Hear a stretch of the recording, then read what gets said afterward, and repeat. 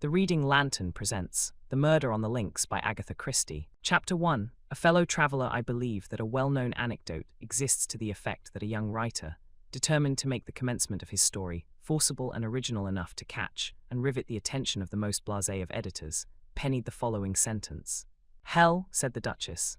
Strangely enough, this tale of mine opens in much the same fashion, only the lady who gave utterance to the exclamation was not a duchess. It was a day in early June. I had been transacting some business in Paris, and was returning by the morning service to London, where I was still sharing rooms with my old friend, the Belgian ex-detective, Hercule Poirot. The Calais express was singularly empty. In fact, my own compartment held only one other traveller. I had made a somewhat hurried departure from the hotel, and was busy assuring myself that I had duly collected all my traps when the train started. Up till then I had hardly noticed my companion, but I was now violently recalled to the fact of her existence.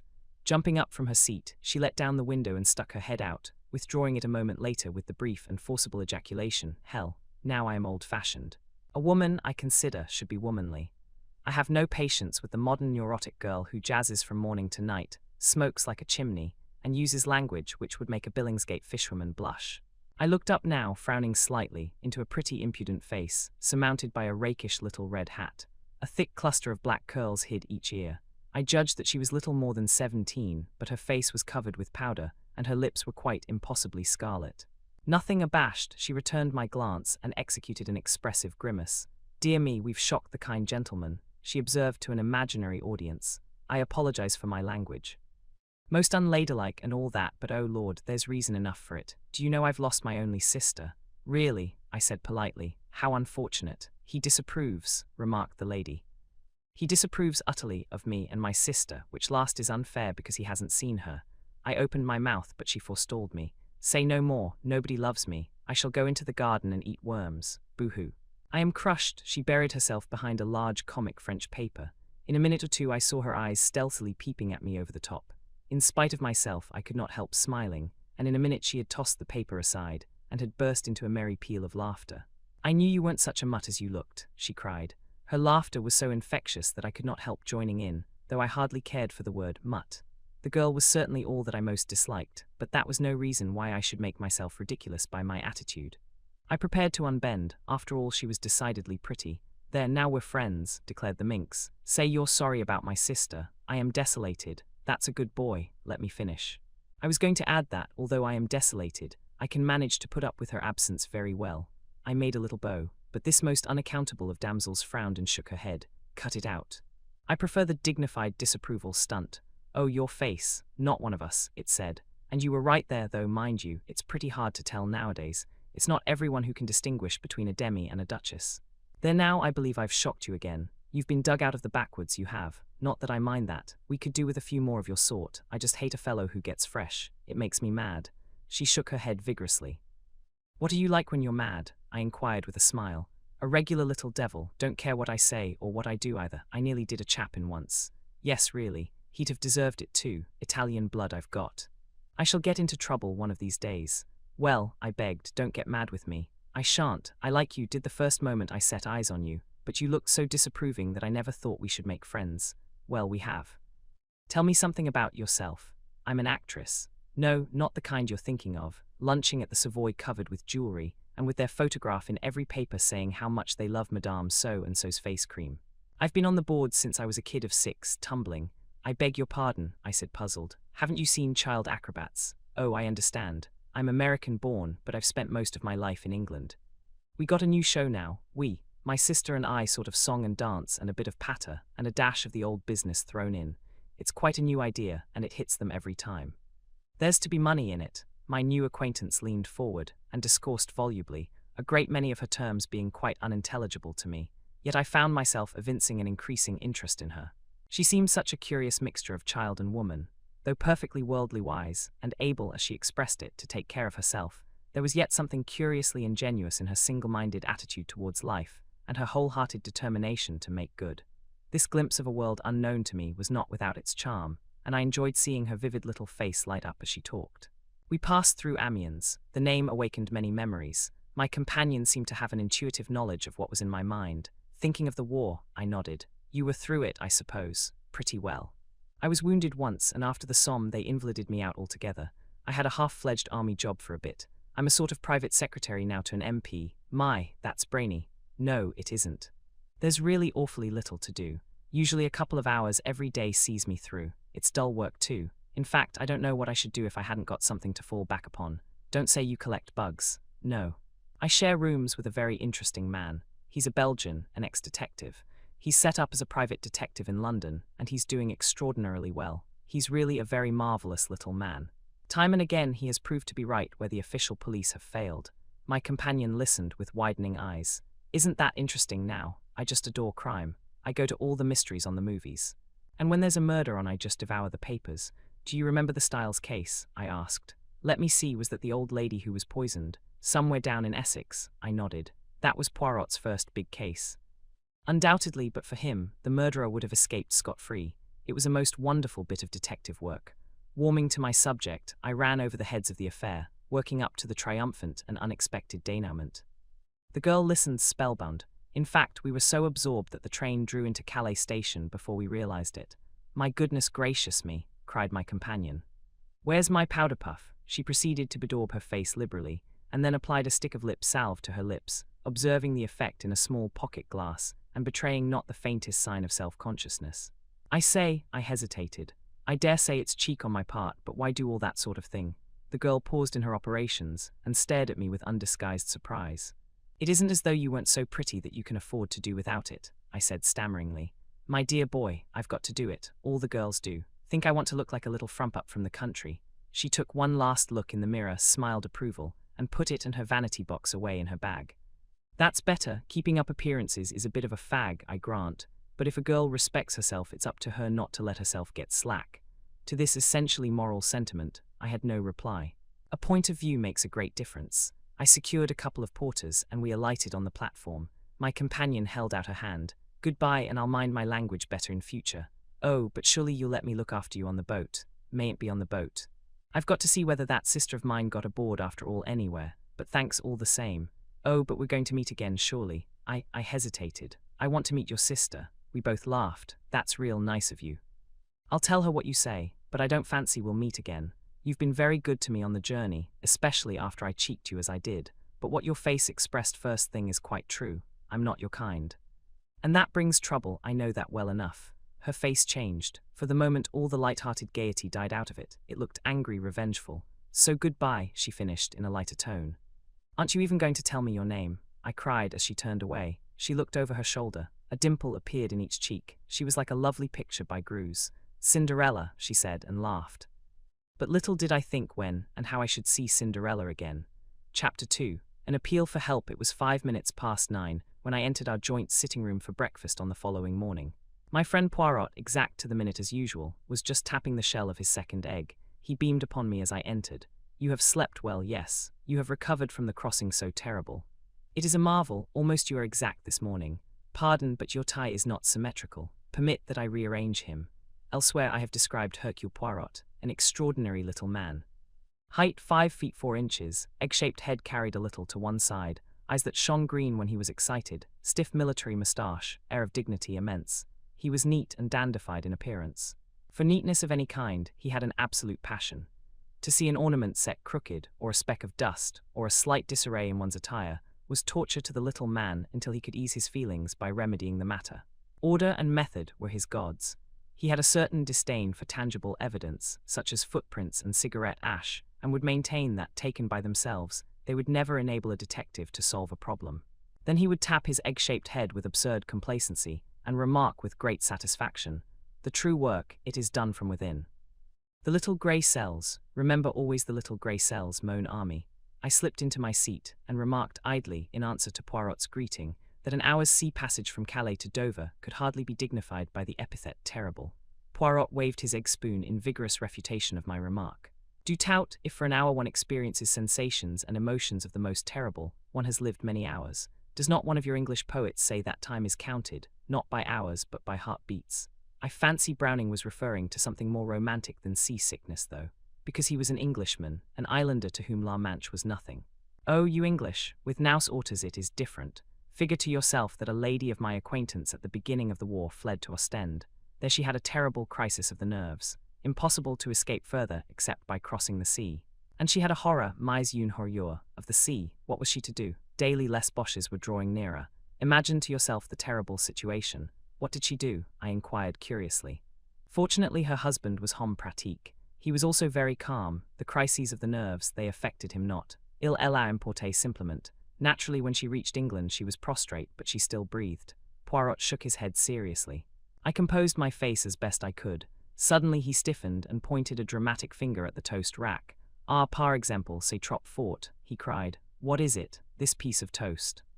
You remark him not. He whipped the offender out of the rack and held it up for me to examine. Is it square? No. Is it a triangle? Again no. Is it even round? No. Is it of any shape remotely pleasing to the eye? What symmetry have we here? None. It's cut from a cottage loaf, I explained soothingly. Poirot threw me a withering glance. What an intelligence has my friend Hastings, he exclaimed sarcastically. Comprehend you not that I have forbidden such a loaf haphazard and shapeless, that no baker should permit himself to bake? I endeavoured to distract his mind. Anything interesting come by the post? Poirot shook his head with a dissatisfied air. I have not yet examined my letters, but nothing of interest arrives nowadays. The great criminals, the criminals of method, they do not exist.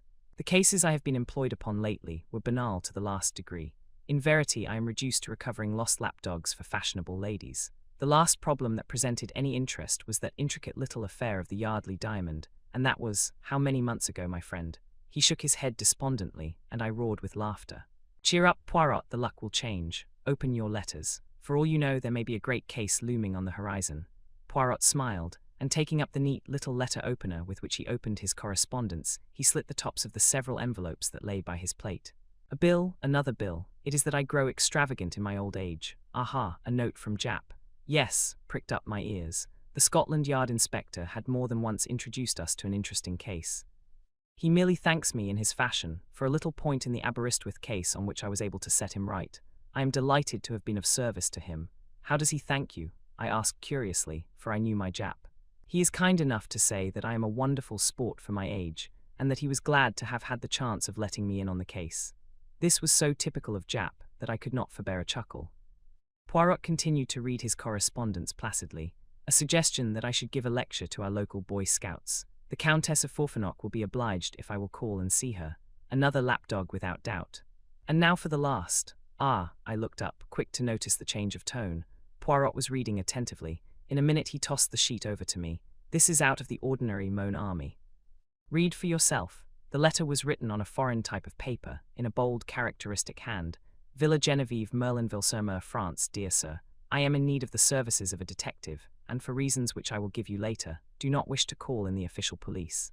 I have heard of you from several quarters, and all reports go to show that you are not only a man of decided ability, but one who also knows how to be discreet. I do not wish to trust details to the post, but on account of a secret I possess, I go in daily fear of my life.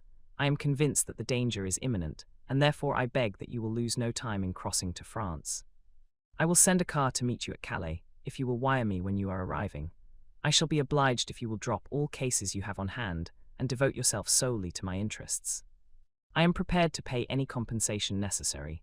I shall probably need your services for a considerable period of time, as it may be necessary for you to go out to Santiago, where I spent several years of my life. I shall be content for you to name your own fee, assuring you once more that the matter is urgent. Yours faithfully, P.T.R.E.N.A.U.L.D. Below the signature was a hastily scrawled line, almost illegible. For God's sake, come. I handed the letter back with quickened pulses. At last, I said, here is something distinctly out of the ordinary. Yes, indeed, said Poirot meditatively. You will go, of course, I continued. Poirot nodded. He was thinking deeply. Finally, he seemed to make up his mind and glanced up at the clock. His face was very grave. See you, my friend, there is no time to lose. The Continental Express leaves Victoria at 11 o'clock. Do not agitate yourself. There is plenty of time. We can allow 10 minutes for discussion. You accompany me, N.S.C. Par. Well, you told me yourself that your employer needed you not for the next few weeks. Oh, that's all right. But this Mr. Renauld hints strongly that his business is private. Ta-ta-ta, I will manage M. Renauld. By the way, I seem to know the name. There's a well-known South American millionaire fellow. His name's Renauld.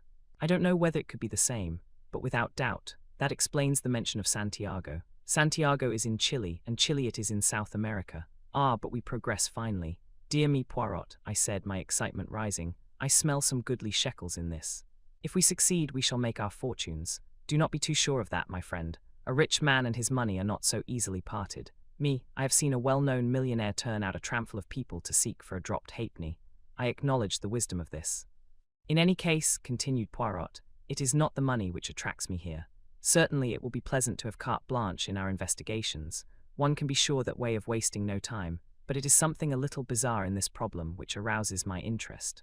You remarked the postscript. How did it strike you? I considered. Clearly he wrote the letter keeping himself well in hand, but at the end his self-control snapped, and on the impulse of the moment he scrawled those 4 desperate words. But my friend shook his head energetically. You are in error, see you not that while the ink of the signature is nearly black, that of the postscript is quite pale? Well, I said puzzled, mon dear mon ami, but use your little grey cells. Is it not obvious, M? Renaud wrote his letter. Without blotting it, he reread it carefully. Then, not on impulse but deliberately, he added those last words and blotted the sheet. But why, parbleu? So that it should produce the effect upon me that it has upon you.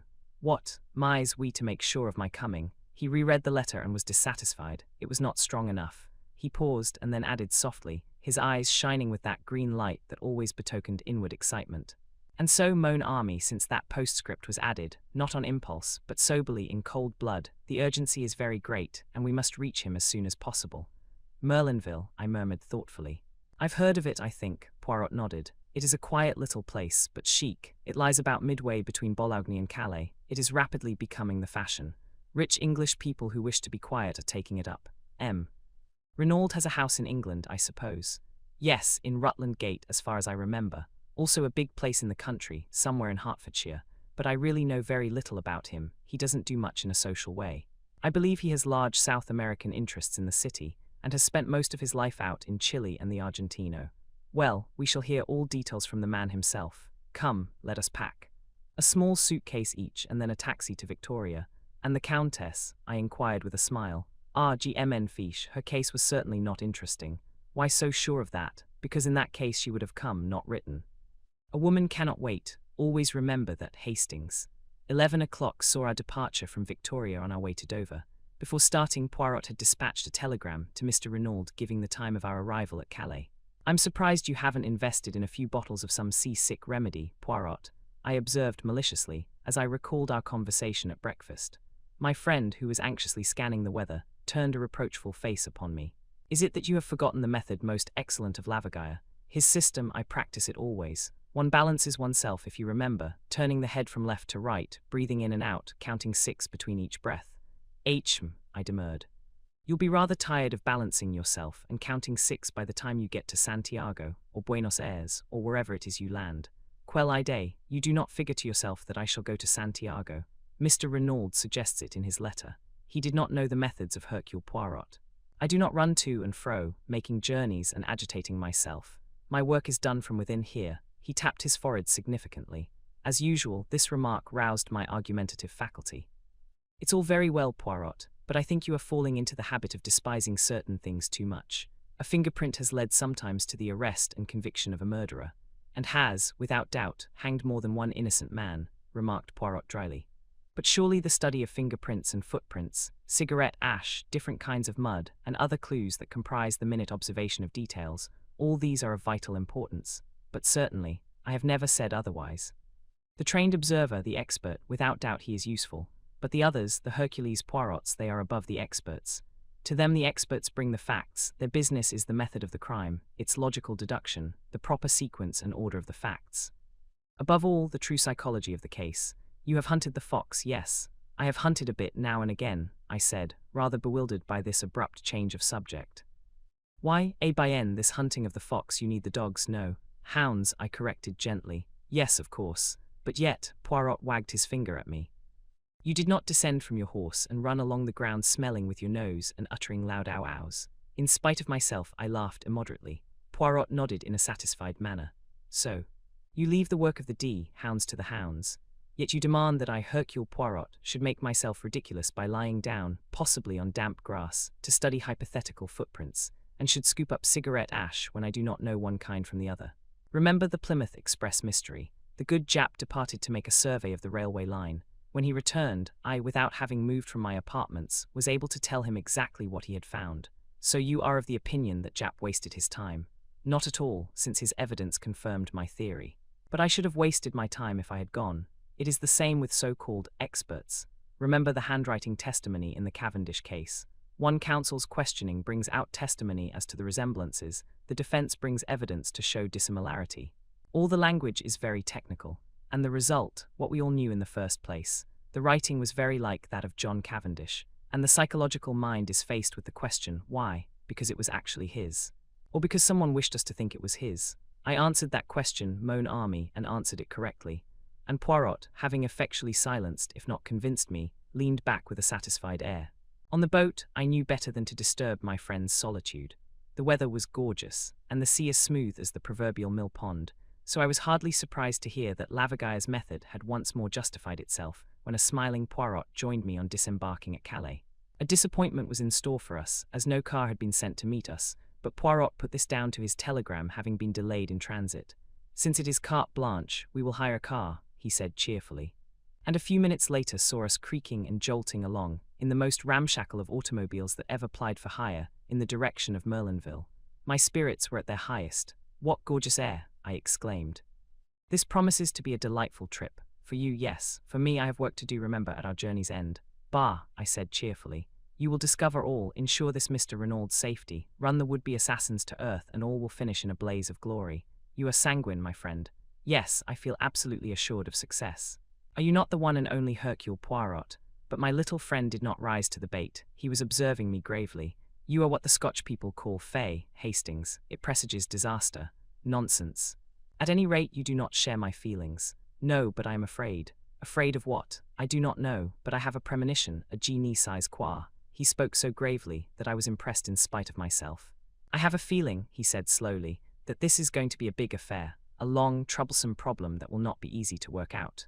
I would have questioned him further, but we were just coming into the little town of Merlinville, and we slowed up to inquire the way to the Villa Genevieve. Straight on, monsieur, through the town. The Villa Genevieve is about half a mile the other side. You cannot miss it. A big villa overlooking the sea. We thanked our informant and drove on, leaving the town behind. A fork in the road brought us to a second halt. A peasant was trudging towards us, and we waited for him to come up to us in order to ask the way again. There was a tiny villa standing right by the road, but it was too small and dilapidated to be the one we wanted. As we waited, the gate of it swung open and a girl came out. The peasant was passing us now, and the driver leaned forward from his seat and asked for direction. The Villa Genevieve, just a few steps up this road to the right, monsieur. You could see it if it were not for the curve. The chauffeur thanked him and started the car again. My eyes were fascinated by the girl who still stood, with one hand on the gate, watching us. I am an admirer of beauty, and here was one whom nobody could have passed without remark. Very tall, with the proportions of a young goddess, her uncovered golden head gleaming in the sunlight, I swore to myself that she was one of the most beautiful girls I had ever seen. As we swung up the rough road, I turned my head to look after her. By Jove, Poirot, I exclaimed, did you see that young goddess? Poirot raised his eyebrows. Ça commence, he murmured. Already you have seen a goddess, but hang it all, wasn't she? Possibly, I did not remark the fact. Surely you noticed her. Mon ami, two people rarely see the same thing. You, for instance, saw a goddess. He hesitated. Yes, I saw only a girl with anxious eyes, said Poirot gravely.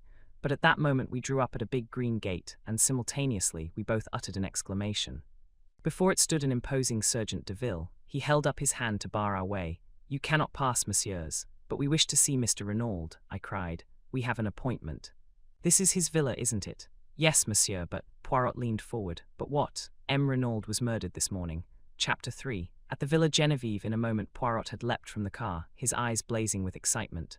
He caught the man by the shoulder. What is that you say? Murdered? When? How? The Sergeant de Ville drew himself up. I cannot answer any questions, monsieur. True, I comprehend. Poirot reflected for a minute. The commissary of police, he is without doubt within. Yes, monsieur. Poirot took out a card and scribbled a few words on it. Voila. Will you have the goodness to see that this card is sent into the commissary at once? The man took it and, turning his head over his shoulder, whistled. In a few seconds a comrade joined him and was handed Poirot's message. There was a wait of some minutes, and then a short, stout man with a huge moustache came bustling down to the gate. The Sergeant de Ville saluted and stood aside. My dear M. Poirot, cried the newcomer, I am delighted to see you. Your arrival is most opportune. Poirot's face had lighted up. M. Bex, this is indeed a pleasure. He turned to me. This is an English friend of mine, Captain Hastings, M. Lucian Bex. The commissary and I bowed to each other ceremoniously, then M. Bex turned once more to Poirot. Monvia, I have not seen you since 1909, that time in Ostend. I heard that you had left the force. So I have. I run a private business in London. And you say you have information to give which may assist us. Possibly you know it already.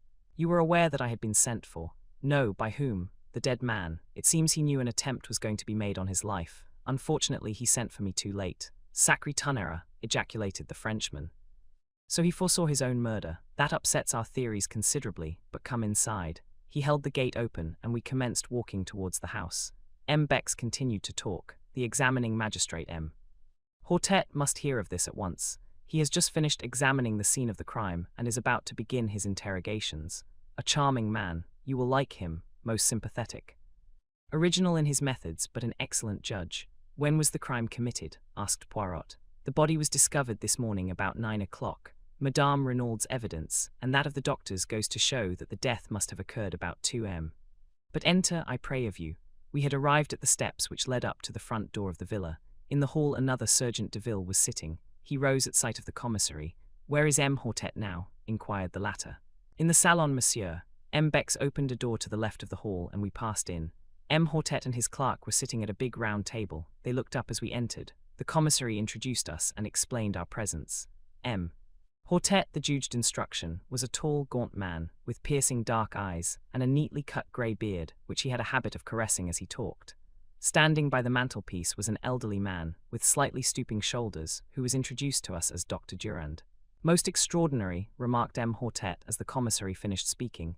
You have the letter here, monsieur. Poirot handed it to him, and the magistrate read it. He speaks of a secret.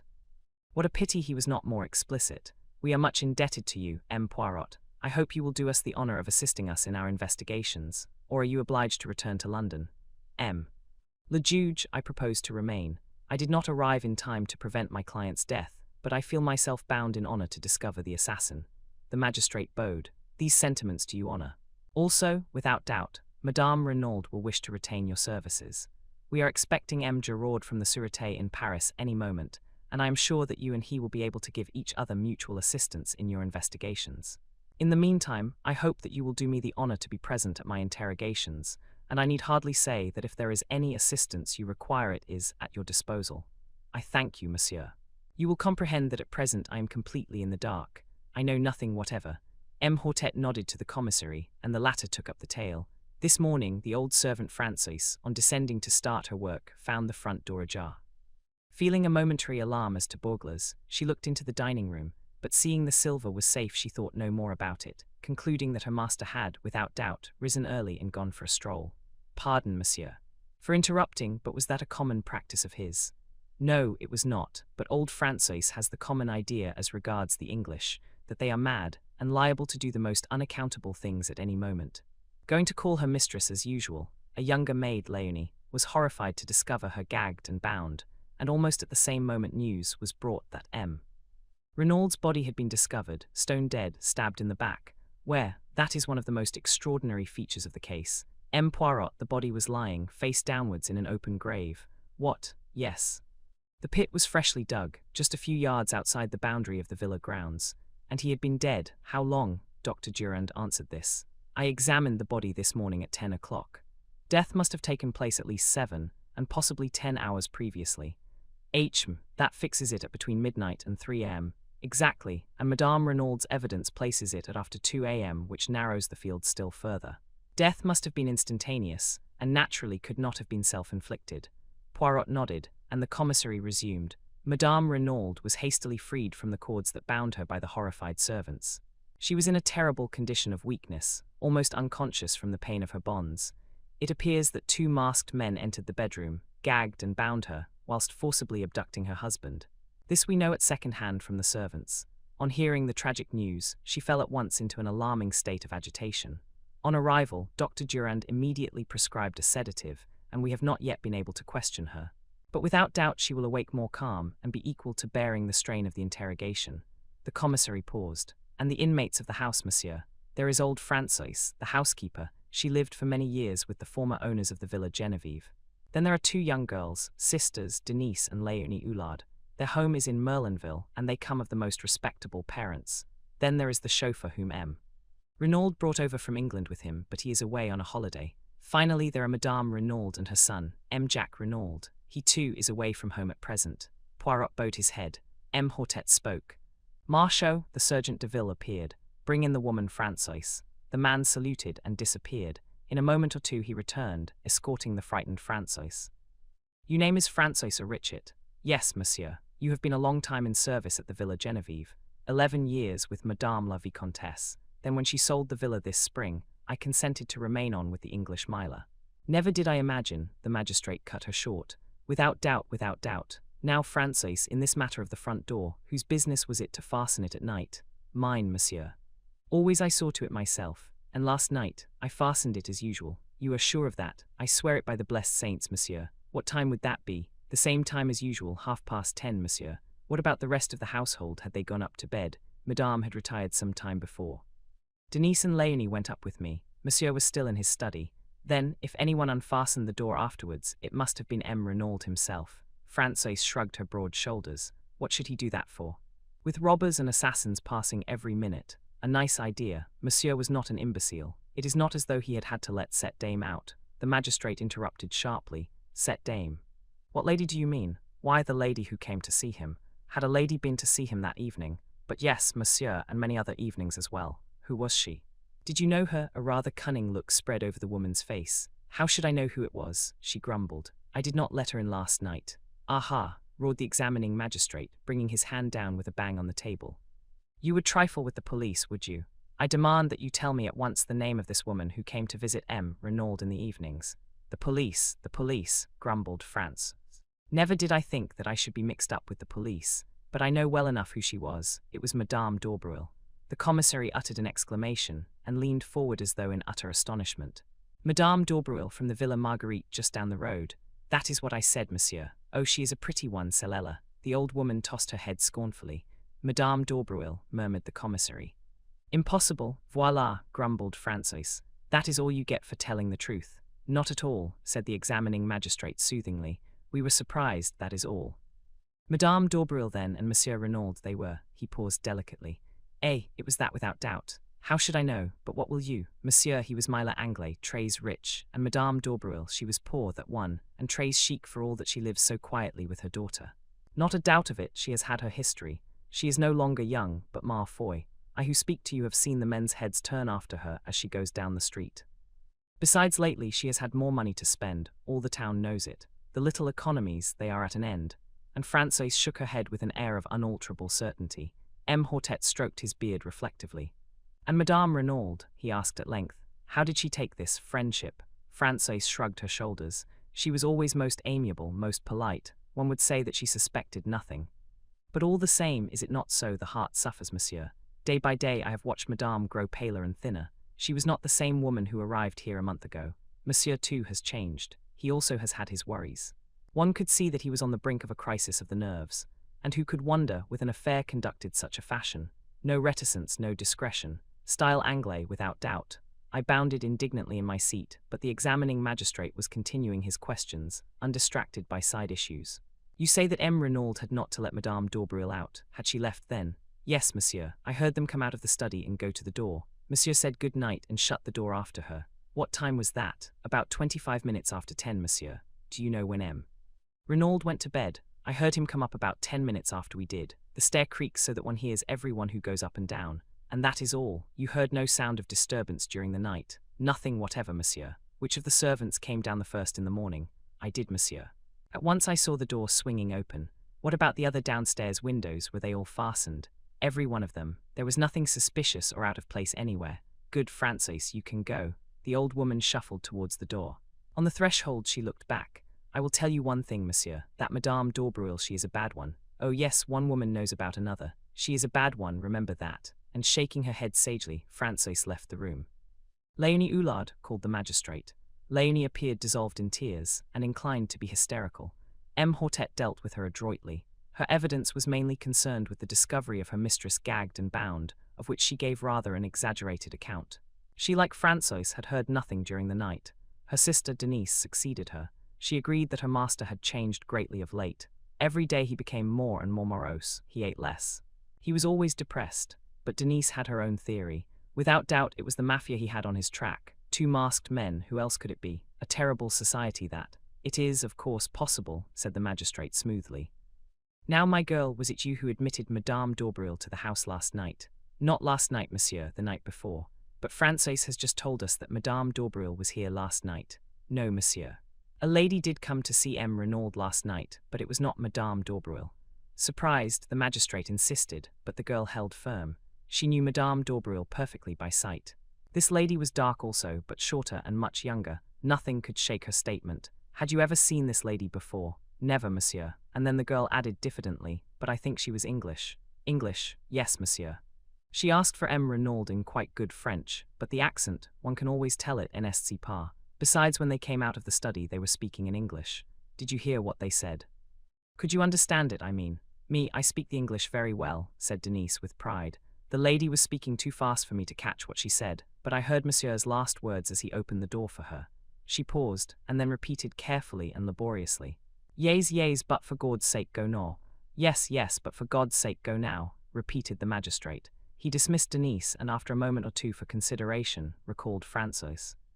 To her he propounded the question as to whether she had not made a mistake in fixing the night of Madame d'Aubreuil's visit. Francois, however, proved unexpectedly obstinate. It was last night that Madame d'Aubreuil had come. Without a doubt it was she. Denise wished to make herself interesting, voilà tout, so she had cooked up this fine tale about a strange lady, airing her knowledge of English too. Probably monsieur had never spoken that sentence in English at all, and even if he had, it proved nothing, for Madame d'Aubreuil spoke English perfectly, and generally used that language when talking to M. and Madame Renaud. You see, M. Jacques, the son of monsieur, was usually here, and he spoke the French very badly.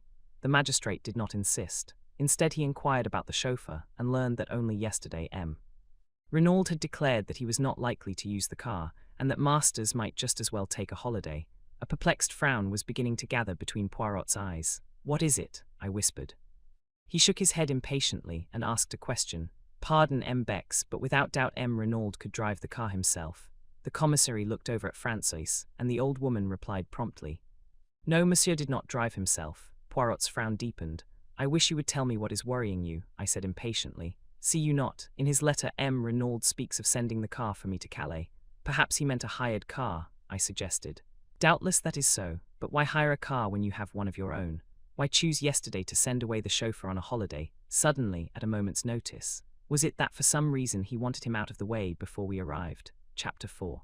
The letter signed Bella Francois had left the room. The magistrate was drumming thoughtfully on the table. M. Bex, he said at length, here we have directly conflicting testimony. Which are we to believe, Francois or Denise? Denise, said the commissary decidedly. It was she who let the visitor in. Francois is old and obstinate, and has evidently taken a dislike to Madame d'Aubreuil. Besides, our own knowledge tends to show that Renaud was entangled with another woman. Tines, cried M. Hortet, we have forgotten to inform M. Poirot of that. He searched amongst the papers on the table, and finally handed the one he was in search of to my friend. This letter, M. Poirot, we found in the pocket of the dead man's overcoat. Poirot took it and unfolded it. It was somewhat worn and crumbled, and was written in English in a rather unformed hand. My dearest one, why have you not written for so long? You do love me still, don't you? Your letters lately have been so different, cold and strange, and now this long silence. It makes me afraid, if you were to stop loving me. But that's impossible. What a silly kid I am, always imagining things. But if you did stop loving me, I don't know what I should do. Kill myself, perhaps. I couldn't live without you. Sometimes I fancy another woman is coming between us. Let her look out, that's all. And you too. I'd as soon kill you as let her have you, I mean it. But there I'm writing high-flown nonsense. You love me, and I love you. Yes, love you, love you, love you. Your own adoring BLLA. There was no address or date. Poirot handed it back with a grave face. And the assumption is M. le Juge. The examining magistrate shrugged his shoulders. Obviously M. Renaud was entangled with this Englishwoman, Bella. He comes over here, meets Madame d'Aubreuil and starts an intrigue with her. He cools off to the other, and she instantly suspects something. This letter contains a distinct threat. M. Poirot, at first sight the case seemed simplicity itself. Jealousy, the fact that M. Renaud was stabbed in the back seemed to point distinctly to its being a woman's crime. Poirot nodded. The stab in the back, yes, but not the grave. That was laborious work, hard work. No woman dug that grave, monsieur. That was a man's doing. The commissary exclaimed excitedly. Yes, yes, you are right. We did not think of that. As I said, continued M. Hortet, at first sight the case seemed simple, but the masked men, and the letter you received from M. Renaud complicate matters. Here we seem to have an entirely different set of circumstances, with no relationship between the two. As regards the letter written to yourself, do you think it is possible that it referred in any way to this Bella and her threats? Poirot shook his head. Hardly, a man like M. Renaud, who has led an adventurous life in out-of-the-way places, would not be likely to ask for protection against a woman. The examining magistrate nodded his head emphatically. My view exactly. Then we must look for the explanation of the letter, in Santiago, finished the commissary. I shall cable without delay to the police in that city, requesting full details of the murdered man's life out there, his love affairs, his business transactions, his friendships, and any enmities he may have incurred. It will be strange if, after that, we do not hold a clue to his mysterious murder. The commissary looked round for approval. Excellent, said Poirot appreciatively. His wife, too, may be able to give us a pointer, added the magistrate. You have found no other letters from this Bella amongst M. Renaud's effects? Asked Poirot. No. Of course, one of our first proceedings was to search through his private papers in the study. We found nothing of interest, however. All seemed square and above board. The only thing at all out of the ordinary was his will. Here it is, Poirot ran through the document. So, a legacy of £1,000 to Mr. Stonner. Who is he, by the way? M. Renaud's secretary. He remained in England, but was over here once or twice for a weekend, and everything else left unconditionally to his beloved wife Alois. Simply drawn up but perfectly legal. Witnessed by the two servants, Denise and Francois. Nothing so very unusual about that. He handed it back. Perhaps, began Bex, you did not notice the date, twinkled Poirot. But yes, I noticed it, a fortnight ago. Possibly it marks his first intimation of danger. Many rich men die intestate through never considering the likelihood of their demise, but it is dangerous to draw conclusions prematurely. It points, however, to his having a real liking and fondness for his wife, in spite of his amorous intrigues. Yes, said M. Hortet doubtfully, but it is possibly a little unfair on his son, since it leaves him entirely dependent on his mother. If she were to marry again, and her second husband obtained an ascendancy over her, this boy might never touch a penny of his father's money. Poirot shrugged his shoulders. Man is a vain animal, M. Renaud figured to himself, without doubt, that his widow would never marry again. As to the son, it may have been a wise precaution to leave the money in his mother's hands. The sons of rich men are proverbially wild. It may be as you say. Now, M. Poirot, you would without doubt like to visit the scene of the crime. I am sorry that the body has been removed, but of course photographs have been taken from every conceivable angle, and will be at your disposal as soon as they are available. I thank you, monsieur, for all your courtesy. The commissary rose. Come with me, messieurs. He opened the door and bowed ceremoniously to Poirot to precede him. Poirot, with equal politeness, drew back and bowed to the commissary. Monsieur, monsieur. At last they got out into the hall. That room there, it is the study, Hein? Asked Poirot suddenly, nodding towards the door opposite. Yes, you would like to see it. He threw the door open as he spoke, and we entered. The room which M. Renaud had chosen for his own particular use was small, but furnished with great taste and comfort. A businesslike writing desk, with many pigeonholes, stood in the window. Two large leather-covered armchairs faced the fireplace, and between them was a round table covered with the latest books and magazines. Bookshelves lined two of the walls, and at the end of the room opposite the window there was a handsome oak sideboard with a tantalus on top. The curtains and portiere were of a soft dull green, and the carpet matched them in tone. Poirot stood a moment taking in the room, then he stepped forward, passed his hand lightly over the backs of the leather chairs, picked up a magazine from the table, and drew a finger gingerly over the surface of the oak sideboard. His face expressed complete approval. No dust? I asked with a smile. He beamed on me, appreciative of my knowledge of his peculiarities. Not a particle, mon ami. And for once, perhaps it is a pity. His sharp, bird-like eyes darted here and there. Ah, he remarked suddenly with an intonation of relief. The hearthrug is crooked, and he bent down to straighten it. Suddenly he uttered an exclamation and rose. In his hand he held a small fragment of paper. In France, as in England, he remarked, the domestics omit to sweep under the mats. Bex took the fragment from him, and I came closer to examine it. You recognize it, eh, Hastings? I shook my head, puzzled, and yet that particular shade of pink paper was very familiar. The commissary's mental processes were quicker than mine. A fragment of a cheque, he exclaimed. The piece of paper was roughly about 2 inches square. On it was written in ink the word Duveen. By N, said Bex. This cheque was payable to or drawn by one named Duveen. The former, I fancy, said Poirot, for if I am not mistaken, the handwriting is that of M. Renaud. That was soon established, by comparing it with a memorandum from the desk. Dear me, murmured the commissary with a crestfallen air, I really cannot imagine how I came to overlook this. Poirot laughed. The moral of that is, always look under the mats. My friend Hastings here will tell you that anything in the least crooked is a torment to me. As soon as I saw that the hearthrug was out of the straight, I said to myself, Tynes. The leg of the chair caught it in being pushed back. Possibly there may be something beneath it which the good Francois overlooked. Francois, or Denise, or Léonie, whoever did this room. Since there is no dust, the room must have been done this morning. I reconstruct the incident like this. Yesterday, possibly last night, M. Renaud drew a cheque to the order of some one named Duveen. Afterwards it was torn up and scattered on the floor. This morning, but M. Bex was already pulling impatiently at the bell. Francois answered it. Yes, there had been a lot of pieces of paper on the floor. What had she done with them? Put them in the kitchen stove, of course. What else? With a gesture of despair, Bex dismissed her. Then, his face lightening, he ran to the desk. In a minute he was hunting through the dead man's cheque-book. Then he repeated his former gesture. The last counterful was blank. Courage, cried Poirot, clapping him on the back. Without doubt, Madame Renaud will be able to tell us all about this mysterious person named Duveen. The commissary's face cleared. That is true. Let us proceed. As we turned to leave the room, Poirot remarked casually, It was here that M. Renaud received his guest last night, eh? It was, but how did you know? By this. I found it on the back of the leather chair. And he held up between his finger and thumb a long black hair, a woman's hair. M. Bex took us out by the back of the house to where there was a small shed leaning against the house. He produced a key from his pocket and unlocked it. The body is here. We moved it from the scene of the crime just before you arrived, as the photographers had done with it. He opened the door and we passed in. The murdered man lay on the ground with a sheet over him. M. Bex dexterously whipped off the covering. Renaud was a man of medium height, slender and lithe in figure. He looked about 50 years of age, and his dark hair was plentifully streaked with grey. He was clean-shaven with a long, thin nose, and eyes set rather close together, and his skin was deeply bronzed, as that of a man who had spent most of his life beneath tropical skies. His lips were drawn back from his teeth, and an expression of absolute amazement and terror was stamped on the livid features. One can see by his face that he was stabbed in the back, remarked Poirot. Very gently he turned the dead man over. There between the shoulder blades, staining the light fawn overcoat, was a round dark patch. In the middle of it there was a slit in the cloth. Poirot examined it narrowly. Have you any idea with what weapon the crime was committed? It was left in the wound.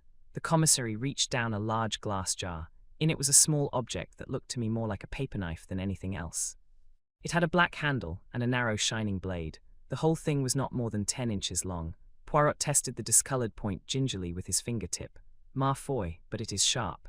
A nice easy little tool for murder. Unfortunately, we could find no trace of fingerprints on it, remarked Bex regretfully. The murderer must have worn gloves. Of course he did, said Poirot contemptuously. Even in Santiago they know enough for that. The veriest amateur of an English mise knows it, thanks to the publicity the Bertillon system has been given in the press. All the same, it interests me very much that there were no fingerprints. It is so amazingly simple to leave the fingerprints of someone else, and then the police are happy. He shook his head. I very much fear our criminal is not a man of method, either that or he was pressed for time. But we shall see. He let the body fall back into its original position. He wore only underclothes under his overcoat, I see, he remarked. Yes, the examining magistrate thinks that is rather a curious point. At this minute there was a tap on the door which Bex had closed after him. He strode forward and opened it. Francois was there. She endeavoured to peep in with ghoulish curiosity. Well, what is it? Demanded Bex impatiently. Madame, she sends a message that she is much recovered and is quite ready to receive the examining magistrate. Good, said M. Bex briskly, tell M. Hortet and say that we will come at once. Poirot lingered a moment, looking back towards the body. I thought for a moment that he was going to apostrophize it, to declare aloud his determination never to rest till he had discovered the murderer. But when he spoke, it was tamely and awkwardly, and his comment was ludicrously inappropriate to the solemnity of the moment. He wore his overcoat very long, he said constrainedly. Chapter 5. Mrs. Renaud's Story. We found M. Hortet awaiting us in the hall, and we all proceeded upstairs together, Francois marching ahead to show us the way. Poirot went up in a zigzag fashion which puzzled me, until he whispered with a grimace. No wonder the servants heard M. Renaud mounting the stairs, not a board of them but creaks fit to wake the dead. At the head of the staircase, a small passage branched off. The servants' quarters, explained Bex. We continued along a corridor, and Francois tapped on the last door to the right of it. A faint voice bade us enter, and we passed into a large sunny apartment looking out towards the sea, which showed blue and sparkling about a quarter of a mile distant. On a couch propped up with cushions, and attended by Dr. Durand, lay a tall, striking-looking woman. She was middle-aged, and her once dark hair was now almost entirely silvered, but the intense vitality and strength of her personality would have made itself felt anywhere.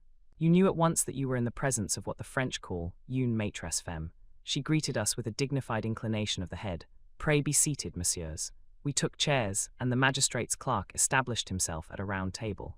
"I hope, madame," began M. Hortet, "that it will not distress you unduly to relate to us what occurred last night."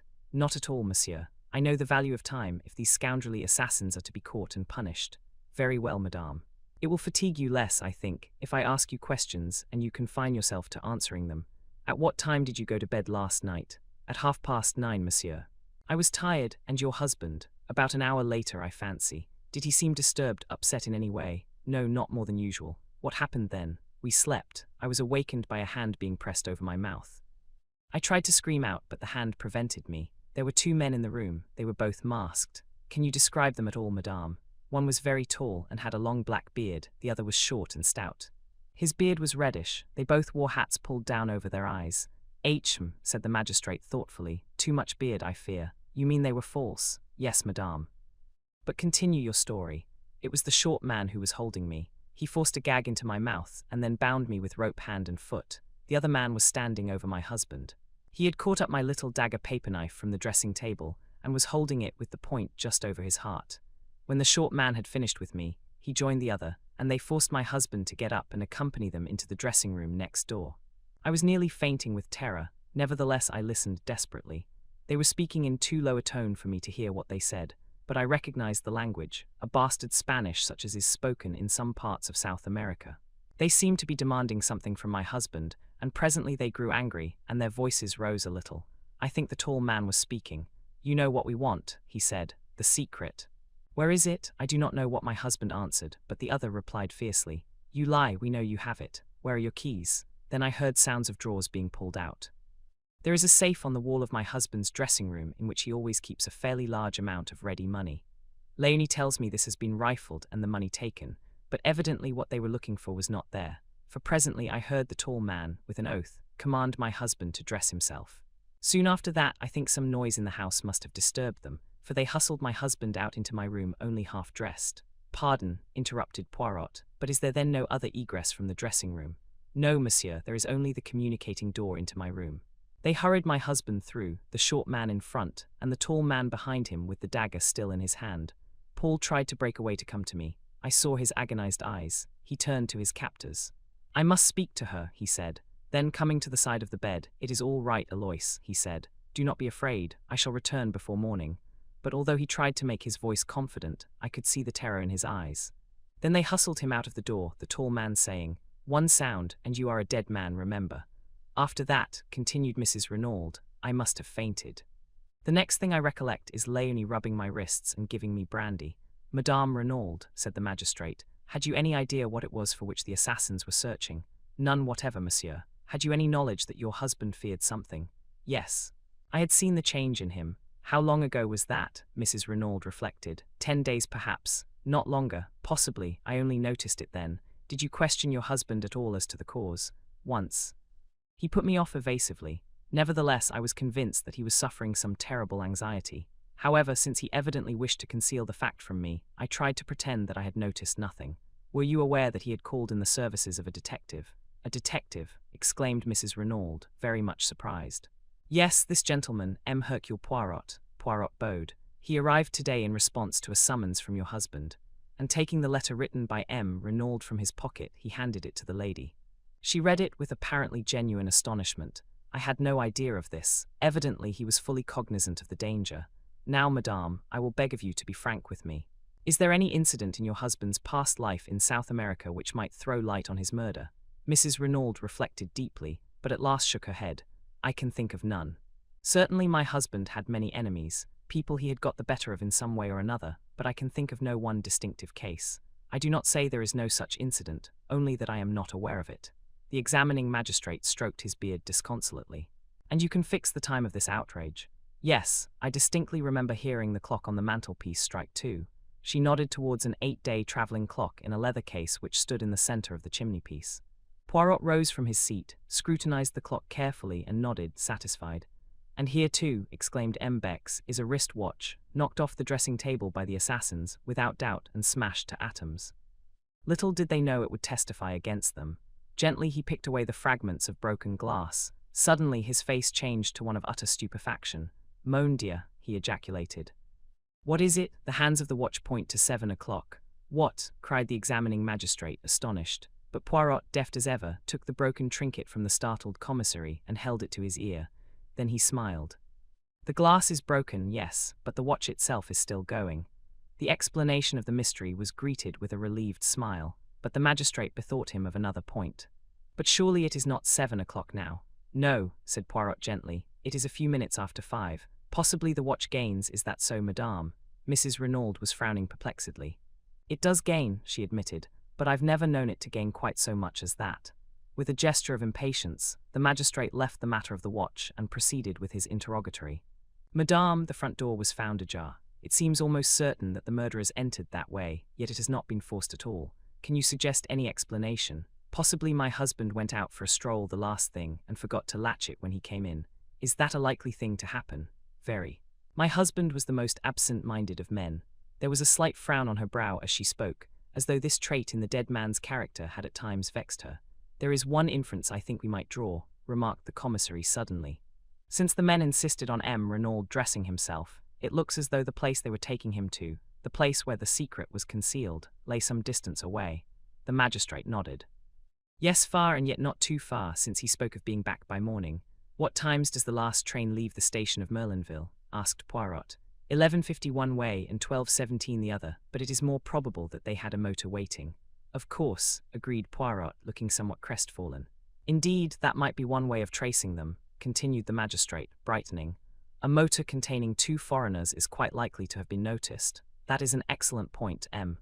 Bex." He smiled to himself, and then becoming grave once more, he said to Mrs. Renaud, "There is another question. Do you know anyone of the name of Duveen?" "Duveen," Mrs. Renaud repeated thoughtfully.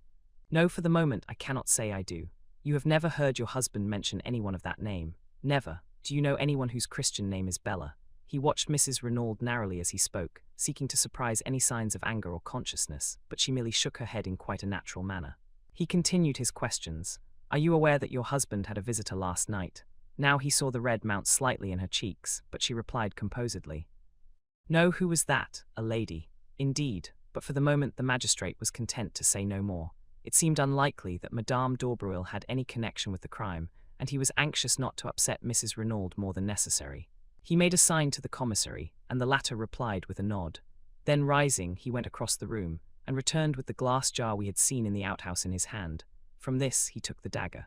"Madame," he said gently, "do you recognize this?" She gave a little cry. "Yes, that is my little dagger." Then she saw the stained point, and she drew back, her eyes widening with horror.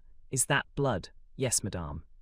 "Your husband was killed with this weapon. He removed it hastily from sight. You are quite sure about its being the one that was on your dressing table last night?" "Oh, yes, it was a present from my son. He was in the Air Force during the war. He gave his age as older than it was."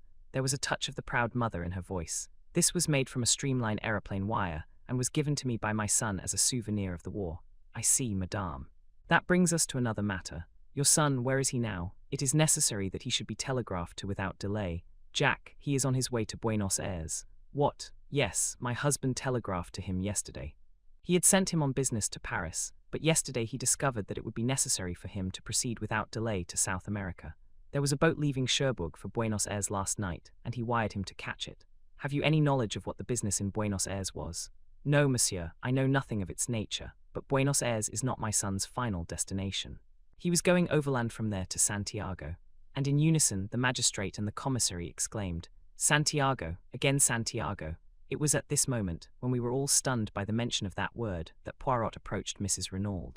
He had been standing by the window like a man lost in a dream, and I doubt if he had fully taken in what had passed. He paused by the lady's side with a bow. "Pardon, madame, but may I examine your wrists?" Though slightly surprised at the request, Mrs. Renaud held them out to him.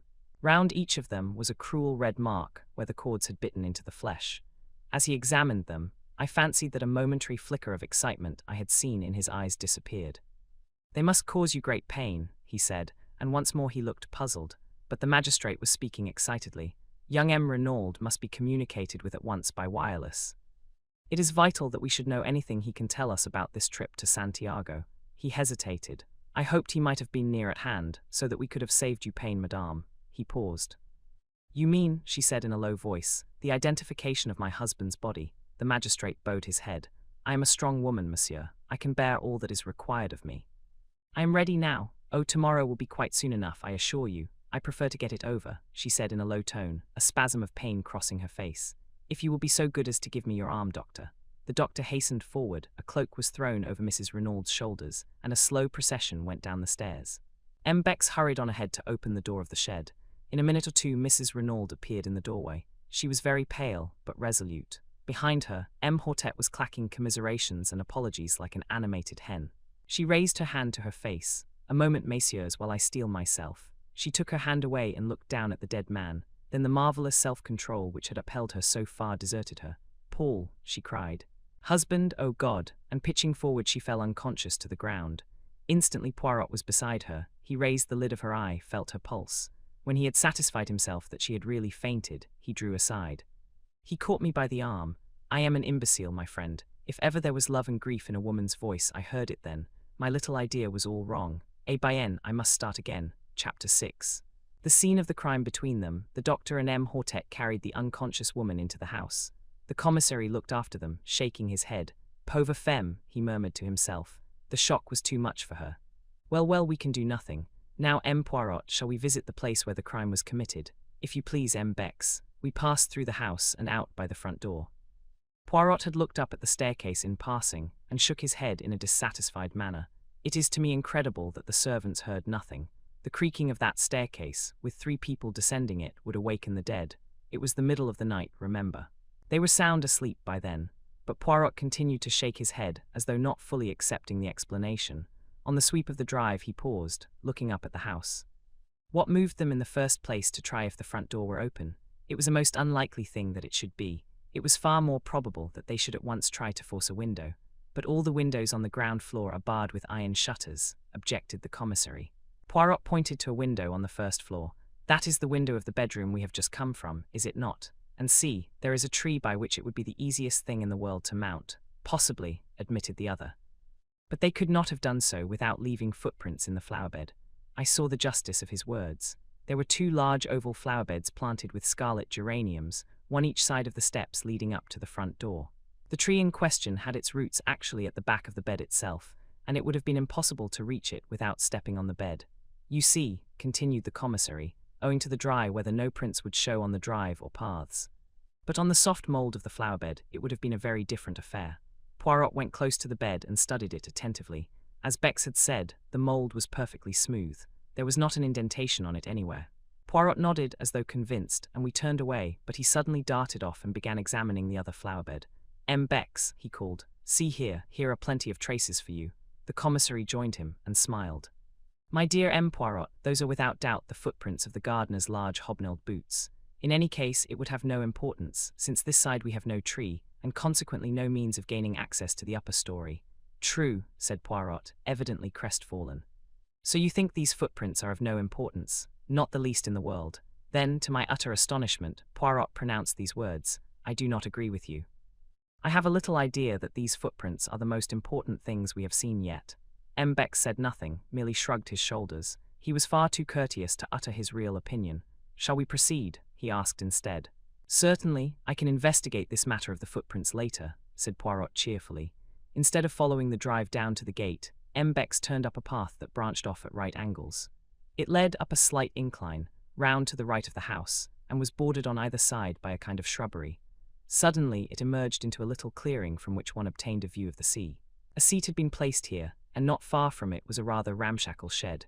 A few steps further on, a neat line of small bushes marked the boundary of the villa grounds. M. Bex pushed his way through these, and we found ourselves on a wide stretch of open downs. I looked round and saw something that filled me with astonishment. "Why, this is a golf course," I cried. Bex nodded. "The limits are not completed yet," he explained. "It is hoped to be able to open them sometime next month. It was some of the men working on them who discovered the body early this morning. I gave a gasp. A little to my left, where for the moment I had overlooked it, was a long narrow pit, and by it, face downwards, was the body of a man. For a moment, my heart gave a terrible leap, and I had a wild fancy that the tragedy had been duplicated. But the commissary dispelled my illusion by moving forward with a sharp exclamation of annoyance.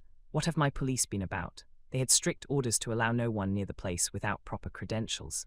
The man on the ground turned his head over his shoulder. But I have proper credentials, he remarked, and rose slowly to his feet. My dear M. Gerard, cried the commissary, I had no idea that you had arrived, even. The examining magistrate has been awaiting you with the utmost impatience. As he spoke, I was scanning the newcomer with the keenest curiosity. The famous detective from the Paris Sûreté was familiar to me by name, and I was extremely interested to see him in the flesh. He was very tall, perhaps about 30 years of age, with auburn hair and moustache, and a military carriage. There was a trace of arrogance in his manner, which showed that he was fully alive to his own importance. Bex introduced us, presenting Poirot as a colleague. A flicker of interest came into the detective's eye. I know you by name, M. Poirot, he said. You cut quite a figure in the old days, didn't you? But methods are very different now. Crimes, though, are very much the same, remarked Poirot gently. I saw at once that Gerard was prepared to be hostile.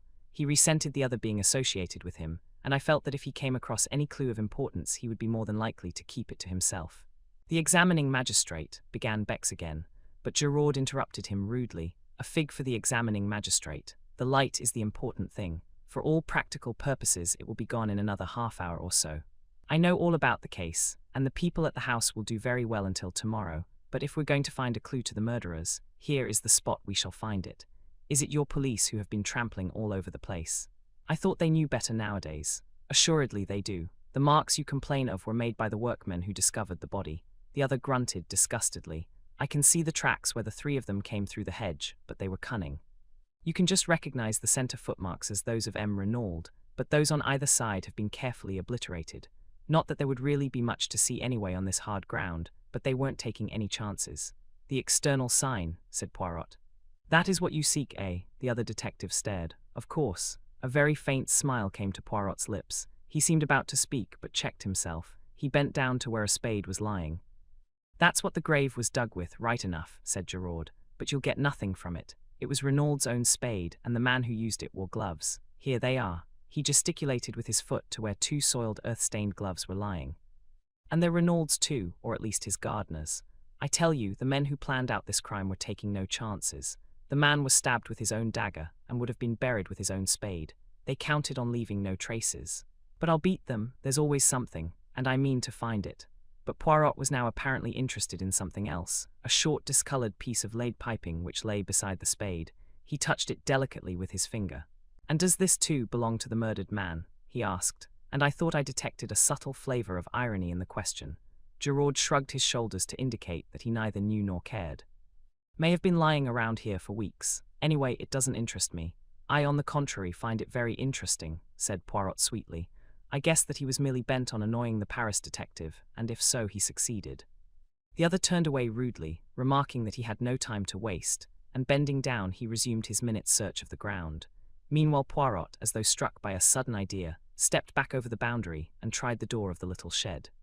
That's locked, said Gerard over his shoulder, but it's only a place where the gardener keeps his rubbish. The spade didn't come from there, but from the tool shed up by the house. Marvellous, murmured M. Bex to me ecstatically. He has been here but half an hour and he already knows everything. What a man. Undoubtedly Gerard is the greatest detective alive today.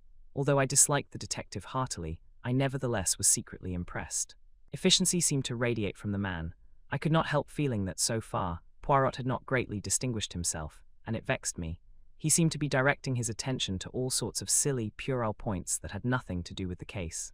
Indeed, at this juncture, he suddenly asked, M. Bex, tell me, I pray you, the meaning of this whitewashed line that extends all round the grave. Is it a device of the police? No, M. Poirot, it is an affair of the golf course. It shows that there is here to be a bunkier, as you call it. A bunkier, Poirot turned to me. That is the irregular hole filled with sand and a bank at one side, is it not? I concurred. You do not play the golf, M. Poirot, inquired Bex. I never, what a game. He became excited. Figure to yourself, each hole it is of a different length. The obstacles, they are not arranged mathematically. Even the greens are frequently up one side. There is only one pleasing thing, the how do you call them? Tee boxes, they at least are symmetrical. I could not refrain from a laugh at the way the game appeared to Poirot, and my little friend smiled at me affectionately, bearing no malice. Then he asked, but Renaud, without doubt he played the golf. Yes, he was a keen golfer. It's mainly owing to him and to his large subscriptions that this work is being carried forward. He even had a say in the designing of it. Poirot nodded thoughtfully. Then he remarked, it was not a very good choice they made, of a spot to bury the body. When the men began to dig up the ground, all would have been discovered. Exactly, cried Giraud triumphantly. And that proves that they were strangers to the place. It's an excellent piece of indirect evidence. Yes, said Poirot doubtfully. No one who knew would bury a body there, unless they wanted it to be discovered. And that is clearly absurd, is it not? Giraud did not even trouble to reply. Yes, said Poirot in a somewhat dissatisfied voice. Yes, undoubtedly absurd. Chapter 7. The mysterious Madame d'Aubervilliers. As we retraced our steps to the house, Bex excused himself for leaving us, explaining that he must immediately acquaint the examining magistrate with the fact of Giraud's arrival. Giraud himself had been obviously delighted when Poirot declared that he had seen all he wanted. The last thing we observed as we left the spot was Giraud, crawling about on all fours, with a thoroughness in his search that I could not but admire. Poirot guessed my thoughts, for as soon as we were alone he remarked ironically, "At last you have seen the detective you admire, the human foxhound. Is it not so, my friend? At any rate he's doing something," I said with asperity. "If there's anything to find he'll find it. Now you, bien, I also have found something, a piece of lead piping." "Nonsense, Poirot, you know very well that's got nothing to do with it." "I meant little things, traces that may lead us infallibly to the murderers. Mon ami, a clue of 2 feet long is every bit as valuable as one measuring 2 millimeters. But it is the romantic idea that all important clues must be infinitesimal. As to the piece of lead piping having nothing to do with the crime, you say that because Giraud told you so. No, as I was about to interpose a question, we will say no more. Leave Giraud to his search and me to my ideas. The case seems straightforward enough, and yet, mon ami, I am not satisfied. And do you know why? Because of the wristwatch that is 2 hours fast. And then there are several curious little points that do not seem to fit in. For instance, if the object of the murderers was revenge, why did they not stab Renaud in his sleep and have done with it? They wanted the secret, I reminded him. Poirot brushed a speck of dust from his sleeve with a dissatisfied air. Well, where is this secret? Presumably some distance away, since they wish him to dress himself. Yet he is found murdered close at hand, almost within earshot of the house. Then again, it is pure chance that a weapon such as the dagger should be lying about casually, ready to hand. He paused frowning, and then went on. Why did the servants hear nothing? Were they drugged? Was there an accomplice, and did that accomplice see to it that the front door should remain open? I wonder if, he stopped abruptly, we had reached the drive in front of the house. Suddenly he turned to me. My friend, I am about to surprise you, to please you. I have taken your reproaches to heart. We will examine some footprints. Where? In that right-hand bed yonder. Beck says that they are the footmarks of the gardener. Let us see if that is so. See, he approaches with his wheelbarrow. Indeed, an elderly man was just crossing the drive with a barrowful of seedlings. Poirot called to him, and he set down the barrow and came hobbling towards us. You are going to ask him for one of his boots to compare with the footmarks? I asked breathlessly. My faith in Poirot revived a little. Since he said the footprints in this right-hand bed were important, presumably they were. Exactly, said Poirot, but won't he think it very odd? He will not think about it at all. We could say no more, for the old man had joined us. You want me for something, monsieur? Yes, you have been gardener here a long time, haven't you? 24 years, monsieur. And your name is? Auguste, monsieur. I was admiring these magnificent geraniums. They are truly superb. They have been planted long, some time, monsieur. But of course, to keep the beds looking smart, one must keep bedding out a few new plants and remove those that are over, besides keeping the old blooms well picked off. You put in some new plants yesterday, didn't you? Those in the middle there and in the other bed also. Monsieur has a sharp eye. It takes always a day or so for them to pick up. Yes, I put 10 new plants in each bed last night. As monsieur doubtless knows, one should not put in plants when the sun is hot. Auguste was charmed with Poirot's interest, and was quite inclined to be garrulous. That is a splendid specimen there, said Poirot, pointing. Might I perhaps have a cutting of it? But certainly, monsieur.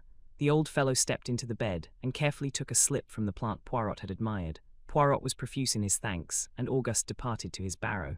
You see, said Poirot with a smile, as he bent over the bed to examine the indentation of the gardener's hobnailed boot. It is quite simple. I did not realize that the foot would be inside the boot. You do not use your excellent mental capacities sufficiently. Well, what of the footmark? I examined the bed carefully. All the footmarks in the bed were made by the same boot, I said at length after a careful study. You think so? Bien, I agree with you, said Poirot. He seemed quite uninterested, and as though he were thinking of something else. At any rate, I remarked, you will have one bee less in your bonnet now. Mon Dieu, but what an idiom. What does it mean? What I meant was that now you will give up your interest in these footmarks. But to my surprise, Poirot shook his head. No, mon ami. At last I am on the right track. I am still in the dark, but as I hinted just now to M. Bex, these footmarks are the most important and interesting things in the case. That poor Gerard, I should not be surprised if he took no notice of them whatever. At that moment, the front door opened, and M. Hortet and the commissary came down the steps. Ah, M. Poirot, we were coming to look for you, said the magistrate. It is getting late, but I wish to pay a visit to Madame d'Aubreuil. Without doubt, she will be very much upset by M. Renaud's death, and we may be fortunate enough to get a clue from her.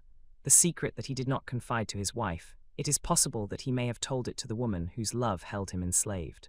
We know where our Samsons are weak, don't we? I admired the picturesqueness of M. Hortet's language. I suspected that the examining magistrate was by now thoroughly enjoying his part in the mysterious drama. Is M. Gerard not going to accompany us? Asked Poirot. M. Gerard has shown clearly that he prefers to conduct the case in his own way, said M. Hortet dryly. One could see easily enough that Gerard's cavalier treatment of the examining magistrate had not prejudiced the latter in his favour. We said no more, but fell into line. Poirot walked with the examining magistrate, and the commissary and I followed a few paces behind.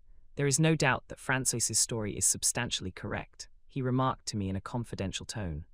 I have been telephoning headquarters. It seems that 3 times in the last 6 weeks, that is to say since the arrival of M. Renaud at Merlinville, Madame d'Aubreuil has paid a large sum in notes into her banking account. Altogether the sum totals 200,000 francs. Dear me, I said, considering, that must be something like 4,000 pounds. Precisely. Yes, there can be no doubt that he was absolutely infatuated. But it remains to be seen whether he confided his secret to her. The examining magistrate is hopeful, but I hardly share his views.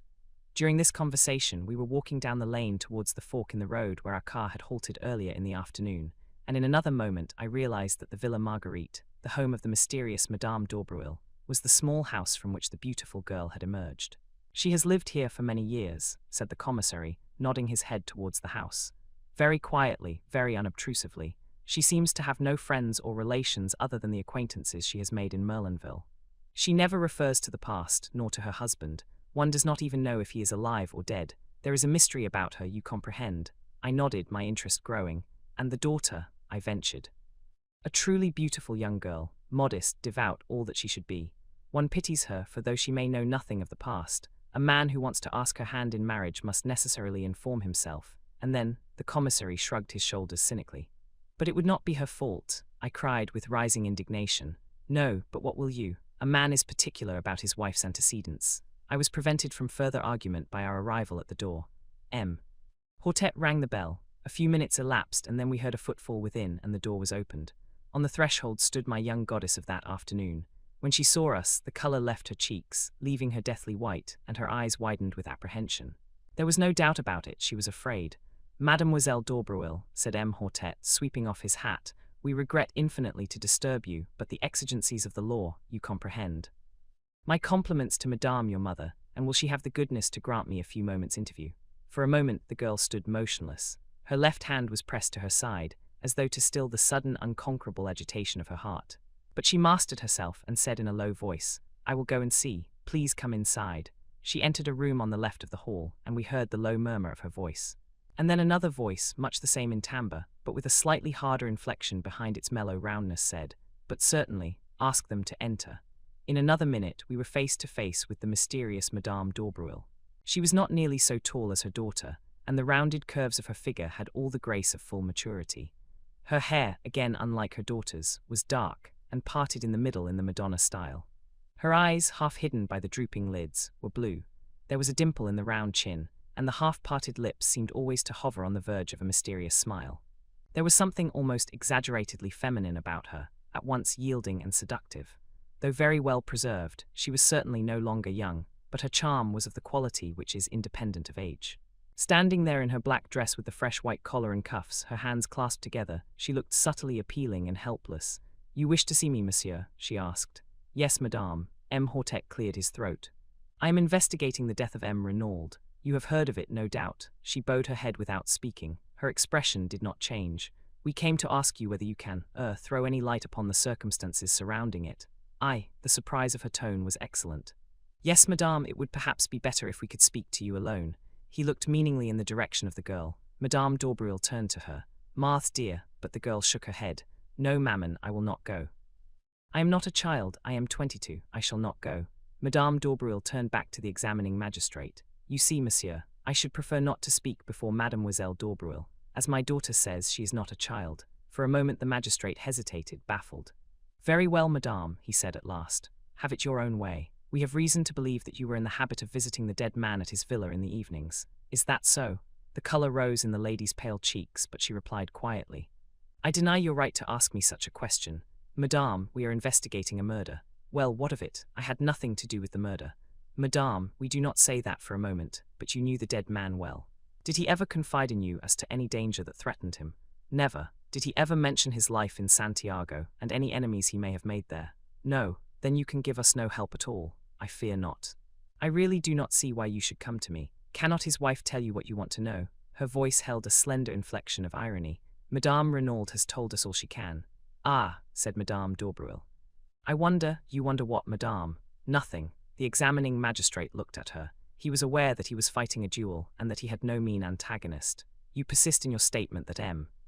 Renaud confided nothing in you. Why should you think it likely that he should confide in me? Because, madame, said M. Hortet with calculated brutality, a man tells to his mistress what he does not always tell to his wife. She sprang forward. Her eyes flashed fire. Monsieur, you insult me, and before my daughter, I can tell you nothing. Have the goodness to leave my house. The honours undoubtedly rested with the lady. We left the Villa Marguerite like a shame-faced pack of schoolboys. The magistrate muttered angry ejaculations to himself. Poirot seemed lost in thought. Suddenly he came out of his reverie with a start, and inquired of M. Hortet if there was a good hotel near at hand. There is a small place, the Hotel des Bains, on this side of town, a few 100 yards down the road. It will be handy for your investigations. We shall see you in the morning then, I presume. Yes, I thank you, M. Hortet, with mutual civilities, we parted company, Poirot and I going towards Merlinville, and the others returning to the Villa Genevieve. The French police system is very marvellous, said Poirot, looking after them. The information they possess about everyone's life, down to the most commonplace detail, is extraordinary. Though he has only been here a little over 6 weeks, they are perfectly well acquainted with M. Renaud's tastes and pursuits, and at a moment's notice they can produce information as to Madame d'Aubreuil's banking account and the sums that have lately been paid in. Undoubtedly the dossier is a great institution. But what is that? He turned sharply. A figure was running hatless down the road after us. It was Marthe d'Aubreuil. I beg your pardon, she cried breathlessly as she reached us. I should not do this, I know. You must not tell my mother. But is it true what the people say, that M. Renaud called in a detective before he died, and that you are he? Yes, mademoiselle, said Poirot gently. It is quite true. But how did you learn it? François told our Amélie, explained Marthe with a blush. Poirot made a grimace. The secrecy, it is impossible in an affair of this kind, not that it matters. Well, mademoiselle, what is it you want to know? The girl hesitated. She seemed longing, yet fearing to speak. At last, almost in a whisper, she asked, Is anyone suspected? Poirot eyed her keenly. Then he replied evasively. Suspicion is in the air at present, mademoiselle. Yes, I know, but anyone in particular? Why do you want to know? The girl seemed frightened by the question. All at once Poirot's words about her earlier in the day recurred to me. The girl with the anxious eyes. M. Renaud was always very kind to me, she replied at last. It is natural that I should be interested. I see, said Poirot. Well, mademoiselle, suspicion at present is hovering round 2 persons. 2. I could have sworn there was a note of surprise and relief in her voice. Their names are unknown, but they are presumed to be Chileans from Santiago. And now, mademoiselle, you see what comes of being young and beautiful. I have betrayed professional secrets for you. The girl laughed merrily, and then rather shyly she thanked him. I must run back now. Maman will miss me. And she turned and ran back up the road, looking like a modern Atalanta. I stared after her. Mon ami, said Poirot in his gentle, ironical voice, is it that we are to remain planted here all night, just because you have seen a beautiful young woman and your head is in a whirl? I laughed and apologized. But she is beautiful, Poirot. Anyone might be excused for being bowled over by her. Poirot groaned. Mon dear, but it is that you have the susceptible heart. Poirot, I said, do you remember after the Styles case when you were in love with 2 charming women at once and neither of them were for you? Yes, I remember. You consoled me by saying that perhaps some day we should hunt together again, and that then, bien, well, we are hunting together again, and I paused and laughed rather self-consciously. But to my surprise, Poirot shook his head very earnestly. Ah, mon ami, do not set your heart on Marthe d'Aubervilliers. She is not for you, that one. Take it from Papa Poirot. Why, I cried, the commissary assured me that she was as good as she is beautiful. A perfect angel. Some of the greatest criminals I have known had the faces of angels, remarked Poirot cheerfully. A malformation of the grey cells may coincide quite easily with the face of a Madonna. Poirot, I cried horrified, you cannot mean that you suspect an innocent child like this. Ta-ta-ta. Do not excite yourself. I have not said that I suspected her, but you must admit that her anxiety to know about the case is somewhat unusual. For once, I see further than you do, I said. Her anxiety is not for herself, but for her mother. My friend, said Poirot, as usual, you see nothing at all.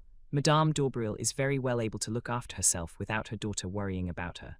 I admit I was teasing you just now, but all the same I repeat what I said before. Do not set your heart on that girl. She is not for you. I, Hercule Poirot, know it. Sacré.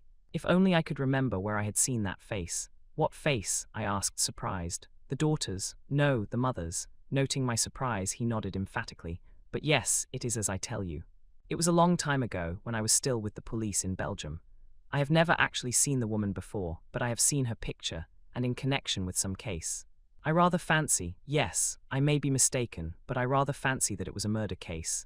Chapter 8. An unexpected meeting. We were up at the villa betimes next morning. The man on guard at the gate did not bar our way this time. Instead, he respectfully saluted us, and we passed on to the house. The maid Leonie was just coming down the stairs, and seemed not averse to the prospect of a little conversation. Poirot inquired after the health of Mrs. Renaud. Leonie shook her head. She is terribly upset, la pauvre dame. She will eat nothing but nothing, and she is as pale as a ghost. It is heartrending to see her. Ah, par exemple, it is not I who would grieve like that for a man who had deceived me with another woman. Poirot nodded sympathetically. What you say is very just, but what will you? The heart of a woman who loves will forgive many blows. Still, undoubtedly there must have been many scenes of recrimination between them in the last few months. Again Leonie shook her head. Never, monsieur. Never have I heard Madame utter a word of protest, of reproach, even. She had the temper and disposition of an angel, quite different to monsieur. Monsieur Renaud had not the temper of an angel, far from it. When he enraged himself, the whole house knew of it. The day that he quarrelled with M. Jacques Marfoy, they might have been heard in the marketplace, they shouted so loud. Indeed, said Poirot. And when did this quarrel take place? Oh, it was just before M. Jacques went to Paris. Almost he missed his train. He came out of the library and caught up his bag which he had left in the hall. The automobile, it was being repaired, and he had to run for the station. I was dusting the salon and I saw him pass, and his face was white with 2 burning spots of red. Ah, but he was angry. Leonie was enjoying her narrative thoroughly. And the dispute, what was it about? Ah, that I do not know, confessed Leonie. It is true that they shouted, but their voices were so loud and high, and they spoke so fast, that only one well acquainted with English could have comprehended. But monsieur, he was like a thundercloud all day. Impossible to please him. The sound of a door shutting upstairs cut short Leonie's loquacity. And Francois who awaits me, she exclaimed, awakening to a tardy remembrance of her duties. That old one she always scolds. One moment, mademoiselle, the examining magistrate, where is he? They have gone out to look at the automobile in the garage. Monsieur the commissary had some idea that it might have been used on the night of the murder. Quelle idée, murmured Poirot, as the girl disappeared. You will go out and join them. No, I shall await their return in the salon. It is cool there on this hot morning. This placid way of taking things did not quite commend itself to me. If you don't mind, I said, and hesitated. Not in the least. You wish to investigate on your own account, eh? Well, I'd rather like to have a look at Giraud if he's anywhere about and see what he's up to. The human foxhound, murmured Poirot, as he leaned back in a comfortable chair and closed his eyes. By all means, my friend, au revoir. I strolled out of the front door. It was certainly hot. I turned up the path we had taken the day before. I had a mind to study the scene of the crime myself. I did not go directly to the spot, however, but turned aside into the bushes, so as to come out on the links some 100 yards or so further to the right. If Giraud was still on the spot, I wanted to observe his methods before he knew of my presence. But the shrubbery here was much denser, and I had quite a struggle to force my way through. When I emerged at last on the course, it was quite unexpectedly, and with such vigour that I cannoned heavily into a young lady who had been standing with her back to the plantation. She not unnaturally gave a suppressed shriek, but I too uttered an exclamation of surprise, for it was my friend of the train, Cinderella. The surprise was mutual. You, we both exclaimed simultaneously. The young lady recovered herself first. My only aunt, she exclaimed. What are you doing here? For the matter of that, what are you? I retorted. When last I saw you, the day before yesterday, you were trotting home to England like a good little boy. Have they given you a season ticket to and fro on the strength of your MP? I ignored the end of the speech. When last I saw you, I said, you were trotting home with your sister like a good little girl. By the way, how is your sister? A flash of white teeth rewarded me. How kind of you to ask. My sister is well, I thank you. She is here with you. She remained in town, said the minx with dignity. I don't believe you've got a sister, I laughed. If you have, her name is Harris. Do you remember mine? She asked with a smile. Cinderella, but you're going to tell me the real one now, aren't you? She shook her head with a wicked look. Not even why you're here. Oh, that, I suppose you've heard of members of my profession resting at expensive French watering places, dirt cheap if you know where to go. I eyed her keenly. Still, you'd no intention of coming here when I met you 2 days ago. We all have our disappointments, said Miss Cinderella sententiously. There now, I've told you quite as much as is good for you. Little boys should not be inquisitive. You've not yet told me what you're doing here. Got the MP in tow, I suppose, doing the gay boy on the beach. I shook my head. Guess again. You remember my telling you that my great friend was a detective? Yes, and perhaps you've heard about this crime at the Villa Genevieve. She stared at me. Her breast heaved, and her eyes grew wide and round. You don't mean that you're in on that? I nodded. There was no doubt that I had scored heavily. Her emotion as she regarded me was only too evident. For some few seconds she remained silent, staring at me. Then she nodded her head emphatically. Well, if that doesn't beat the band, tote me round. I want to see all the horrors. What do you mean? What I say? Bless the boy, didn't I tell you I doted on crimes? What do you think I'm imperiling my ankles for in high-heeled shoes over this stubble? I've been nosing round for hours. Tried the front way in, but that old stick-in-the-mud of a French gendarme wasn't taking any. I guess Helen of Troy and Cleopatra and Mary, Queen of Scots, rolled in one wouldn't cut ice with him. It's a real piece of luck happening on you this way. Come on, show me all the sights. But look here, wait a minute, I can't. Nobody's allowed in, they're awfully strict. Aren't you and your friend the big bugs? I was loath to relinquish my position of importance. Why are you so keen? I asked weakly. And what is it you want to see? Oh, everything. The place where it happened, and the weapon, and the body, and any fingerprints or interesting things like that. I've never had a chance of being right in on a murder like this before. It'll last me all my life. I turned away, sickened. What were women coming to nowadays? The girl's ghoulish excitement nauseated me. I had read of the mobs of women who besieged the law courts when some wretched man was being tried for his life on the capital charge. I had sometimes wondered who these women were. Now I knew. They were of the likeness of Cinderella, young, yet obsessed with a yearning for morbid excitement, for sensation at any price, without regard to any decency or good feeling. The vividness of the girl's beauty had attracted me in spite of myself, yet at heart I retained my first impression of disapproval and dislike. I thought of my mother, long since dead. What would she have said of this strange modern product of girlhood? The pretty face with the paint and powder, and the ghoulish mind behind. Come off your high horse, said the lady suddenly, and don't give yourself airs.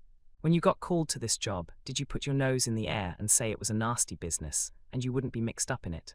No, but if you'd been here on a holiday, wouldn't you be nosing round just the same as I am? Of course you would. I'm a man, you're a woman. Your idea of a woman is someone who gets on a chair and shrieks if she sees a mouse. That's all prehistoric, but you will show me round, won't you? You see, it might make a big difference to me. In what way? They're keeping all the reporters out. I might make a big scoop with one of the papers. You don't know how much they pay for a bit of inside stuff. I hesitated. She slipped a small soft hand into mine. Please, there's a dear. I capitulated. Secretly, I knew that I should rather enjoy the part of showman. After all, the moral attitude displayed by the girl was none of my business. I was a little nervous as to what the examining magistrate might say, but I reassured myself by the reflection that no harm could possibly be done. We repaired first to the spot where the body had been discovered. A man was on guard there, who saluted respectfully, knowing me by sight, and raised no question as to my companion. Presumably he regarded her as vouched for by me. I explained to Cinderella just how the discovery had been made, and she listened attentively, sometimes putting an intelligent question. Then we turned our steps in the direction of the villa. I proceeded rather cautiously, for truth to tell, I was not at all anxious to meet anyone. I took the girl through the shrubbery round to the back of the house where the small shed was. I recollected that yesterday evening, after relocking the door, M. Bex had left the key with the Sergeant de Ville-Marchot, in case M. Giraud should require it while we are upstairs. I thought it quite likely that the Sûreté detective, after using it, had returned it to Marchot again. Leaving the girl out of sight in the shrubbery, I entered the house. Marchot was on duty outside the door of the salon. From within came the murmur of voices. Monsieur desires Hortet, he is within. He is again interrogating Francois. No, I said hastily, I don't want him, but I should very much like the key of the shed outside if it is not against regulations. But certainly, monsieur, he produced it. Here it is, M. The Juge gave orders that all facilities were to be placed at your disposal. You will return it to me when you have finished out there, that is all. Of course. I felt a thrill of satisfaction as I realized that in Marchot's eyes, at least, I ranked equally in importance with Poirot. The girl was waiting for me. She gave an exclamation of delight as she saw the key in my hand. You've got it then? Of course, I said coolly. All the same, you know, what I'm doing is highly irregular. You've been a perfect duck, and I shan't forget it. Come along, they can't see us from the house, can they? Wait a minute. I arrested her eager advance. I won't stop you if you really wish to go in. But do you? You've seen the grave and the grounds, and you've heard all the details of the affair. Isn't that enough for you? This is going to be gruesome, you know, and unpleasant. She looked at me for a moment with an expression that I could not quite fathom. Then she laughed. Me for the horrors, she said. Come along. In silence we arrived at the door of the shed. I opened it and we passed in. I walked over to the body and gently pulled down the sheet as M. Bex had done the preceding afternoon. A little gasping sound escaped from the girl's lips, and I turned and looked at her.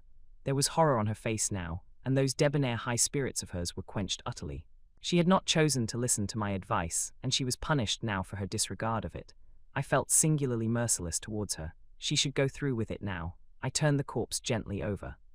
You see, I said, he was stabbed in the back. Her voice was almost soundless. With what? I nodded towards the glass jar. That dagger. Suddenly the girl reeled and then sank down in a heap. I sprang to her assistance. You are faint. Come out of here, it has been too much for you. Water, she murmured. Quick, water. I left her and rushed into the house.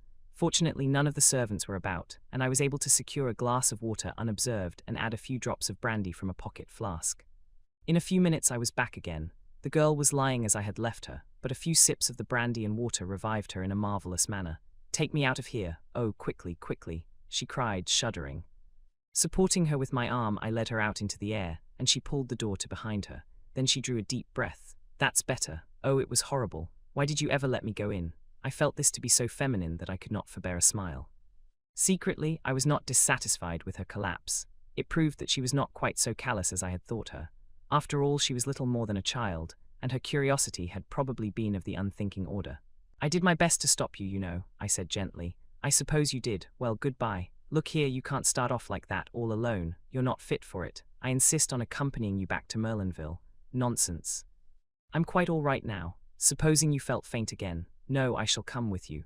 But this she combated with a good deal of energy. In the end, however, I prevailed so far as to be allowed to accompany her to the outskirts of the town.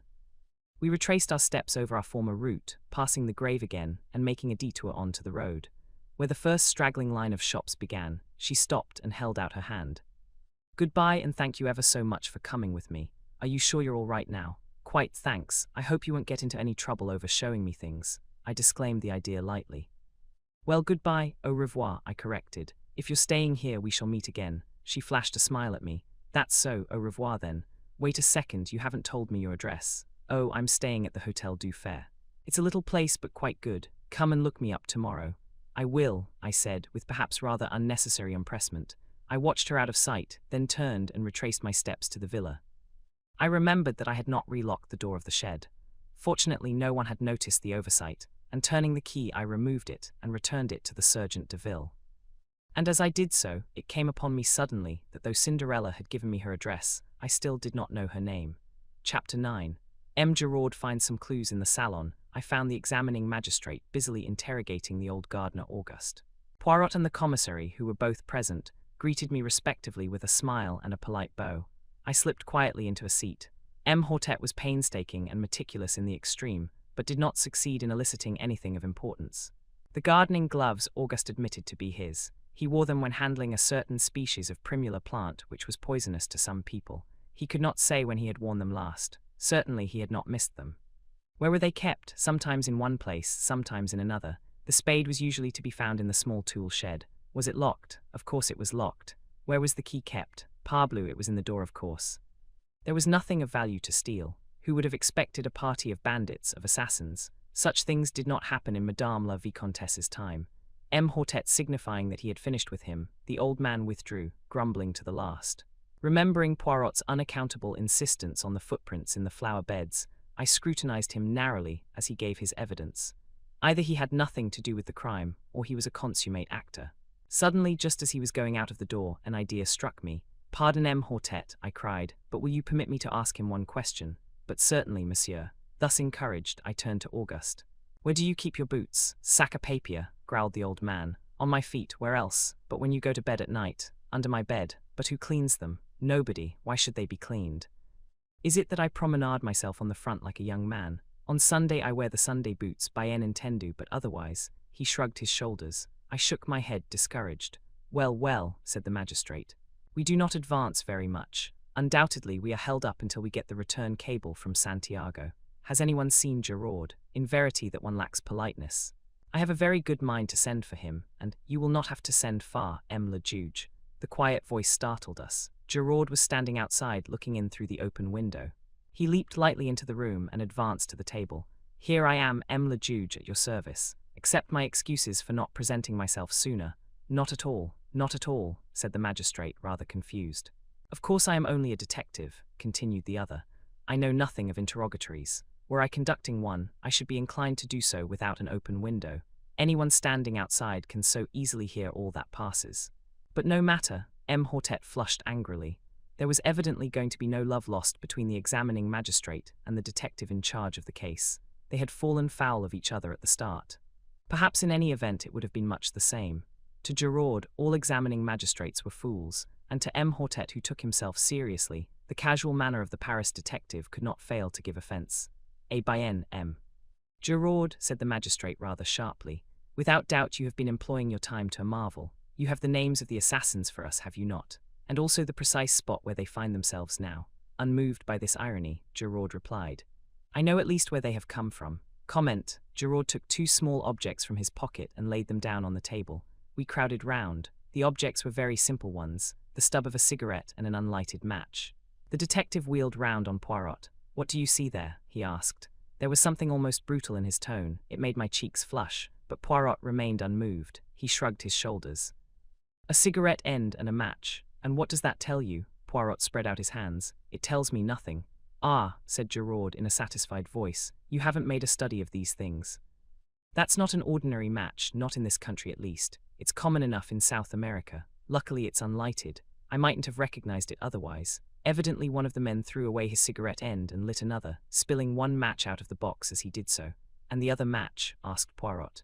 "Which match? The one he did light his cigarette with. You have found that also?" "No, perhaps you didn't search very thoroughly." "Not search thoroughly." For a moment it seemed as though the detective were going to break out angrily, but with an effort he controlled himself. "I see you love a joke, Poirot, but in any case, match or no match, the cigarette end would be sufficient. It is a South American cigarette with licorice pectoral paper." Poirot bowed. The commissary spoke. "The cigarette end and match might have belonged to Renaud.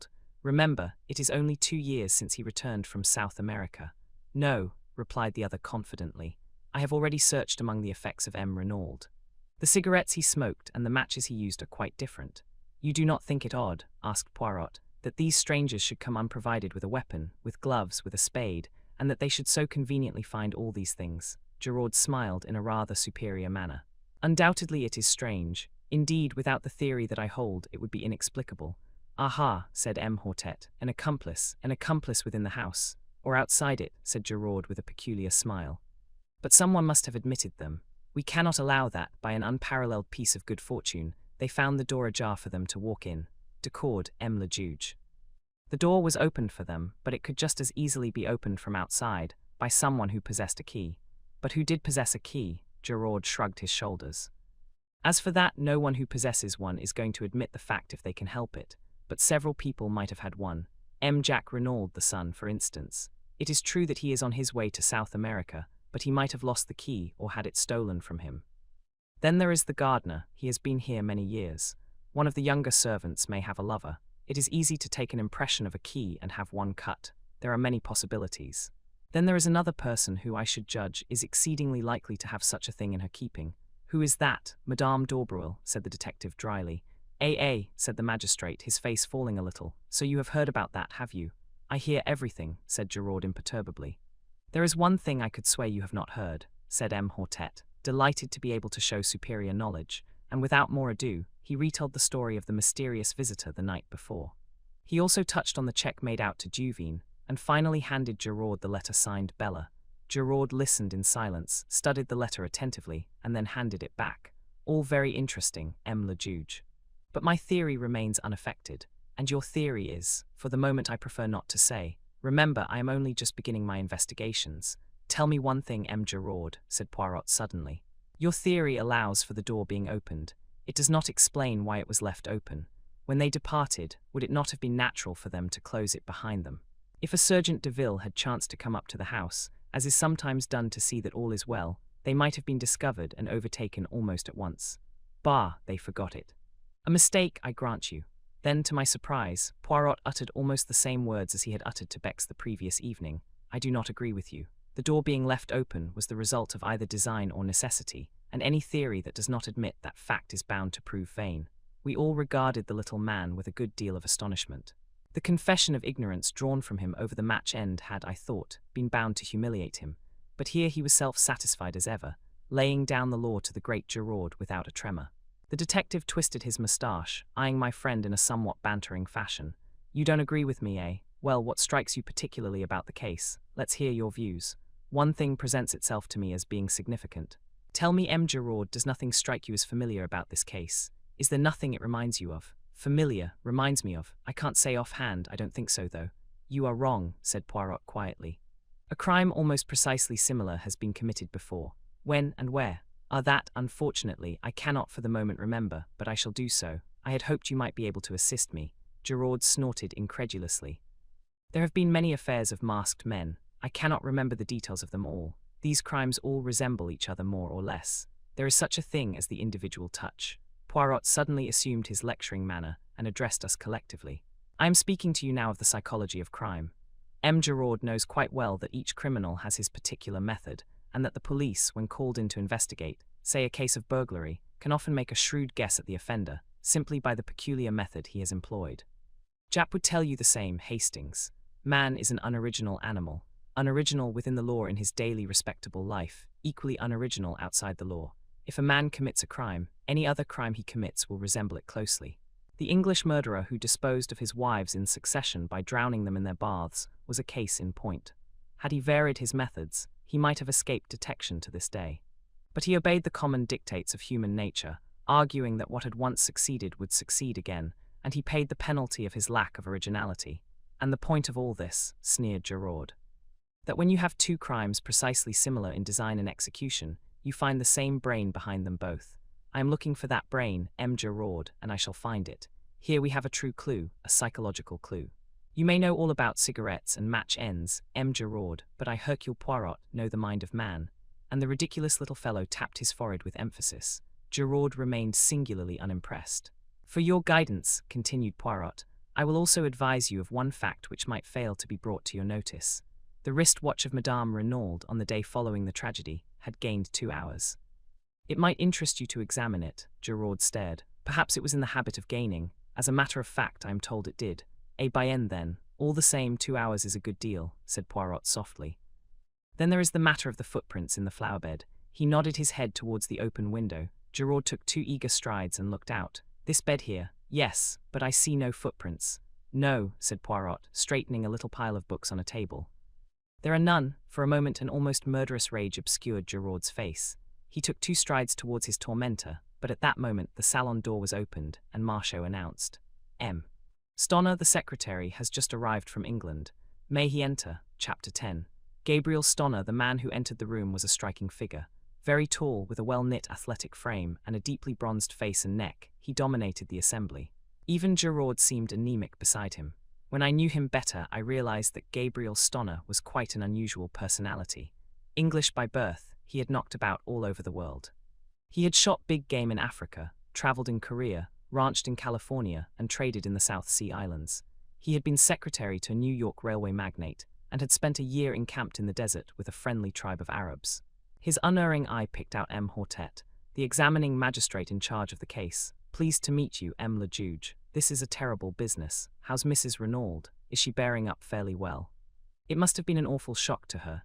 Terrible, terrible, said M. Hortet. Permit me to introduce M. Bex, our commissary of police, M. Gerard of the Sûreté. This gentleman is M. Hercule Poirot. M. Renaud sent for him, but he arrived too late to do anything to avert the tragedy. A friend of M. Poirot's, Captain Hastings. Stoner looked at Poirot with some interest.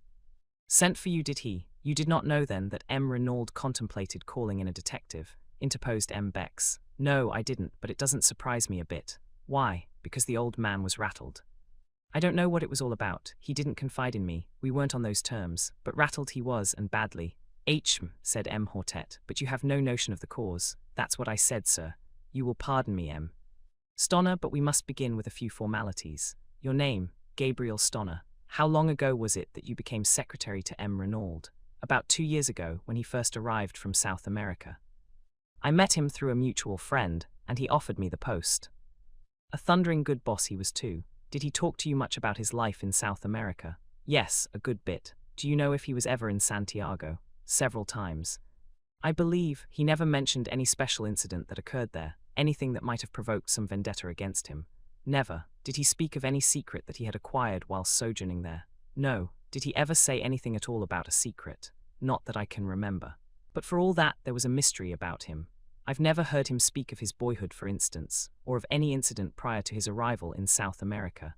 He was a French-Canadian by birth, I believe, but I've never heard him speak of his life in Canada. He could shut up like a clam if he liked. So as far as you know, he had no enemies, and you can give us no clue as to any secret to obtain possession of which he might have been murdered. That's so. M. Stoner, have you ever heard the name of Duveen in connection with M. Renaud? Duveen. He tried the name over thoughtfully. I don't think I have, and yet it seems familiar. Do you know a lady, a friend of M. Renaud's, whose Christian name is Bella? Again Mr. Stoner shook his head. Bella Duveen, is that the full name? It's curious, I'm sure I know it, but for the moment I can't remember in what connection. The magistrate coughed. You understand, M.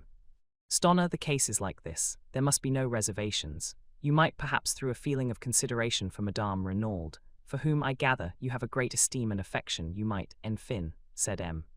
Hortet getting rather tied up in his sentence. There must absolutely be no reservations.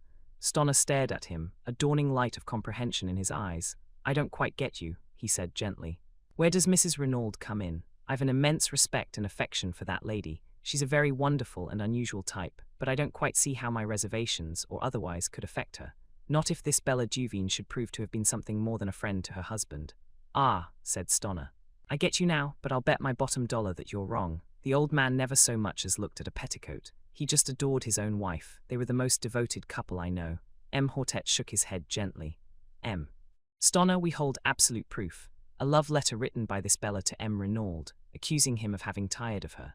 Moreover, we have further proof that at the time of his death, he was carrying on an intrigue with a Frenchwoman, a Madame d'Aubreuil, who rents the adjoining villa. And this is the man who, according to you, never looked at a petticoat. The secretary's eyes narrowed. Hold on, M. le Juge, you're barking up the wrong tree. I knew Paul Renaud. What you've just been saying is utterly impossible. There's some other explanation. The magistrate shrugged his shoulders. What other explanation could there be? What leads you to think it was a love affair? Madame d'Aubreuil was in the habit of visiting him here in the evenings. Also, since M. Renaud came to the Villa Genevieve, Madame d'Aubreuil has paid large sums of money into the bank in notes. In all, the amount totals £4,000 of your English money. I guess that's right, said Stoner quietly. I transmitted him those sums at his request, but it wasn't an intrigue. Mon Dieu, what else could it be? Blackmail, said Stoner sharply, bringing down his hand with a slam on the table. That's what it was. Ah. Voilà une idée, cried the magistrate, shaken in spite of himself. Blackmail, repeated Stoner. The old man was being bled, and at a good rate too. 4,000 in a couple of months. Hugh. I told you just now there was a mystery about Renaud. Evidently this Madame d'Aubreuil knew enough of it to put the screws on. It is possible, the commissary cried excitedly. Decidedly it is possible. Possible, roared Stoner. It's certain. Tell me, have you asked Mrs. Renaud about this love affair stunt of yours? No, monsieur. We did not wish to occasion her any distress if it could reasonably be avoided. Distress? Why, she'd laugh in your face. I tell you, she and Renaud were a couple in 100. Ah, that reminds me of another point, said M. Hortet. Did M. Renaud take you into his confidence at all as to the dispositions of his will? I know all about it, took it to the lawyer for him after he'd drawn it out. I can give you the name of his solicitors if you want to see it. They've got it there. Quite simple. Half in trust to his wife for her lifetime, the other half to his son. A few legacies. I rather think he left me 1,000. When was this will drawn up? Oh, about a year and a half ago. Would it surprise you very much, Stonner, to hear that, Renauld had made another will less than a fortnight ago. Stonner was obviously very much surprised. I'd no idea of it. What's it like? The whole of his vast fortune is left unreservedly to his wife. There is no mention of his son. Mr. Stonner gave vent to a prolonged whistle. I call that rather rough on the lad. His mother adores him, of course, but to the world at large it looks rather like a want of confidence on his father's part. It will be rather galling to his pride. Still, it all goes to prove what I told you, that Renauld and his wife were on first-rate terms. Quite so, said Hortet. It is possible we shall have to revise our ideas on several points. We have, of course, cabled to Santiago, and are expecting a reply from there any minute. In all possibility, everything will then be perfectly clear and straightforward. On the other hand, if your suggestion of blackmail is true, Madame d'Aubreuil ought to be able to give us valuable information. Poirot interjected a remark. Stonner, the English chauffeur, masters, had he been long with Renauld, over a year. Have you any idea whether he has ever been in South America? I'm quite sure he hasn't. Before coming to Mr. Renauld, he had been for many years with some people in Gloucestershire whom I know well. In fact, you can answer for him as being above suspicion. Absolutely. Poirot seemed somewhat crestfallen. Meanwhile, the magistrate had summoned Marchot. My compliments to Madame Renauld, and I should be glad to speak to her for a few minutes. Beg her not to disturb herself. I will wait upon her upstairs. Marchot saluted and disappeared. We waited some minutes, and then to our surprise the door opened, and Mrs. Renauld, deathly pale in her heavy mourning, entered the room. Hortet brought forward a chair, uttering vigorous protestations, and she thanked him with a smile. Stonner was holding one hand of hers in his with an eloquent sympathy. Words evidently failed him. Mrs. Renauld turned to Hortet. You wish to ask me something, le juge. With your permission, madame, I understand your husband was a French-Canadian by birth. Can you tell me anything of his youth or upbringing? She shook her head. My husband was always very reticent about himself, monsieur. He came from the northwest, I know, but I fancy that he had an unhappy childhood, for he never cared to speak of that time. Our life was lived entirely in the present and the future. Was there any mystery in his past life? Mrs. Renauld smiled a little and shook her head. Nothing so romantic, I am sure, le juge. Hortet also smiled. True, we must not permit ourselves to get melodramatic. There is one thing more. He hesitated. Stonner broke in impetuously. They've got an extraordinary idea into their heads, Mrs. Renauld. They actually fancy that Mr. Renauld was carrying on an intrigue with a Madame d'Aubreuil who, it seems, lives next door. The scarlet colour flamed into Mrs. Renauld's cheeks. She flung her head up, then bit her lip, her face quivering. Stonner stood looking at her in astonishment, but Bex leaned forward and said gently, We regret to cause you pain, madame, but have you any reason to believe that Madame d'Aubreuil was your husband's mistress? With a sob of anguish, Mrs. Renauld buried her face in her hands. Her shoulders heaved convulsively. At last she lifted her head and said brokenly, She may have been. Never in all my life have I seen anything to equal the blank amazement on Stonner's face. He was thoroughly taken aback. Chapter 11. Jack Renauld. What the next development of the conversation would have been, I cannot say, for at that moment the door was thrown violently open, and a tall young man strode into the room. Just for a moment I had the uncanny sensation that the dead man had come to life again. Then I realized that this dark head was untouched with grey, and that in point of fact, it was a mere boy who now burst in among us with so little ceremony. He went straight to Mrs. Renauld with an impetuosity that took no heed of the presence of others. Mother, Jack, with a cry she folded him in her arms. My dearest, but what brings you here? You were to sail on the Anzora from Cherbourg 2 days ago. Then, suddenly recalling to herself the presence of others, she turned with a certain dignity, My son, messieurs. Aha, said Hortet, acknowledging the young man's bow. So you did not sail on the Anzora? No, monsieur. As I was about to explain, the Anzora was detained 24 hours through engine trouble. I should have sailed last night instead of the night before, but happening to buy an evening paper, I saw in it an account of the awful tragedy that had befallen us. His voice broke and the tears came into his eyes. My poor father, my poor father. Staring at him like one in a dream, Mrs. Renauld repeated, So you did not sail? And then with a gesture of infinite weariness, she murmured as though to herself, After all, it does not matter now. Sit down, Renauld, I beg of you, said Hortet, indicating a chair. My sympathy for you is profound. It must have been a terrible shock to you to learn the news as you did. However, it is most fortunate that you were prevented from sailing. I am in hopes that you may be able to give us just the information we need to clear up this mystery. I am at your disposal, le juge. Ask me any questions you please. To begin with, I understand that this journey was being undertaken at your father's request. Quite so, Le Juge, I received a telegram bidding me to proceed without delay to Buenos Aires, and from thence via the Andes to Valparaiso and on to Santiago. Ah, and the object of this journey? I have no idea, M. Le Juge, what? Number C, here is the telegram. The magistrate took it and read it aloud. Proceed immediately Cherbourg, embark Anzara, sailing tonight Buenos Aires. Ultimate destination Santiago. Further instructions will await you Buenos Aires. Do not fail. Matter is of utmost importance. Renaud. And there had been no previous correspondence on the matter. Jack Renaud shook his head. That is the only intimation of any kind. I knew, of course, that my father, having lived so long out there, had necessarily many interests in South America, but he had never mooted any suggestion of sending me out.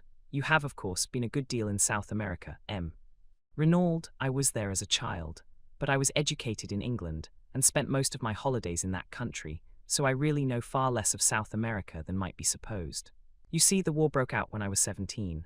You served in the English Flying Corps, did you not? Yes, M. Le Juge. M. Hortet nodded his head and proceeded with his inquiries along the, by now, well-known lines. In response, Jack Renaud declared definitely that he knew nothing of any enmity his father might have incurred in the city of Santiago, or elsewhere in the South American continent, that he had noticed no change in his father's manner of late, and that he had never heard him refer to a secret. He had regarded the mission to South America as connected with business interests. As M. Hortet paused for a minute, the quiet voice of Giraud broke in. I should like to put a few questions on my own account, M. Le Juge, by all means, M. Giraud, if you wish, said the magistrate coldly. Giraud edged his chair a little nearer to the table. Were you on good terms with your father, M. Renaud? Certainly I was, returned the lad haughtily. You assert that positively? Yes, no little disputes, eh? Jack shrugged his shoulders. Everyone may have a difference of opinion now and then. Quite so, quite so. But if anyone were to assert that you had a violent quarrel with your father on the eve of your departure for Paris, that person, without doubt, would be lying. I could not but admire the ingenuity of Giraud. His boast, I know everything, had been no idle one. Jack Renaud was clearly disconcerted by the question. We did have an argument, he admitted. Ah, an argument. In the course of that argument did you use this phrase? When you are dead I can do as I please. I may have done, muttered the other. I don't know. In response to that did your father say, but I am not dead yet, to which you responded, I wish you were. The boy made no answer. His hands fiddled nervously with the things on the table in front of him. I must request an answer, please, M. Renaud, said Giraud sharply. With an angry exclamation, the boy swept a heavy paper knife onto the floor. What does it matter?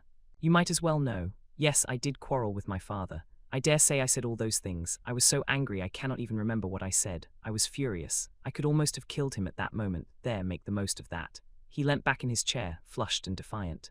Giraud smiled then, moving his chair back a little, said, That is all. You would, without doubt, prefer to continue the interrogatory, M. Le Juge. Ah, yes, exactly, said M. Hortet. And what was the subject of your quarrel? I declined to state. M. Hortet sat up in his chair. M. Renaud, it is not permitted to trifle with the law, he thundered. What was the subject of the quarrel? Young Renaud remained silent, his boyish face sullen and overcast. But another voice spoke, imperturbable and calm, the voice of Hercule Poirot. I will inform you if you like, M. Le Juge, you know, certainly I know. The subject of the quarrel was Mademoiselle Marthe d'Aubreuil. Renaud sprang round, startled. The magistrate leaned forward. Is this so, monsieur? Jack Renaud bowed his head. Yes, he admitted. I love Mademoiselle d'Aubreuil and I wish to marry her. When I informed my father of the fact, he flew at once into a violent rage. Naturally, I could not stand hearing the girl I loved insulted, and I too lost my temper. M. Hortet looked across at Mrs. Renaud. You were aware of this attachment, madame. I feared it, she replied simply. Mother, cried the boy, you too, Marthe is as good as she is beautiful. What can you have against her? I have nothing against Mademoiselle d'Aubreuil in any way, but I should prefer you to marry an Englishwoman, or if a Frenchwoman, not one who has a mother of doubtful antecedents. Her rancour against the older woman showed plainly in her voice, and I could well understand that it must have been a bitter blow to her when her only son showed signs of falling in love with the daughter of her rival. Mrs. Renaud continued, addressing the magistrate. I ought perhaps to have spoken to my husband on the subject, but I hoped that it was only a boy and girl flirtation which would blow over all the quicker if no notice was taken of it. I blame myself now for my silence, but my husband, as I told you, had seemed so anxious and careworn, different altogether from his normal self, that I was chiefly concerned not to give him any additional worry. M. Hortet nodded. When you informed your father of your intentions towards Mademoiselle d'Aubreuil, he resumed, he was surprised. He seemed completely taken aback. Then he ordered me peremptorily to dismiss any such idea from my mind.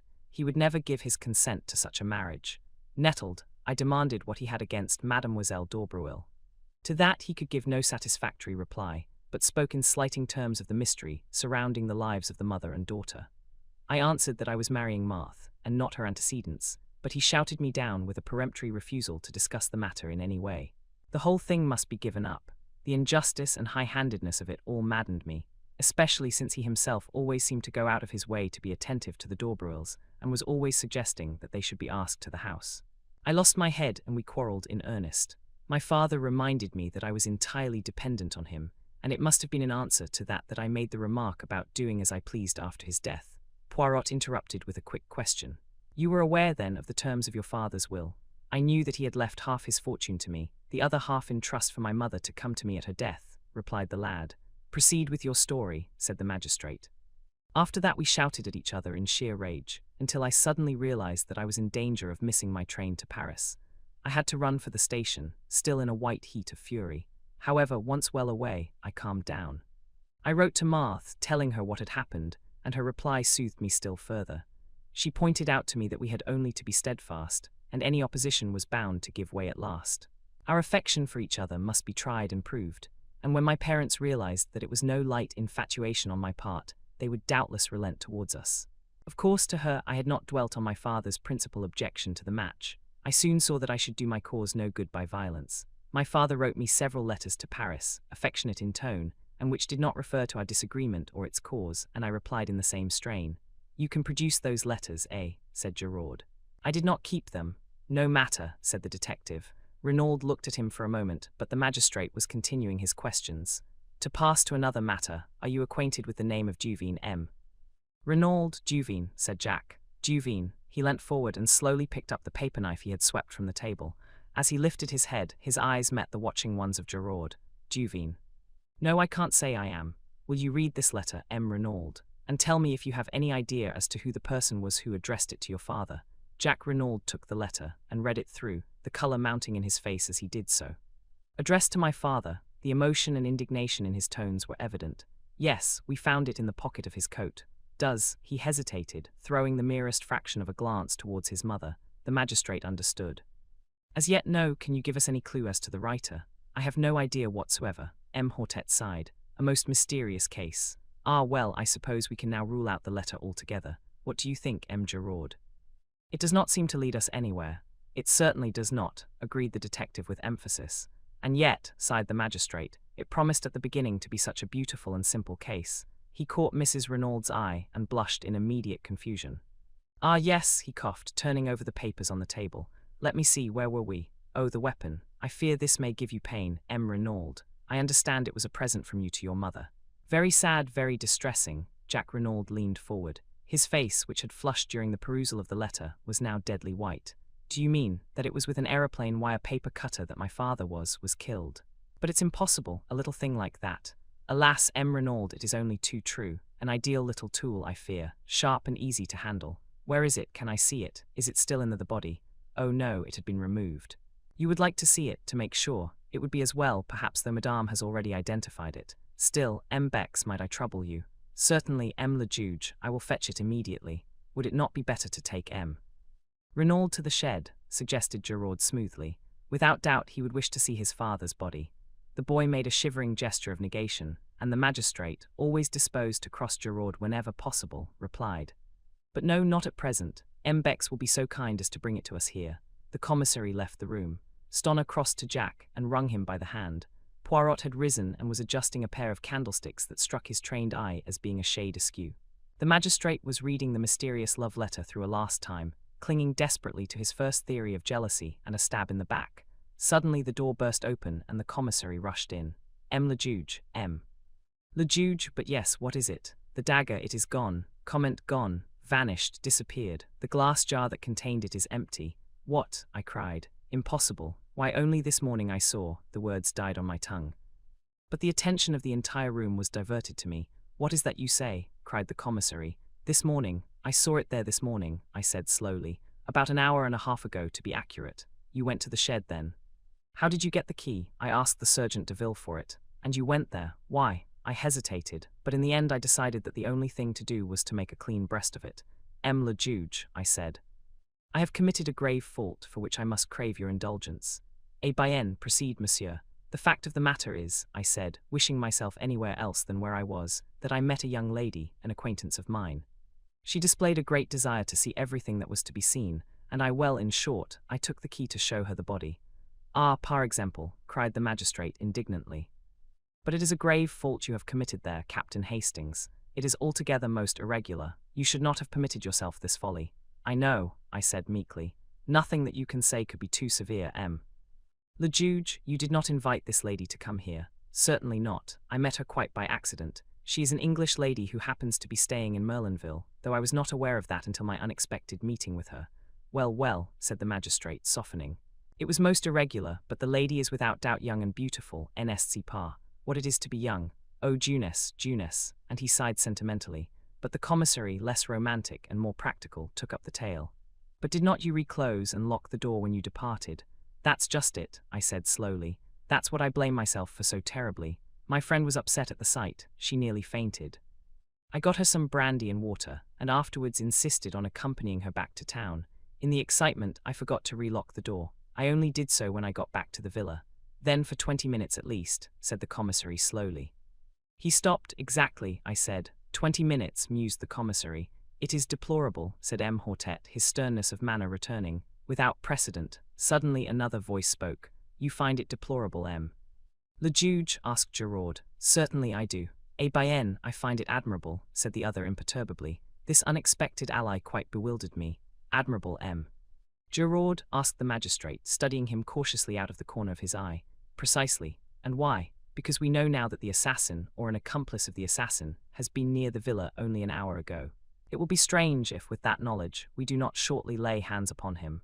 There was a note of menace in his voice. He continued. He risked a good deal to gain possession of that dagger. Perhaps he feared that fingerprints might be discovered on it. Poirot turned to Bex. You said there were none. Giraud shrugged his shoulders. Perhaps he could not be sure. Poirot looked at him. You are wrong, Giraud. The assassin wore gloves, so he must have been sure. I do not say it was the assassin himself. It may have been an accomplice who was not aware of that fact. Ils sont mal renseignés, les accomplices, muttered Poirot, but he said no more. The magistrate's clerk was gathering up the papers on the table. Hortet addressed us. Our work here is finished. Perhaps, Renaud, you will listen whilst your evidence is read over to you.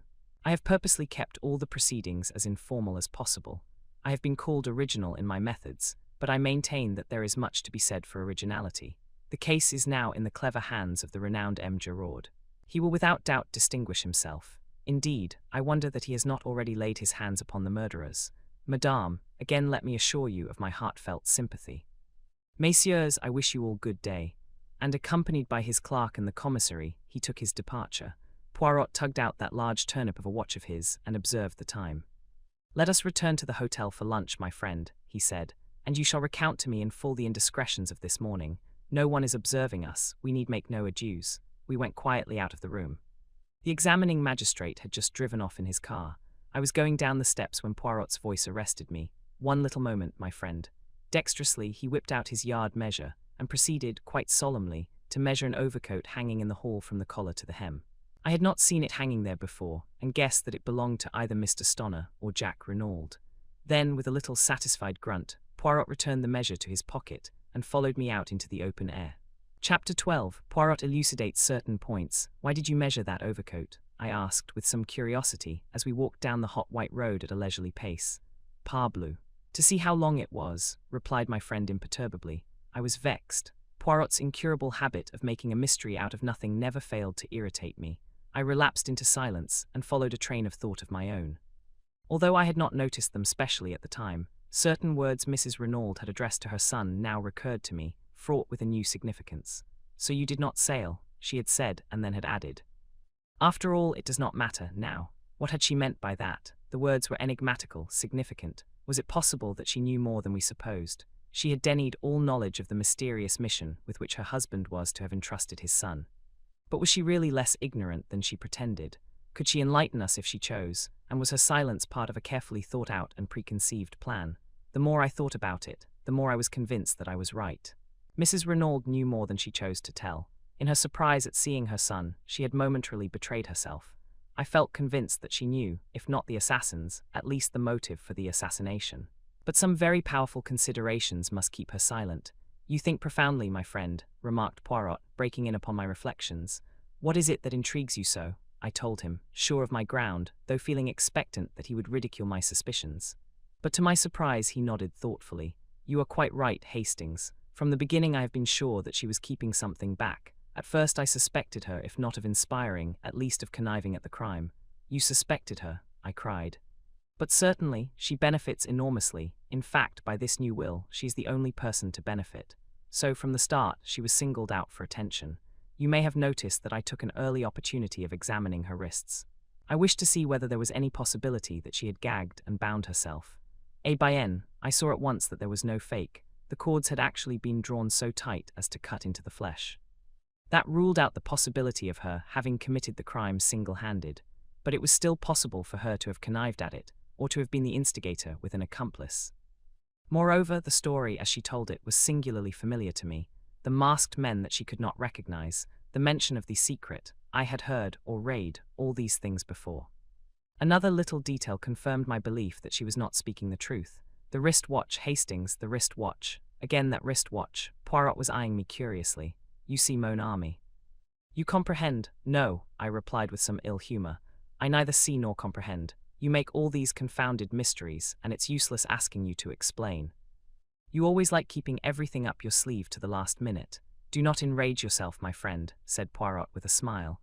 "I will explain if you wish, but not a word to Gerard, se entendu. He treats me as an old one of no importance. We shall see. In common fairness I gave him a hint. If he does not choose to act upon it, that is his own lookout." I assured Poirot that he could rely upon my discretion. "C'est bien, let us then employ our little grey cells. Tell me, my friend, at what time, according to you, did the tragedy take place?" "Why, at 2 o'clock or thereabouts," I said, astonished. "You remember, Mrs. Renaud told us that she heard the clock strike while the men were in the room." "Exactly, and on the strength of that, you, the examining magistrate, Bex, and everyone else, accept the time without further question." "But I, Hercule Poirot, say that Madame Renaud lied. The crime took place at least 2 hours earlier. But the doctors, they declared, after examination of the body, that death had taken place between 10 and 7 hours previously. Mon ami, for some reason, it was imperative that the crime should seem to have taken place later than it actually did. You have read of a smashed watch or clock recording the exact hour of a crime. So that the time should not rest on Mrs. Renaud's testimony alone, someone moved on the hands of that wrist watch to 2 o'clock, and then dashed it violently to the ground. But as is often the case, they defeated their own object. The glass was smashed, but the mechanism of the watch was uninjured. It was a most disastrous maneuver on their part, for it at once drew my attention to 2 points. First, that Madame Renaud was lying. Secondly, that there must be some vital reason for the postponement of the time. But what reason could there be? Ah, that is the question. There we have the whole mystery. As yet I cannot explain it. There is only one idea that presents itself to me as having a possible connection, and that is, the last train left Merlinville at 17 minutes past 12. I followed it out slowly. So that the crime apparently taking place some 2 hours later, anyone leaving by that train would have an unimpeachable alibi. "Perfect, Hastings, you have it." I sprang up. "But we must inquire at the station. Surely they cannot have failed to notice 2 foreigners who left by that train. We must go there at once." "You think so, Hastings? Of course, let us go there now." Poirot restrained my ardor with a light touch upon the arm. "Go by all means if you wish, mon ami, but if you go, I should not ask for particulars of 2 foreigners." I stared, and he said rather impatiently, La, you do not believe all that rigmarole, do you? The masked men and all the rest of cette histoire-là." His words took me so much aback that I hardly knew how to respond. He went on serenely, "You heard me say to Gerard, did you not, that all the details of this crime were familiar to me? Bien, that presupposes one of 2 things. Either the brain that planned the first crime also planned this one, or else an account read of a cause célèbre unconsciously remained in our assassin's memory and prompted the details. I shall be able to pronounce definitely on that after." He broke off. I was revolving sundry matters in my mind, but Mr. Renaud's letter, it distinctly mentions a secret in Santiago. Undoubtedly there was a secret in M. Renaud's life, there can be no doubt of that. On the other hand, the word Santiago, to my mind, is a red herring, dragged continually across the track to put us off the scent. It is possible that it was used in the same way on M. Renaud, to keep him from directing his suspicions into a quarter nearer at hand, Oh, be assured, Hastings, the danger that threatened him was not in Santiago, it was near at hand, in France. He spoke so gravely, and with such assurance that I could not fail to be convinced. But I essayed one final objection, and the match and cigarette end found near the body. What of them?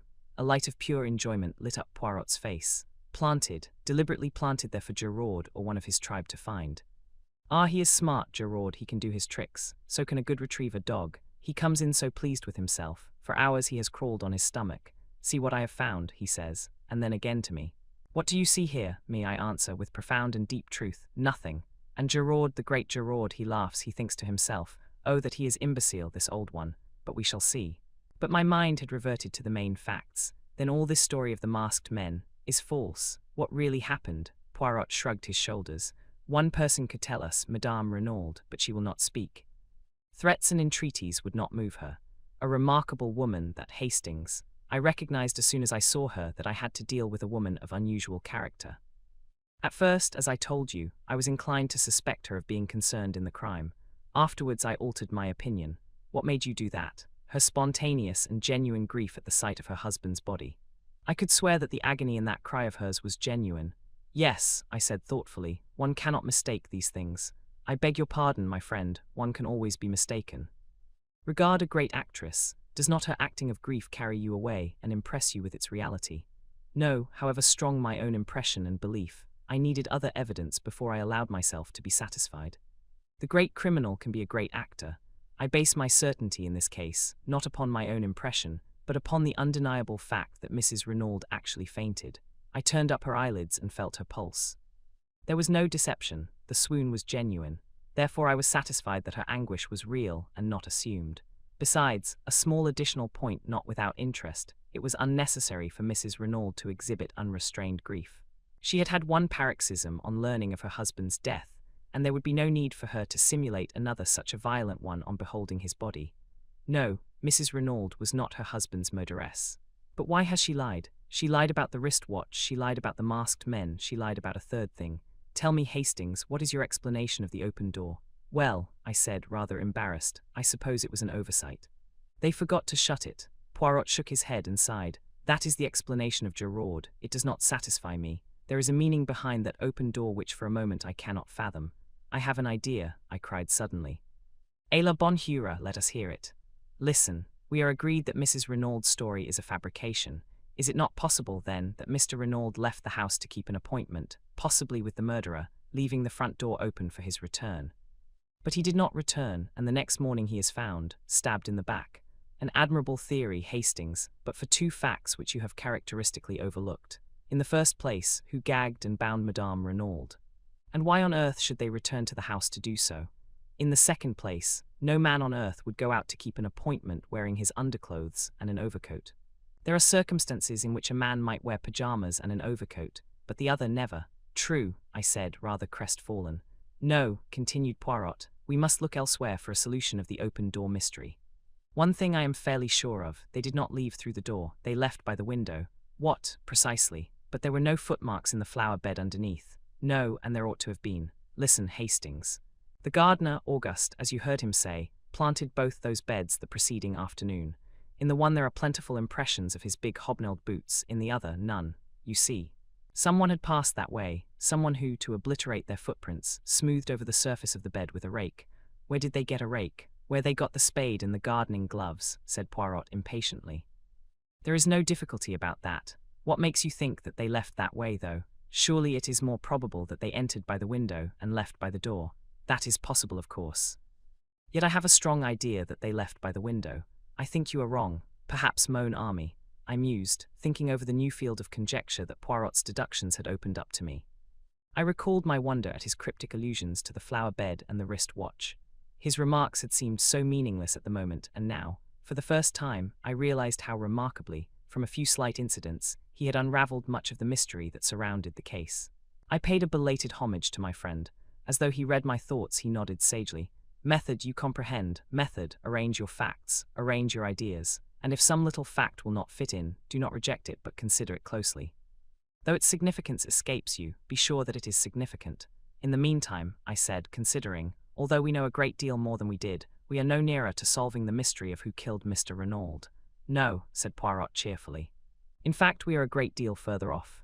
The fact seemed to afford him such peculiar satisfaction that I gazed at him in wonder. He met my eye and smiled. But yes, it is better so.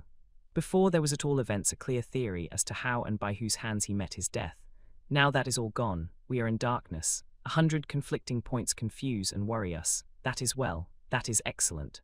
Out of confusion comes forth order. But if you find order to start with, if a crime seems simple and above board, et bien me fis vous. It is, how do you say it, cooked. The great criminal is simple, but very few criminals are great. In trying to cover up their tracks, they invariably betray themselves. Ah, mon ami, I would that some day I could meet a really great criminal, one who commits his crime and then does nothing. Even I, Hercule Poirot, might fail to catch such a one, but I had not followed his words. A light had burst upon me. Poirot, Mrs. Renaud, I see it now. She must be shielding somebody. From the quietness with which Poirot received my remark, I could see that the idea had already occurred to him. Yes, he said thoughtfully, shielding someone or screening someone. One of the two. I saw very little difference between the two words, but I developed my theme with a good deal of earnestness. Poirot maintained a strictly non-committal attitude, repeating, "It may be, yes, it may be. But as yet I do not know. There is something very deep underneath all this. You will see something very deep." Then, as we entered our hotel, he enjoined silence on me with a gesture. Chapter 13. The girl with the anxious eyes. We lunched with an excellent appetite. I understood well enough that Poirot did not wish to discuss the tragedy, where we could so easily be overheard. But as is usual when one topic fills the mind to the exclusion of everything else, no other subject of interest seemed to present itself. For a while we ate in silence, and then Poirot observed maliciously, "Eh bien. And your indiscretions, you recount them not." I felt myself blushing. "Oh, you mean this morning." I endeavoured to adopt a tone of absolute nonchalance, but I was no match for Poirot. In a very few minutes he had extracted the whole story from me, his eyes twinkling as he did so. Tynes, a story of the most romantic. What is her name, this charming young lady? I had to confess that I did not know. Still more romantic, the first rencontre in the train from Paris, the second here. Journeys end in lovers' meetings, is not that the saying? Don't be an ass, Poirot. Yesterday it was Mademoiselle d'Aubreuil, today it is Mademoiselle Cinderella. Decidedly you have the heart of a Turk, Hastings. You should establish a harem.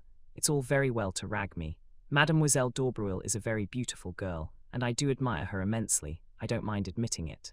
The other's nothing. Don't suppose I shall ever see her again. She was quite amusing to talk to just for a railway journey, but she's not the kind of girl I should ever get keen on. Why? Well, it sounds snobbish perhaps, but she's not a lady, not in any sense of the word. Poirot nodded thoughtfully. There was less raillery in his voice as he asked, "You believe, then, in birth and breeding? I may be old-fashioned, but I certainly don't believe in marrying out of one's class. It never answers. I agree with you, mon ami. 99 times out of 100, it is as you say, but there is always the 100th time. Still, that does not arise, as you do not propose to see the lady again." His last words were almost a question, and I was aware of the sharpness with which he darted a glance at me.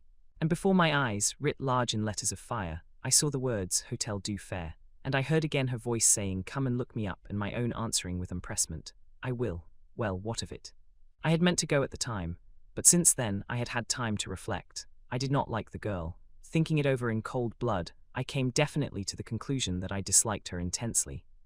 I had got hauled over the coals for foolishly gratifying her morbid curiosity, and I had not the least wish to see her again. I answered Poirot lightly enough.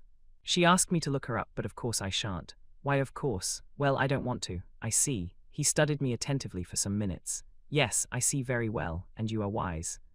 Stick to what you have said. That seems to be your invariable advice," I remarked, rather piqued. "Ah, my friend, have faith in Papa Poirot. Some day, if you permit, I will arrange you a marriage of great suitability." "Thank you," I said laughing, "but the prospect leaves me cold." Poirot sighed and shook his head. "Les Anglais," he murmured. "No method, absolutely none whatever. They leave all to chance." He frowned and altered the position of the salt cellar. "Mademoiselle Cinderella is staying at the Hôtel d'Angleterre, you told me, did you not?" "No." "Hôtel du Fer, true, I forgot." A moment's misgiving shot across my mind. Surely I had never mentioned any hotel to Poirot. I looked across at him and felt reassured. He was cutting his bread into neat little squares, completely absorbed in his task. He must have fancied I had told him where the girl was staying. We had coffee outside facing the sea. Poirot smoked one of his tiny cigarettes and then drew his watch from his pocket. "The train to Paris leaves at 2:25, he observed. "I should be starting." "Paris," I cried. "That is what I said, mon ami. You are going to Paris, but why? He replied very seriously. To look for the murderer of M. Renaud. You think he is in Paris. I am quite certain that he is not. Nevertheless, it is there that I must look for him. You do not understand, but I will explain it all to you in good time. Believe me, this journey to Paris is necessary. I shall not be away long. In all probability, I shall return tomorrow. I do not propose that you should accompany me. Remain here and keep an eye on Giraud. Also cultivate the society of M. Renaud Fils. And thirdly, if you wish, endeavour to cut him out with Mademoiselle Marthe, but I fear you will not have great success. I did not quite relish the last remark. That reminds me, I said. I meant to ask you how you knew about those two. Mon ami, I know human nature. Throw together a boy young Renaud and a beautiful girl like Mademoiselle Marthe, and the result is almost inevitable. Then the quarrel. It was money or a woman, and, remembering Léonie's description of the lad's anger, I decided on the latter. So I made my guess, and I was right. And that was why you warned me against setting my heart on the lady. You already suspected that she loved young Renaud. Poirot smiled. At any rate, I saw that she had anxious eyes. That is how I always think of Mademoiselle d'Aubreuil as the girl with the anxious eyes. His voice was so grave that it impressed me uncomfortably. What do you mean by that, Poirot? I fancy, my friend, that we shall see before very long, but I must start. You've oceans of time. Perhaps. But I like plenty of leisure at the station. I do not wish to rush to hurry to excite myself. At all events, I said, rising, I will come and see you off. You will do nothing of the sort. I forbid it. He was so peremptory that I stared at him in surprise. He nodded emphatically. I mean it, mon ami. Au revoir. You permit that I embrace you. Ah no, I forget that it is not the English custom. Une poignée de main, alors. I felt rather at a loose end after Poirot had left me. I strolled down the beach and watched the bathers, without feeling energetic enough to join them. I rather fancied that Cinderella might be disporting herself amongst them in some wonderful costume, but I saw no signs of her. I strolled aimlessly along the sands towards the further end of the town. It occurred to me that, after all, it would only be decent feeling on my part to inquire after the girl, and it would save trouble in the end. The matter would then be finished with. There would be no need for me to trouble about her any further, but if I did not go at all, she might quite possibly come and look me up at the villa, and that would be annoying in every way. Decidedly, it would be better to pay a short call, in the course of which I could make it quite clear that I could do nothing further for her in my capacity of showman. Accordingly, I left the beach and walked inland. I soon found the Hotel du Fer, a very unpretentious building. It was annoying in the extreme not to know the lady's name, and to save my dignity, I decided to stroll inside and look around. Probably I should find her in the lounge. Merlinville was a small place. You left your hotel to go to the beach, and you left the beach to return to the hotel. There were no other attractions. There was a casino being built, but it was not yet completed. I had walked the length of the beach without seeing her, therefore she must be in the hotel. I went in. Several people were sitting in the tiny lounge, but my quarry was not amongst them. I looked into some other rooms, but there was no sign of her. I waited for some time, till my impatience got the better of me. I took the concierge aside and slipped 5 francs into his hand. I wish to see a lady who is staying here. A young English lady, small and dark, I am not sure of her name. The man shook his head and seemed to be suppressing a grin. There is no such lady as you describe staying here. She is American possibly, I suggested. These fellows are so stupid, but the man continued to shake his head. No, monsieur. There are only 6 or 7 English and American ladies altogether, and they are all much older than the lady you are seeking. It is not here that you will find her, monsieur. He was so positive that I felt doubts. But the lady told me she was staying here. Monsieur must have made a mistake, or it is more likely the lady did, since there has been another gentleman here inquiring for her. What is that you say? I cried, surprised. But yes, monsieur, a gentleman who described her just as you have done. What was he like? He was a small gentleman, well dressed, very neat, very spotless, the moustache very stiff, the head of a peculiar shape and the eyes green. Poirot. So that was why he refused to let me accompany him to the station. The impertinence of it. I would thank him not to meddle in my concerns. Did he fancy I needed a nurse to look after me? Thanking the man, I departed, somewhat at a loss, and still much incensed with my meddlesome friend. I regretted that he was, for the moment, out of reach. I should have enjoyed telling him what I thought of his unwarranted interference. Had I not distinctly told him that I had no intention of seeing the girl? Decidedly, one's friends can be too zealous. But where was the lady? I set aside my wrath and tried to puzzle it out.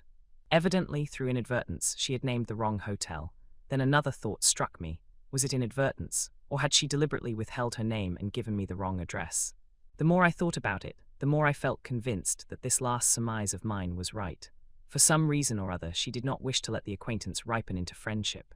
And though half an hour earlier this had been precisely my own view, I did not enjoy having the tables turned upon me.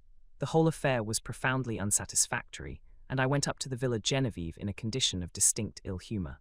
I did not go to the house, but went up the path to the little bench by the shed, and sat there moodily enough. I was distracted from my thoughts by the sound of voices close at hand. In a second or two I realized that they came, not from the garden I was in, but from the adjoining garden of the Villa Marguerite, and that they were approaching rapidly. A girl's voice was speaking, a voice that I recognized as that of the beautiful Marthe. "Chérie," she was saying, "is it really true? Are all our troubles over?" "You know it, Marthe," Jack Renaud replied. "Nothing can part us now, beloved. The last obstacle to our union is removed. Nothing can take you from me." "Nothing," the girl murmured. "Oh, Jack, Jack, I am afraid." I had moved to depart, realizing that I was quite unintentionally eavesdropping. As I rose to my feet, I caught sight of them through a gap in the hedge. They stood together facing me, the man's arm round the girl, his eyes looking into hers. They were a splendid-looking couple, the dark, well-knit boy and the fair young goddess. They seemed made for each other as they stood there, happy in spite of the terrible tragedy that overshadowed their young lives. But the girl's face was troubled, and Jack Renaud seemed to recognize it, as he held her closer to him and asked, "But what are you afraid of, darling? What is there to fear, now?" And then I saw the look in her eyes, the look Poirot had spoken of, as she murmured, so that I almost guessed at the words, "I am afraid for you." I did not hear young Renaud's answer, for my attention was distracted by an unusual appearance a little further down the hedge. There appeared to be a brown bush there, which seemed odd, to say the least of it, so early in the summer. I stepped along to investigate, but at my advance the brown bush withdrew itself precipitately, and faced me with a finger to its lips. It was Giraud. Enjoining caution, he led the way round the shed until we were out of earshot. "What were you doing there?" I asked. "Exactly what you were doing, listening. But I was not there on purpose." "Ah," said Giraud, "I was. As always, I admired the man whilst disliking him." He looked me up and down with a sort of contemptuous disfavor. "You didn't help matters by butting in. I might have heard something useful in a minute. What have you done with your old fossil?" Poirot has gone to Paris," I replied coldly, "and I can tell you, Giraud, that he is anything but an old fossil. He has solved many cases that have completely baffled the English police." "Bah." "The English police," Giraud snapped his fingers disdainfully. "They must be on a level with our examining magistrates. So he has gone to Paris, has he? Well, a good thing. The longer he stays there, the better." "But what does he think he will find there?" I thought I read in the question a tinge of uneasiness. I drew myself up. "That I am not at liberty to say," I said quietly. Giraud subjected me to a piercing stare. "He has probably enough sense not to tell you," he remarked rudely. "Good afternoon, I'm busy." And with that he turned on his heel and left me without ceremony. Matters seemed at a standstill at the Villa Genevieve. Giraud evidently did not desire my company, and from what I had seen, it seemed fairly certain that Jack Renaud did not either. I went back to the town, had an enjoyable bath, and returned to the hotel. I turned in early, wondering whether the following day would bring forth anything of interest. I was wholly unprepared for what it did bring forth. I was eating my petit déjeuner in the dining room, when the waiter, who had been talking to someone outside, came back in obvious excitement. He hesitated for a minute, fidgeting with his napkin, and then burst out. "Monsieur will pardon me, but he is connected, is he not, with the affair at the Villa Genevieve?" "Yes," I said eagerly. "Why, Monsieur has not heard the news, though." "What news?" "That there has been another murder there last night." "What?" Leaving my breakfast, I caught up my hat and ran as fast as I could. Another murder and Poirot away. What fatality! But who had been murdered? I dashed in at the gate. A group of the servants was in the drive, talking and gesticulating. I caught hold of Francois. "What has happened?" "Oh, monsieur, monsieur, another death. It is terrible. There is a curse upon the house." "But yes, I say it, a curse. They should send for le curé to bring some holy water. Never will I sleep another night under that roof. It might be my turn, who knows?" She crossed herself. "Yes," I cried, "but who has been killed? Do I know me? A man, a stranger. They found him up there in the shed, not 100 yards from where they found poor monsieur, and that is not all. He is stabbed to the heart with the same dagger." Chapter 14. The second body waiting for no more, I turned and ran up the path to the shed. The two men on guard there stood aside to let me pass, and filled with excitement, I entered. The light was dim. The place was a mere rough wooden erection to keep old pots and tools in. I had entered impetuously, but on the threshold I checked myself, fascinated by the spectacle before me. Giraud was on his hands and knees, a pocket torch in his hand with which he was examining every inch of the ground. He looked up with a frown at my entrance, then his face relaxed a little in a sort of good-humoured contempt. Ah, c'est l'anglais, enter then, let us see what you can make of this affair. Rather strung by his tone, I stooped my head and passed in.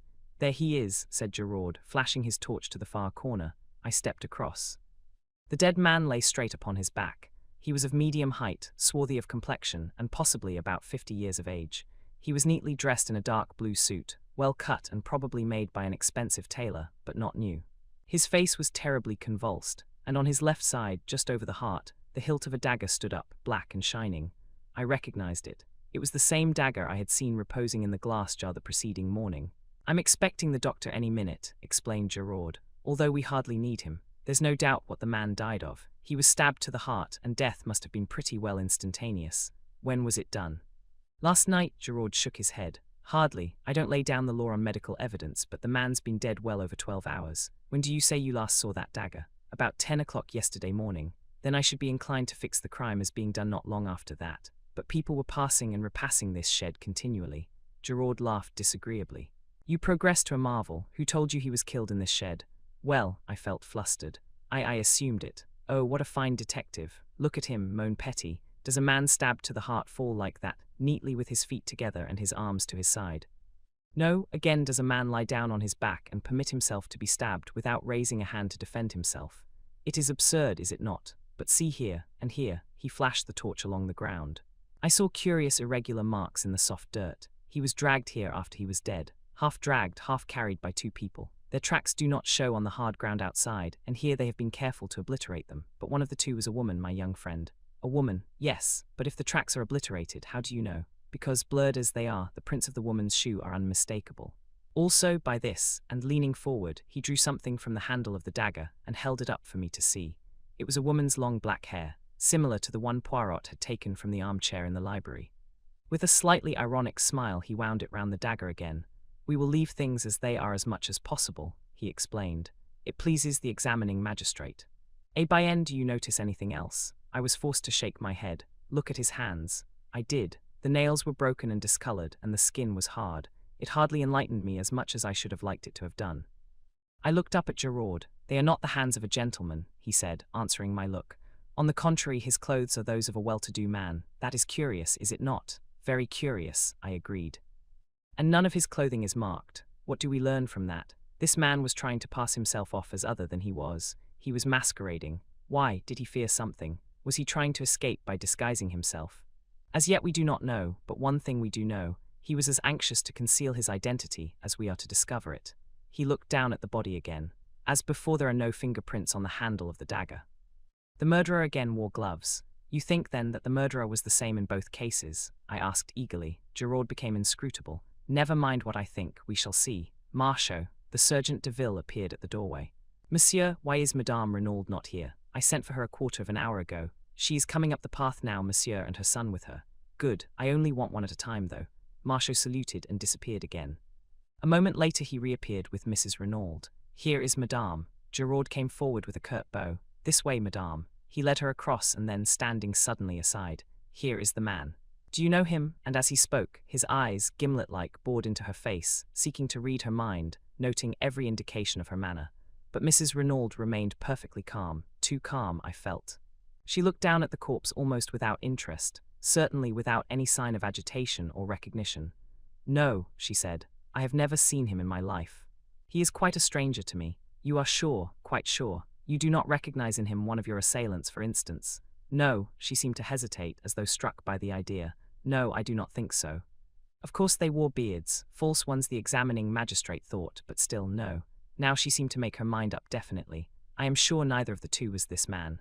Very well, Madame. That is all then. She stepped out with head erect, the sun flashing on the silver threads in her hair. Jack Renaud succeeded her. He too failed to identify the man in a completely natural manner. Gerard merely grunted. Whether he was pleased or chagrined I could not tell. He merely called to Marchot, You have got the other there. Yes, monsieur, bring her in then. The other was Madame d'Aubreuil. She came indignantly, protesting with vehemence. I object, monsieur, this is an outrage. What have I to do with all this? Madame, said Gerard brutally, I am investigating not one murder but two murders. For all I know you may have committed them both. How dare you? She cried. How dare you insult me by such a wild accusation? It is infamous. Infamous is it? What about this? Stooping, he again detached the hair and held it up. Do you see this, madame? He advanced towards her. You permit that I see whether it matches. With a cry she started backwards, white to the lips. It is false, I swear it. I know nothing of the crime, of either crime. Anyone who says I do lies. Ah. Mon dear, what shall I do? Calm yourself, madame, said Gerard coldly. No one has accused you as yet, but you will do well to answer my questions without more ado. Anything you wish, monsieur. Look at the dead man. Have you ever seen him before? Drawing nearer, a little of the colour creeping back to her face, Madame d'Aubreuil looked down at the victim with a certain amount of interest and curiosity. Then she shook her head. I do not know him. It seemed impossible to doubt her, the words came so naturally. Gerard dismissed her with a nod of the head. You are letting her go? I asked in a low voice. Is that wise? Surely that black hair is from her head. I do not need teaching my business, said Gerard dryly. She is under surveillance. I have no wish to arrest her as yet. Then, frowning, he gazed down at the body. Should you say that was a Spanish type at all? He asked suddenly. I considered the face carefully. No, I said at last. I should put him down as a Frenchman most decidedly. Gerard gave a grunt of dissatisfaction. Same here. He stood there for a moment, then with an imperative gesture he waved me aside, and once more on hands and knees, he continued his search of the floor of the shed. He was marvellous. Nothing escaped him. Inch by inch he went over the floor, turning over pots, examining old sacks. He pounced on a bundle by the door, but it proved to be only a ragged coat and trousers, and he flung it down again with a snarl. 2 pairs of old gloves interested him, but in the end he shook his head and laid them aside. Then he went back to the pots, methodically turning them over one by one. In the end, he rose to his feet and shook his head thoughtfully. He seemed baffled and perplexed. I think he had forgotten my presence. But at that moment, a stir and bustle was heard outside, and our old friend, the examining magistrate, accompanied by his clerk and M. Bex, with the doctor behind him, came bustling in. But this is extraordinary, Mr. Gerard, cried Hortet. Another crime. Ah, we have not got to the bottom of this case. There is some deep mystery here. But who is the victim this time? That is just what nobody can tell us, M. le Juge. He has not been identified. Where is the body? Asked the doctor. Gerard moved aside a little. There in the corner. He has been stabbed to the heart, as you see, and with the dagger that was stolen yesterday morning. I fancy that the murder followed hard upon the theft, but that is for you to say. You can handle the dagger freely. There are no fingerprints on it. The doctor knelt down by the dead man, and Gerard turned to the examining magistrate. A pretty little problem, is it not? But I shall solve it, and so no one can identify him, mused the magistrate. Could it possibly be one of the assassins? They may have fallen out among themselves. Gerard shook his head. The man is a Frenchman, I would take my oath of that. But at that moment they were interrupted by the doctor, who was sitting back on his heels with a perplexed expression. You say he was killed yesterday morning. I fix it by the theft of the dagger, explained Gerard. He may, of course, have been killed later in the day. Later in the day, fiddlesticks. This man has been dead at least 48 hours, and probably longer. We stared at each other in blank amazement. Chapter 15. A photograph. The doctor's words were so surprising that we were all momentarily taken aback. Here was a man stabbed with a dagger which we knew to have been stolen only 24 hours previously, and yet Dr. Durand asserted positively that he had been dead at least 48 hours. The whole thing was fantastic to the last extreme. We were still recovering from the surprise of the doctor's announcement when a telegram was brought to me. It had been sent up from the hotel to the villa. I tore it open. It was from Poirot, and announced his return by the train arriving at Merlinville at 12:28. I looked at my watch and saw that I had just time to get comfortably to the station and meet him there. I felt that it was of the utmost importance that he should know at once of the new and startling developments in the case. Evidently, I reflected, Poirot had had no difficulty in finding what he wanted in Paris. The quickness of his return proved that. Very few hours had sufficed. I wondered how he would take the exciting news I had to impart. The train was some minutes late, and I strolled aimlessly up and down the platform, until it occurred to me that I might pass the time by asking a few questions as to who had left Merlinville by the last train on the evening of the tragedy. I approached the chief porter, an intelligent-looking man, and had little difficulty in persuading him to enter upon the subject. It was a disgrace to the police, he hotly affirmed, that such brigands of assassins should be allowed to go about unpunished. I hinted that there was some possibility they might have left by the midnight train, but he negatived the idea decidedly. He would have noticed 2 foreigners, he was sure of it. Only about 20 people had left by the train, and he could not have failed to observe them. I do not know what put the idea into my head. Possibly it was the deep anxiety underlying Marthe d'Aubreuil's tones, but I asked suddenly. Young M. Renaud, he did not leave by that train, did he? Ah no, monsieur. To arrive and start off again within half an hour, it would not be amusing, that. I stared at the man, the significance of his words almost escaping me. Then I saw, "You mean," I said, my heart beating a little, "that M. Jacques Renaud arrived at Merlinville that evening?" "But yes, monsieur. By the last train arriving the other way, the 11:40. My brain whirled. That then was the reason of Marthe's poignant anxiety. Jacques Renaud had been in Merlinville on the night of the crime, but why had he not said so? Why, on the contrary, had he led us to believe that he had remained in Cherbourg? Remembering his frank, boyish countenance, I could hardly bring myself to believe that he had any connection with the crime. Yet why this silence on his part about so vital a matter? One thing was certain, Marthe had known all along. Hence her anxiety, and her eager questioning of Poirot to know whether anyone was suspected. My cogitations were interrupted by the arrival of the train, and in another moment I was greeting Poirot. The little man was radiant. He beamed and vociferated, and forgetting my English reluctance, embraced me warmly on the platform. "Mon cher ami, I have succeeded, but succeeded to a marvel. Indeed, I'm delighted to hear it." "Have you heard the latest here?" "How would you that I should hear anything? There have been some developments, eh? The brave Giraud, he has made an arrest, or even arrests perhaps. Ah, but I will make him look foolish, that one." "But where are you taking me, my friend? Do we not go to the hotel? It is necessary that I attend to my moustaches. They are deplorably limp from the heat of travelling. Also, without doubt, there is dust on my coat. And my tie that I must rearrange." I cut short his remonstrances. "My dear Poirot, never mind all that. We must go to the villa at once. There has been another murder. I have frequently been disappointed when fancying that I was giving news of importance to my friend. Either he has known it already, or he has dismissed it as irrelevant to the main issue, and in the latter case, events have usually proved him justified. But this time I could not complain of missing my effect. Never have I seen a man so flabbergasted. His jaw dropped, all the jauntiness went out of his bearing, he stared at me open-mouthed. "What is that you say? Another murder? Ah, then I am all wrong, I have failed. Giraud may mock himself at me, he will have reason. You did not expect it, then?" Not the least in the world. It demolishes my theory, it ruins everything. No." He stopped dead, thumping himself on the chest. "It is impossible, I cannot be wrong. The facts, taken methodically and in their proper order, admit of only one explanation. I must be right, I am right. But then," he interrupted me, "wait, my friend. I must be right, therefore this new murder is impossible unless, oh wait, I implore you. Say no word." He was silent for a moment or two, then, resuming his normal manner, he said in a quiet, assured voice, "The victim is a man of middle age. His body was found in the locked shed near the scene of the crime, and had been dead at least 48 hours. And it is most probable that he was stabbed in a similar manner to M. Renaud, though not necessarily in the back. It was my turn to gape, and gape I did. In all my knowledge of Poirot, he had never done anything so amazing as this, and almost inevitably, a doubt crossed my mind.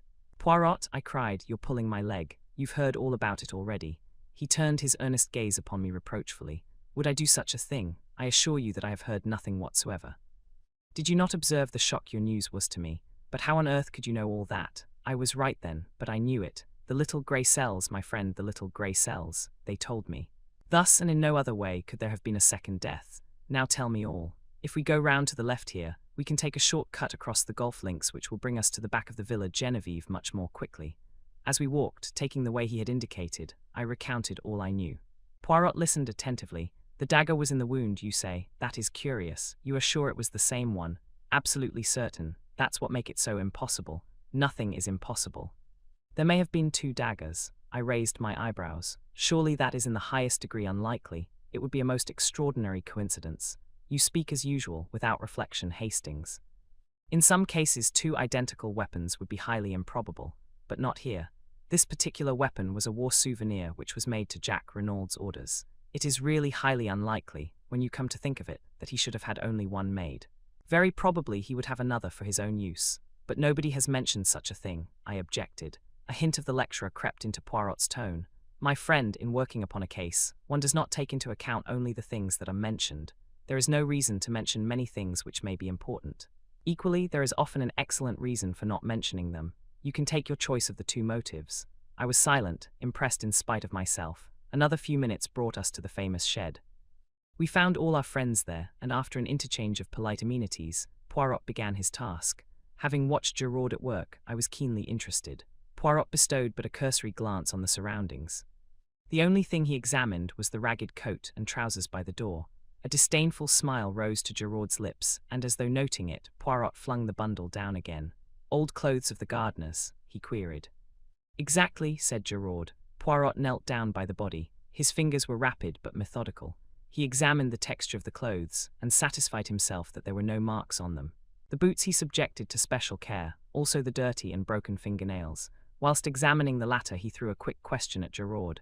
"You saw these?" "Yes, I saw them," replied the other. His face remained inscrutable. Suddenly Poirot stiffened. "Dr. Durand?" "Yes." The doctor came forward. "There is foam on the lips. You observed it." "I didn't notice it, I must admit. But you observe it now?" "Oh, certainly." Poirot again shot a question at Gerard. "You noticed it without doubt." The other did not reply. Poirot proceeded. The dagger had been withdrawn from the wound. It reposed in a glass jar by the side of the body. Poirot examined it, then he studied the wound closely. When he looked up, his eyes were excited, and shone with the green light I knew so well. "It is a strange wound, this. It has not bled. There is no stain on the clothes. The blade of the dagger is slightly discolored, that is all." "What do you think, M. le Docteur?" "I can only say that it is most abnormal." "It is not abnormal at all. It is most simple. The man was stabbed after he was dead." And stilling the clamour of voices that arose with a wave of his hand, Poirot turned to Gerard and added, Gerard agrees with me, do you not, monsieur?" Whatever Gerard's real belief, he accepted the position without moving a muscle. Calmly and almost scornfully he replied, "Certainly I agree." The murmur of surprise and interest broke out again. "But what an idea," cried M. Hortet. "To stab a man after he is dead, barbaric, unheard of, some unappeasable hate, perhaps." "No, M. le Juge," said Poirot. "I should fancy it was done quite cold-bloodedly to create an impression." "What impression?" "The impression it nearly did create," returned Poirot oracularly. M. Bex had been thinking. "How then was the man killed?" "He was not killed." He died, M. le Juge, if I am not much mistaken, of an epileptic fit." This statement of Poirot's again aroused considerable excitement. Dr. Durand knelt down again and made a searching examination.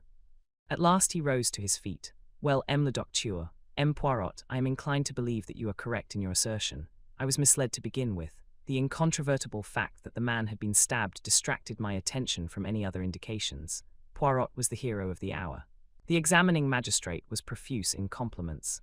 Poirot responded gracefully, and then excused himself on the pretext that neither he nor I had yet lunched, and that he wished to repair the ravages of the journey. As we were about to leave the shed, Gerard approached us. "One more thing, M. Poirot," he said in his suave, mocking voice. "We found this coiled round the handle of the dagger, a woman's hair." "Ah," said Poirot, "a woman's hair. What woman's, I wonder?" "I wonder also," said Gerard. Then with a bow he left us. "He was insistent, the good Gerard," said Poirot thoughtfully, as we walked towards the hotel. "I wonder in what direction he hopes to mislead me. A woman's hair, We lunched heartily, but I found Poirot somewhat distrait and inattentive. Afterwards we went up to our sitting room, and there I begged him to tell me something of his mysterious journey to Paris. "Willingly, my friend, I went to Paris to find this." He took from his pocket a small faded newspaper cutting. It was the reproduction of a woman's photograph. He handed it to me. I uttered an exclamation. "You recognize it, my friend?" I nodded. Although the photo obviously dated from very many years back and the hair was dressed in a different style, the likeness was unmistakable. "Madame d'Aubreuil," I exclaimed. Poirot shook his head with a smile. "Not quite correct, my friend. She did not call herself by that name in those days. That is a picture of the notorious Madame Beroldi." Madame Beroldi. In a flash the whole thing came back to me. The murder trial that had evoked such worldwide interest. The Beroldi case. Chapter 16. The Beroldi case. Some 20 years or so before the opening of the present story, Monsieur Arnold Beroldi, a native of Lyons, arrived in Paris accompanied by his pretty wife and their little daughter, a mere babe. Monsieur Beroldi was a junior partner in a firm of wine merchants, a stout middle-aged man, fond of the good things of life, devoted to his charming wife, and altogether unremarkable in every way. The firm in which Monsieur Beroldi was a partner was a small one, and although doing well, it did not yield a large income to the junior partner. The Beroldis had a small apartment and lived in a very modest fashion to begin with. But unremarkable though Monsieur Beroldi might be, his wife was plentifully gilded with the brush of romance. Young and good-looking, and gifted withal with a singular charm of manner, Madame Beroldi at once created a stir in the quarter, especially when it began to be whispered that some interesting mystery surrounded her birth. It was rumored that she was the illegitimate daughter of a Russian Grand Duke. Others asserted that it was an Austrian Archduke, and that the union was legal, though morganatic. But all stories agreed upon one point, that Jean Beroldi was the center of an interesting mystery.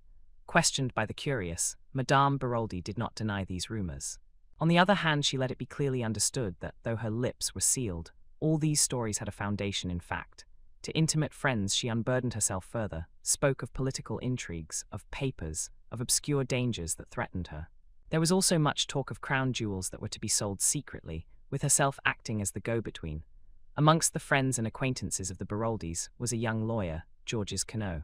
It was soon evident that the fascinating Jean had completely enslaved his heart. Madame Baroldi encouraged the young man in a discreet fashion, but being always careful to affirm her complete devotion to her middle-aged husband. Nevertheless, many spiteful persons did not hesitate to declare that young Queneau was her lover, and not the only one. When the Baroldis had been in Paris about 3 months, another personage came upon the scene. This was Mr. Hiram P. Trapp, a native of the United States and extremely wealthy.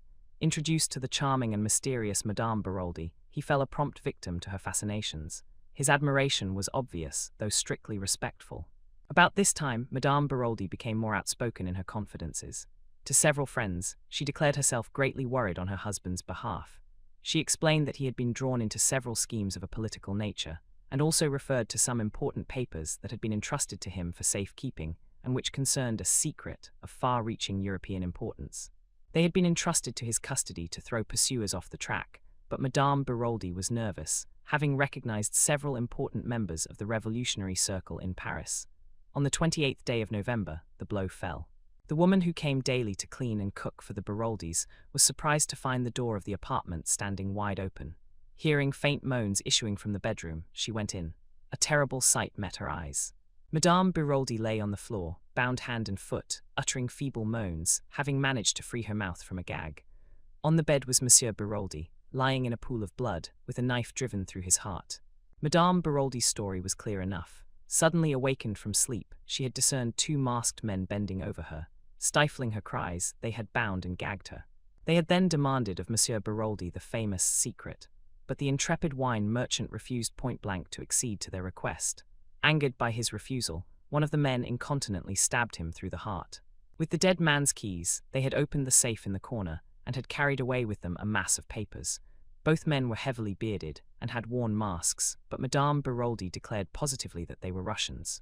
The affair created an immense sensation. It was referred to variously as the nihilist atrocity, revolutionaries in Paris, and the Russian mystery. Time went on, and the mysterious bearded men were never traced. And then, just as public interest was beginning to die down, a startling development occurred. Madame Baroldi was arrested and charged with the murder of her husband. The trial, when it came on, aroused widespread interest. The youth and beauty of the accused and her mysterious history were sufficient to make of it a cause célèbre. People ranged themselves wildly for or against the prisoner, but her partisans received several severe checks to their enthusiasm. The romantic past of Madame Baroldi, her royal blood, and the mysterious intrigues in which she had her being were shown to be mere fantasies of the imagination. It was proved beyond doubt that Jean Baroldi's parents were a highly respectable and prosaic couple, fruit merchants, who lived on the outskirts of Lyons. The Russian Grand Duke, the court intrigues, and the political schemes, all the stories current, were traced back to the lady herself. From her brain had emanated these ingenious myths, and she was proved to have raised a considerable sum of money from various credulous persons by her fiction of the crown jewels, the jewels in question being found to be mere paste imitations. Remorselessly, the whole story of her life was laid bare. The motive for the murder was found in Mr. Hiram P. Trapp. Mr. Trapp did his best, but relentlessly and agilely cross-questioned, he was forced to admit that he loved the lady, and that, had she been free, he would have asked her to be his wife. The fact that the relations between them were admittedly platonic strengthened the case against the accused. Debarred from becoming his mistress by the simple, honorable nature of the man, Jean Baroldi had conceived the monstrous project of ridding herself of her elderly, undistinguished husband and becoming the wife of the rich American. Throughout, Madame Baroldi confronted her accusers with complete sang-froid and self-possession. Her story never varied. She continued to declare strenuously that she was of royal birth and that she had been substituted for the daughter of the fruit seller at an early age. Absurd and completely unsubstantiated as these statements were, a great number of people believed implicitly in their truth, but the prosecution was implacable. It denounced the masked Russians as a myth and asserted that the crime had been committed by Madame Baroldi and her lover, Georges Queneau. A warrant was issued for the arrest of the latter, but he had wisely disappeared. Evidence showed that the bonds which secured Madame Baroldi were so loose that she could easily have freed herself. And then, towards the close of the trial, a letter, posted in Paris, was sent to the public prosecutor. It was from Georges Queneau, and without revealing his whereabouts, it contained a full confession of the crime. He declared that he had indeed struck the fatal blow at Madame Baroldi's instigation. The crime had been planned between them. Believing that her husband ill-treated her, and maddened by his own passion for her, a passion which he believed her to return, he had planned the crime and struck the fatal blow that should free the woman he loved from a hateful bondage. Now, for the first time, he learnt of Mr. Hiram P. Trapp, and realized that the woman he loved had betrayed him. Not for his sake did she wish to be free, but in order to marry the wealthy American. She had used him as a catspaw, and now, in his jealous rage, he turned and denounced her, declaring that throughout he had acted at her instigation. And then Madame Baroldi proved herself the remarkable woman she undoubtedly was. Without hesitation, she dropped her previous defense, and admitted that the Russians were a pure invention on her part. The real murderer was Georges Queneau. Maddened by passion, he had committed the crime, vowing that if she did not keep silence, he would enact a terrible vengeance from her. Terrified by his threats, she had consented, also fearing it likely that if she told the truth she might be accused of conniving at the crime. But she had steadfastly refused to have anything more to do with her husband's murderer, and it was in revenge for this attitude on her part that he had written this letter accusing her. She swore solemnly that she had had nothing to do with the planning of the crime, that she had awoke on that memorable night to find Georges Queneau standing over her, the blood-stained knife in his hand. It was a touch-and-go affair. Madame Baroldi's story was hardly credible, but this woman, whose fairy tales of royal intrigues had been so easily accepted, had the supreme art of making herself believed. Her address to the jury was a masterpiece. The tears streaming down her face, she spoke of her child, of her woman's honor, of her desire to keep her reputation untarnished for the child's sake.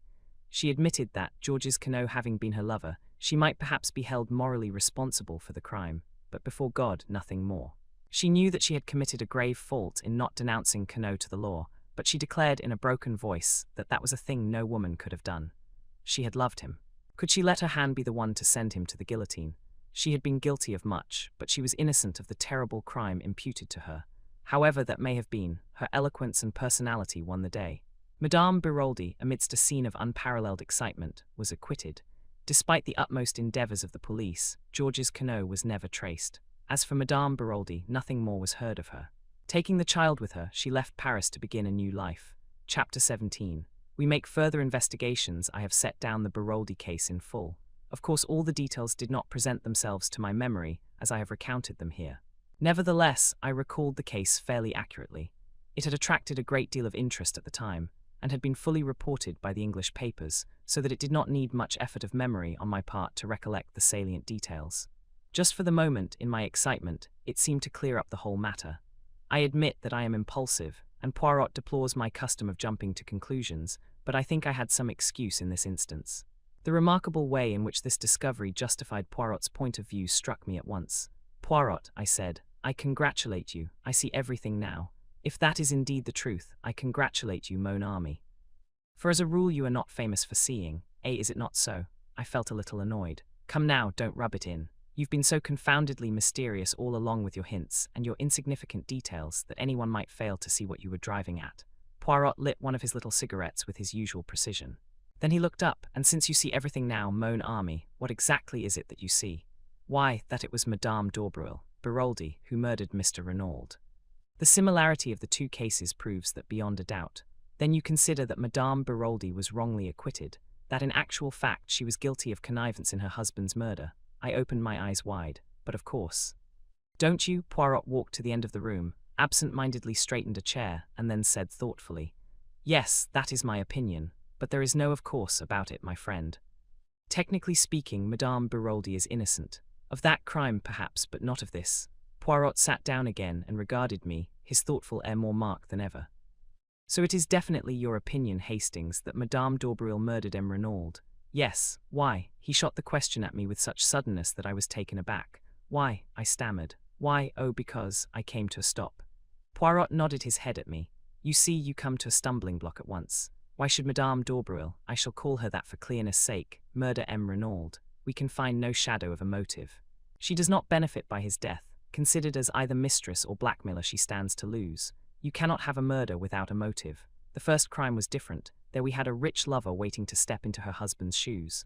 Money is not the only motive for murder," I objected. "True," agreed Poirot placidly. "There are two others. The crime passional is one, and there is the third rare motive, murder for an idea which implies some form of mental derangement on the part of the murderer. Homicidal mania and religious fanaticism belong to that class. We can rule it out here. But what about the crime passional? Can you rule that out? If Madame d'Aubreuil was Renaud's mistress, if she found that his affection was cooling, or if her jealousy was aroused in any way, might she not have struck him down in a moment of anger? Poirot shook his head. If I say, if you note, Madame d'Aubreuil was Renaud's mistress, he had not had time to tire of her, and in any case you mistake her character. She is a woman who can simulate great emotional stress. She is a magnificent actress. But looked at dispassionately, her life disproves her appearance. Throughout, if we examine it, she had been cold-blooded and calculating in her motives and actions. It was not to link her life with that of her young lover that she connived at her husband's murder. The rich American, for whom she probably did not care a button, was her objective. If she committed a crime, she would always do so for gain. Here there was no gain. Besides, how do you account for the digging of the grave? That was a man's work. She might have had an accomplice, I suggested, unwilling to relinquish my belief. I passed to another objection. You have spoken of the similarity between the two crimes. Wherein does that lie, my friend? I stared at him in astonishment. Why, Poirot, it was you who remarked on that. The story of the masked men, the secret, the papers. Poirot smiled a little. Do not be so indignant, I beg of you. I repudiate nothing. The similarity of the two stories links the two cases together inevitably, but reflect now on something very curious. It is not Madame d'Aubreuil who tells us this tale. If it were all would indeed be plain sailing. It is Madame Renaud. Is she then in league with the other? I can't believe that, I said slowly. If it is so, she must be the most consummate actress the world has ever known. Ta, said Poirot impatiently. Again you have the sentiment, and not the logic. If it is necessary for a criminal to be a consummate actress, then by all means assume her to be one. But is it necessary? I do not believe Madame Renaud to be in league with Madame d'Aubreuil for several reasons, some of which I have already enumerated to you. The others are self-evident.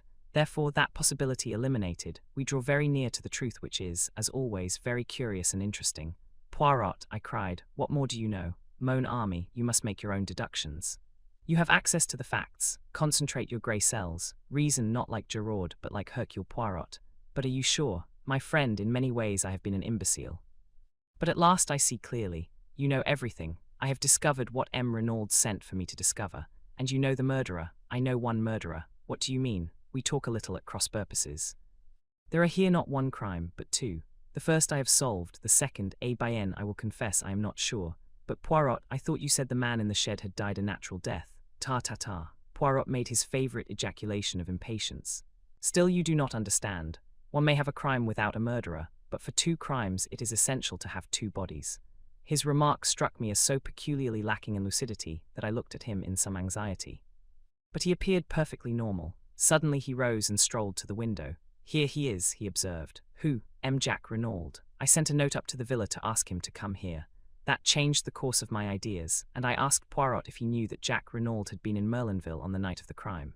I had hoped to catch my astute little friend napping, but as usual, he was omniscient. He, too, had inquired at the station, and without doubt we are not original in the idea, Hastings. The excellent Giraud, he also has probably made his inquiries. You don't think, I said, and then stopped. Ah no, it would be too horrible. Poirot looked inquiringly at me, but I said no more. It had just occurred to me that though there were 7 women directly or indirectly connected with the case Mrs. Renaud, Madame d'Aubreuil and her daughter, the mysterious visitor, and the 3 servants, there was, with the exception of old Auguste who could hardly count, only one man, Jack Renaud. And a man must have dug a grave. I had no time to develop further the appalling idea that had occurred to me, for Jack Renaud was ushered into the room. Poirot greeted him in a businesslike manner. Take a seat, monsieur. I regret infinitely to derange you, but you will perhaps understand that the atmosphere of the villa is not too congenial to me. M. Giraud and I do not see eye to eye about everything. His politeness to me has not been striking, and you will comprehend that I do not intend any little discoveries I may make to benefit him in any way. Exactly, M. Poirot, said the lad. That fellow Giraud is an ill-conditioned brute, and I'd be delighted to see some 1 score at his expense. Then I may ask a little favour of you. Certainly. I will ask you to go to the railway station and take a train to the next station along the line, Abilac. Ask there at the cloakroom whether 2 foreigners deposited a valise there on the night of the murder. It is a small station, and they are almost certain to remember. Will you do this? Of course I will, said the boy, mystified, though ready for the task. I and my friend, you comprehend, have business elsewhere, explained Poirot. There is a train in a quarter of an hour, and I will ask you not to return to the villa, as I have no wish for Gerard to get an inkling of your errand. Very well, I will go straight to the station. He rose to his feet. Poirot's voice stopped him. One moment, M. Renaud, there is one little matter that puzzles me. Why did you not mention to M. Hortet this morning that you were in Merlinville on the night of the crime? Jack Renaud's face went crimson. With an effort he controlled himself. You have made a mistake. I was in Cherbourg, as I told the examining magistrate this morning. Poirot looked at him, his eyes narrowed, cat-like, until they only showed a gleam of green. Then it is a singular mistake that I have made there, for it is shared by the station staff. They say you arrived by the 11:40 train. For a moment Jack Renaud hesitated, then he made up his mind. And if I did? I suppose you do not mean to accuse me of participating in my father's murder? He asked the question haughtily, his head thrown back. I should like an explanation of the reason that brought you here. That is simple enough. I came to see my fiancée, Mademoiselle d'Aubreuil. I was on the eve of a long voyage, uncertain as to when I should return. I wished to see her before I went, to assure her of my unchanging devotion. And you did see her? Poirot's eyes never left the other's face. There was an appreciable pause before Renaud replied. Then he said, yes, and afterwards, I found I had missed the last train. I walked to St. Beauvais, where I knocked up a garage and got a car to take me back to Cherbourg. St. Beauvais, that is 15 kilometers. A long walk, M. Renaud. I felt like walking. Poirot bowed his head as a sign that he accepted the explanation. Jack Renaud took up his hat and cane and departed. In a trice Poirot jumped to his feet. Quick, Hastings, we will go after him. Keeping a discreet distance behind our quarry, we followed him through the streets of Merlinville. But when Poirot saw that he took the turning to the station, he checked himself. All is well. He has taken the bait. He will go to Abilac and will inquire for the mythical valise left by the mythical foreigners. Yes, mon ami, all that was a little invention of my own. You wanted him out of the way, I exclaimed. Your penetration is amazing, Hastings. Now, if you please, we will go up to the Villa Genevieve. Chapter 18. Gerard acts by the way, Poirot, I said, as we walked along the hot white road. I've got a bone to pick with you. I dare say you meant well, but really it was no business of yours to go mouching round to the Hotel du Fer without letting me know. Poirot shot a quick sidelong glance at me. And how did you know I had been there? He inquired. Much to my annoyance, I felt the colour rising in my cheeks. I happened to look in passing, I explained with as much dignity as I could muster. I rather feared Poirot's banter, but to my relief and somewhat to my surprise, he only shook his head with a rather unusual gravity. If I have offended your susceptibilities in any way, I demand pardon of you. You will understand better soon, but believe me, I have striven to concentrate all my energies on the case. Oh, it's all right, I said, mollified by the apology. I know it's only that you have my interests at heart. But I can take care of myself all right. Poirot seemed to be about to say something further, but checked himself. Arrived at the villa, Poirot led the way up to the shed where the second body had been discovered. He did not, however, go in, but paused by the bench which I have mentioned before as being set some few yards away from it. After contemplating it for a moment or two, he paced carefully from it to the hedge, which marked the boundary between the Villa Genevieve and the Villa Marguerite. Then he paced back again, nodding his head as he did so. Returning again to the hedge, he parted the bushes with his hands. With good fortune, he remarked to me over his shoulder, Mademoiselle Marthe may find herself in the garden. I desire to speak to her and would prefer not to call formally at the Villa Marguerite. Ah, all is well, there she is. PSD, mademoiselle, PSD, un moment, s'il vous plaît. I joined him at the moment that Marthe d'Aubreuil, looking slightly startled, came running up to the hedge at his call. A little word with you, mademoiselle, if it is permitted. Certainly, Monsieur Poirot. Despite her acquiescence, her eyes looked troubled and afraid. Mademoiselle, do you remember running after me on the road the day that I came to your house with the examining magistrate? You asked me if anyone was suspected of the crime, and you told me 2 Chileans. Her voice sounded rather breathless, and her left hand stole to her breast. Will you ask me the same question again, mademoiselle? What do you mean, this? If you were to ask me that question again, I should give you a different answer. Someone is suspected, but not a Chilean. Who? The word came faintly between her parted lips. M. Jack Renaud. What? It was a cry. Jack, impossible. Who dares to suspect him? Gerard. Gerard. The girl's face was ashy. I am afraid of that man. He is cruel. He will, she broke off. There was courage gathering in her face and determination. I realized in that moment that she was a fighter. Poirot, too, watched her intently. You know, of course, that he was here on the night of the murder? He asked. Yes, she replied mechanically. He told me. It was unwise to have tried to conceal the fact, ventured Poirot. Yes, she replied impatiently, but we cannot waste time on regrets. We must find something to save him. He is innocent, of course, but that will not help him with a man like Gerard who has his reputation to think of. He must arrest someone, and that someone will be Jack. The facts will tell against him, said Poirot. You realize that? She faced him squarely, and used the words I had heard her say in her mother's drawing room. I am not a child, monsieur. I can be brave and look facts in the face. He is innocent, and we must save him. She spoke with a kind of desperate energy, then was silent, frowning as she thought. Mademoiselle, said Poirot, observing her keenly, is there not something that you are keeping back that you could tell us? She nodded perplexedly. Yes, there is something, but I hardly know whether you will believe it. It seems so absurd. At any rate, tell us, mademoiselle. It is this. M. Gerard sent for me as an afterthought to see if I could identify the man in there. She signed with her head towards the shed. I could not, at least I could not at the moment, but since I have been thinking, well, it seems so queer, and yet I am almost sure, I will tell you. On the morning of the day M. Renaud was murdered, I was walking in the garden here, when I heard a sound of men's voices quarrelling. I pushed aside the bushes and looked through. One of the men was M. Renaud, and the other was a tramp, a dreadful-looking creature in filthy rags. He was alternately whining and threatening. I gathered he was asking for money, but at that moment Mammon called me from the house, and I had to go. That is all, only, I am almost sure that the tramp and the dead man in the shed are one and the same. Poirot uttered an exclamation. But why did you not say so at the time, mademoiselle? Because at first it only struck me that the face was vaguely familiar in some way. The man was differently dressed, and apparently belonged to a superior station in life. But tell me, Monsieur Poirot, is it not possible that this tramp might have attacked and killed M. Renaud, and taken his clothes and money? It is an idea, mademoiselle, said Poirot slowly. It leaves a lot unexplained, but it is certainly an idea. I will think of it. A voice called from the house. Mammon, whispered Marthe, I must go, and she slipped away through the trees. Come, said Poirot, and taking my arm, turned in the direction of the villa. What do you really think? I asked, in some curiosity. Was that story true, or did the girl make it up in order to divert suspicion from her lover? It is a curious tale, said Poirot, but I believe it to be the absolute truth. Unwittingly, Mademoiselle Marthe told us the truth on another point, and incidentally gave Jack Renaud the lie. Did you notice his hesitation when I asked him if he saw Marthe d'Aubreuil on the night of the crime? He paused and then said yes. I suspected that he was lying. It was necessary for me to see Mademoiselle Marthe before he could put her on her guard. 3 little words gave me the information I wanted. When I asked her if she knew that Jack Renaud was here that night, she answered he told me. Now, Hastings, what was Jack Renaud doing here on that eventful evening? And if he did not see Mademoiselle Marthe, whom did he see? Surely, Poirot, I cried aghast. You cannot believe that a boy like that would murder his own father. Mon ami, said Poirot, you continue to be of a sentimentality unbelievable. I have seen mothers who murdered their little children for the sake of the insurance money. After that, one can believe anything.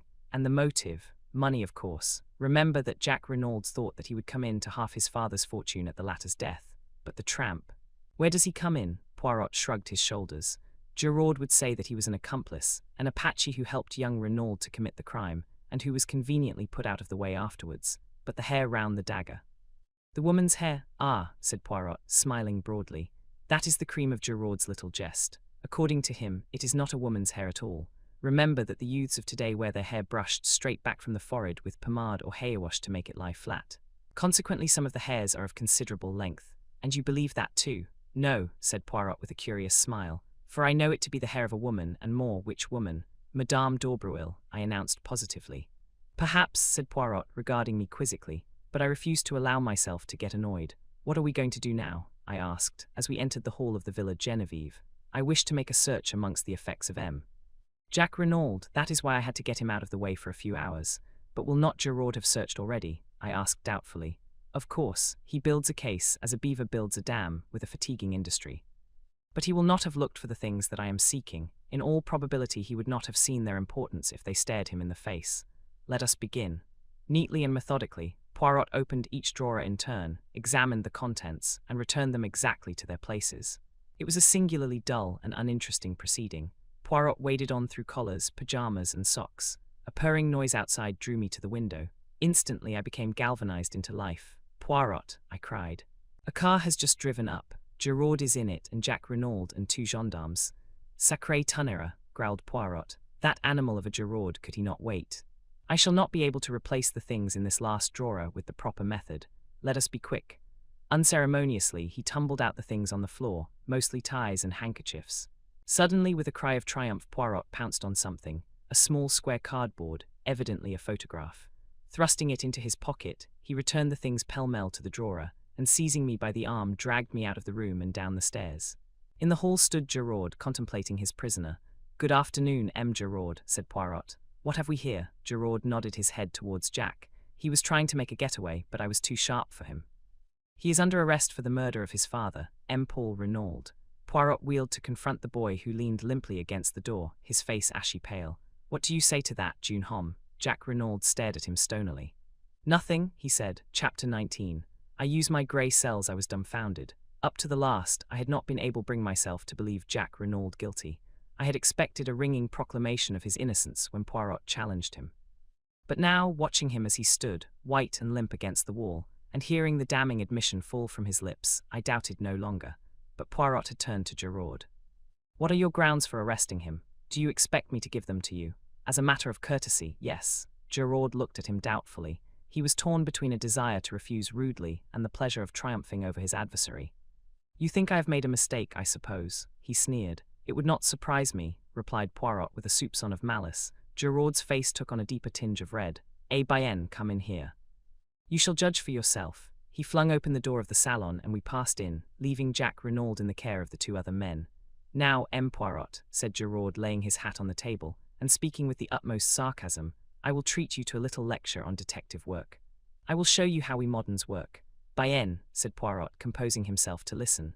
"I will show you how admirably the old guard can listen," and he leaned back and closed his eyes, opening them for a moment to remark. "Do not fear that I shall sleep. I will attend most carefully." "Of course," began Gerard, "I soon saw through all that Chilean tomfoolery. 2 men were in it, but they were not mysterious foreigners.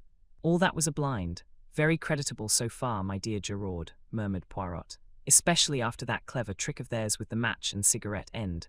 Gerard glared but continued. "A man must have been connected with the case in order to dig the grave. There is no man who actually benefits by the crime, but there was a man who thought he would benefit. I heard of Jack Renaud's quarrel with his father and of the threats that he had used. The motive was established. Now as to means. Jack Renaud was in Merlinville that night. He concealed the fact, which turned suspicion into certainty. Then we found a second victim, stabbed with the same dagger. We know when that dagger was stolen. Captain Hastings here can fix the time. Jack Renaud, arriving from Cherbourg, was the only person who could have taken it. I have accounted for all the other members of the household." Poirot interrupted. "You are wrong. There is one other person who could have taken the dagger. You refer to M. Stonner.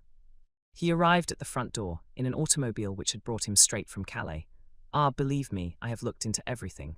M. Jack Renaud arrived by train. An hour elapsed between his arrival and the moment he presented himself at the house.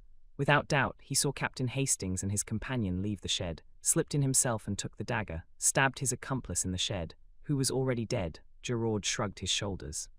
"Possibly he did not observe that. He may have judged him to be sleeping. Without doubt they had a rendezvous. In any case, he knew this apparent second murder would greatly complicate the case. It did, but it could not deceive M." "Gerard," murmured Poirot, "you mock yourself at me, but I will give you one last irrefutable proof. Madame Renaud's story was false, a fabrication from beginning to end.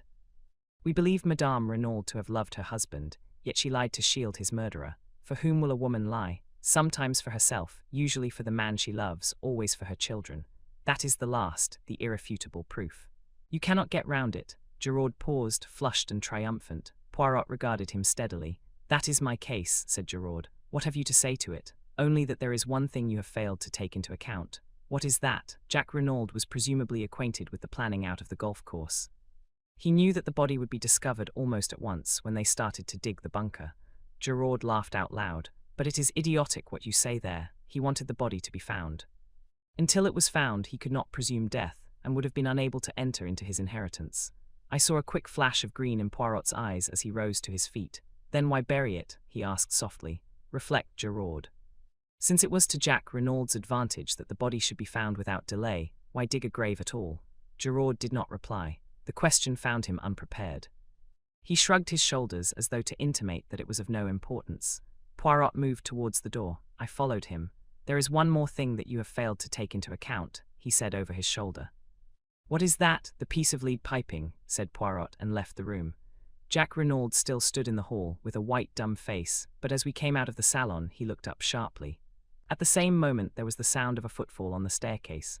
Mrs. Renaud was descending it. At the sight of her son, standing between the two myrmidons of the law, she stopped as though petrified. "Jack," she faltered.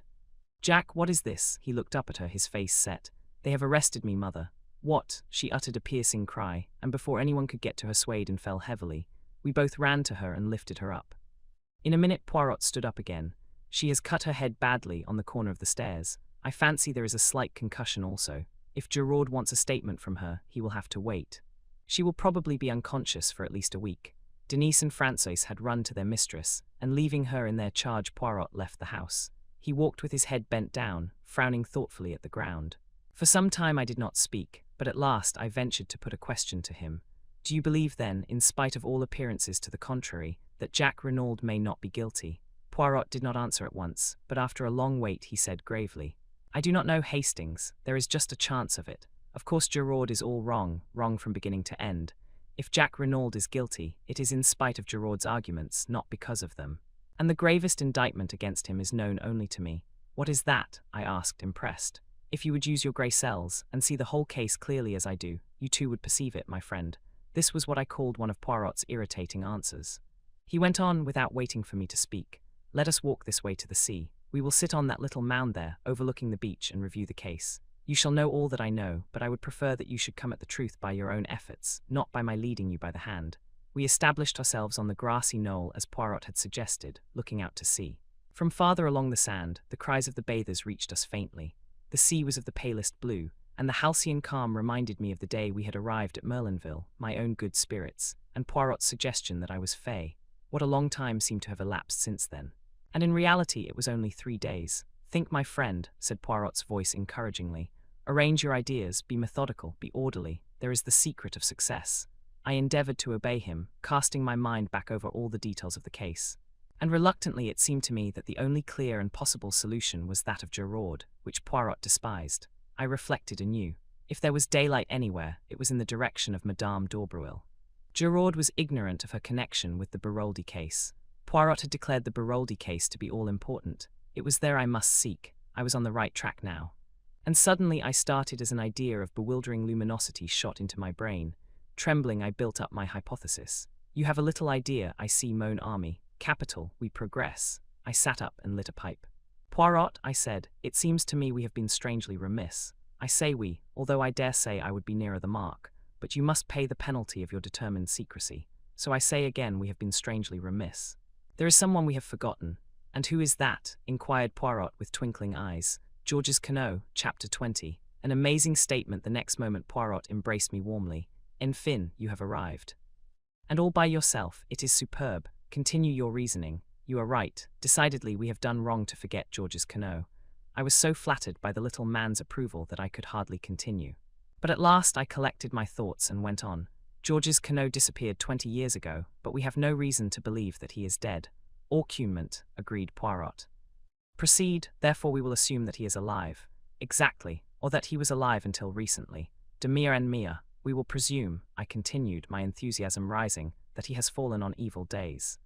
He has become a criminal, an Apache, a tramp, or what you will. He chances to come to Merlinville. There he finds the woman he has never ceased to love." The sentimentality," warned Poirot. "Where one hates one also loves," I quoted or misquoted.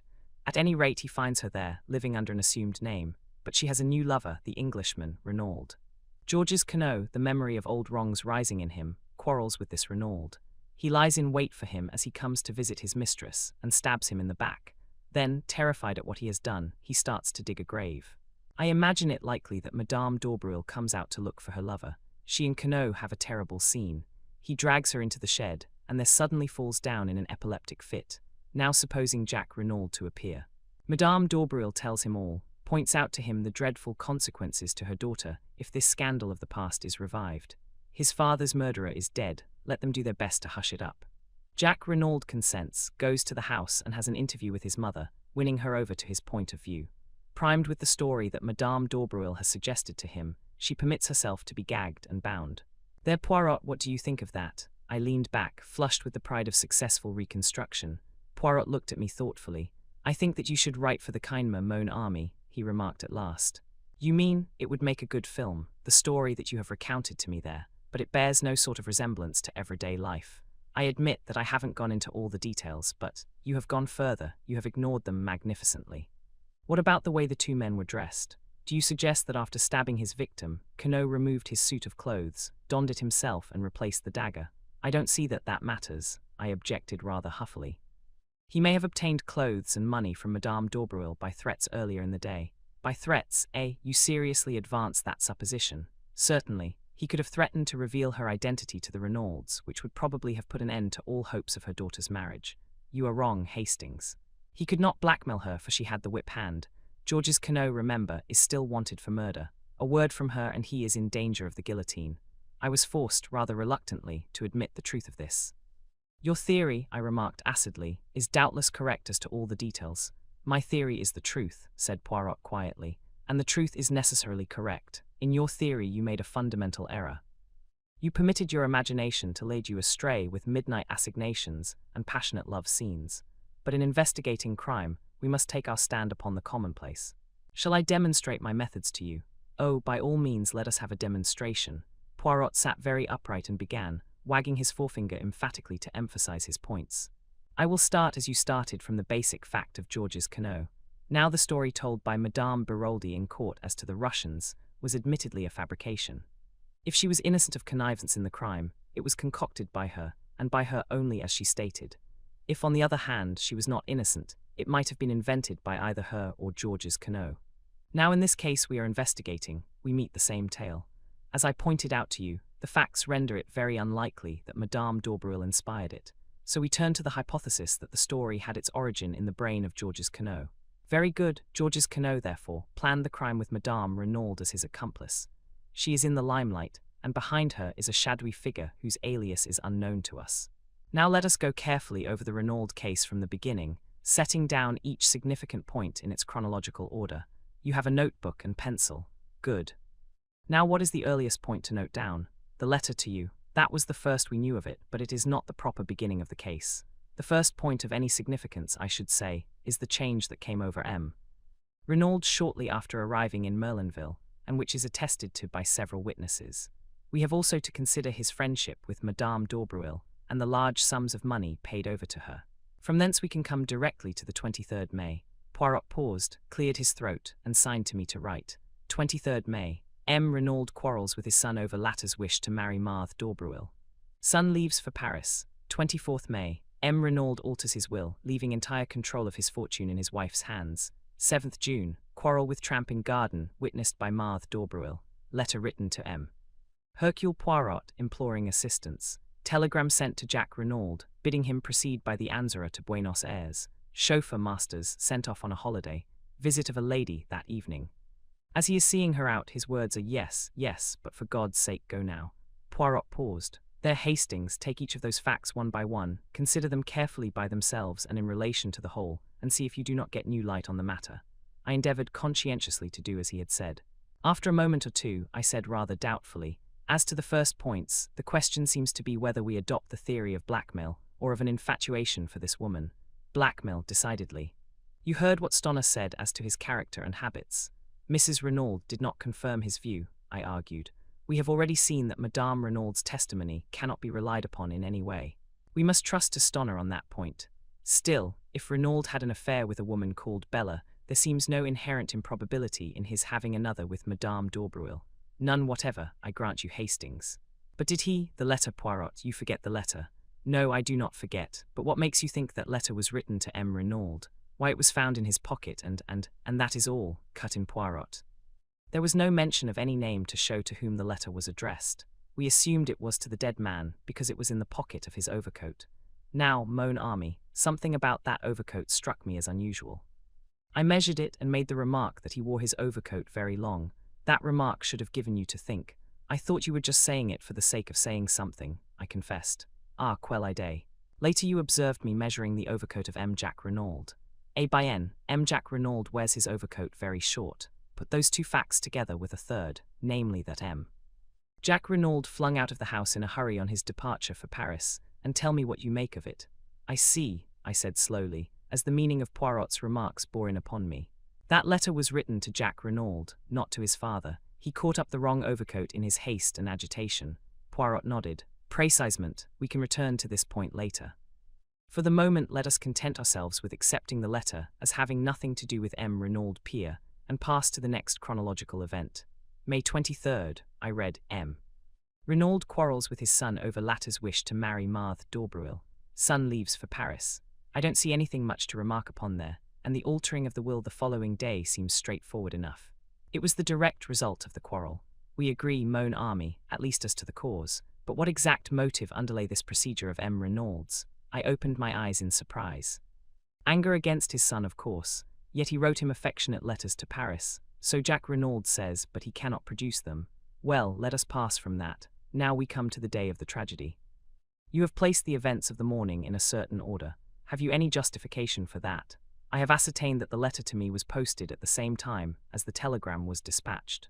Masters was informed he could take a holiday shortly afterwards. In my opinion, the quarrel with the tramp took place anterior to these happenings. I do not see that you can fix that definitely, unless you question Mademoiselle d'Aubreuil again. There is no need. I am sure of it, and if you do not see that, you see nothing, Hastings. I looked at him for a moment. Of course, I am an idiot. If the tramp was Georges Queneau, it was after the stormy interview with him that Mr. Renaud apprehended danger.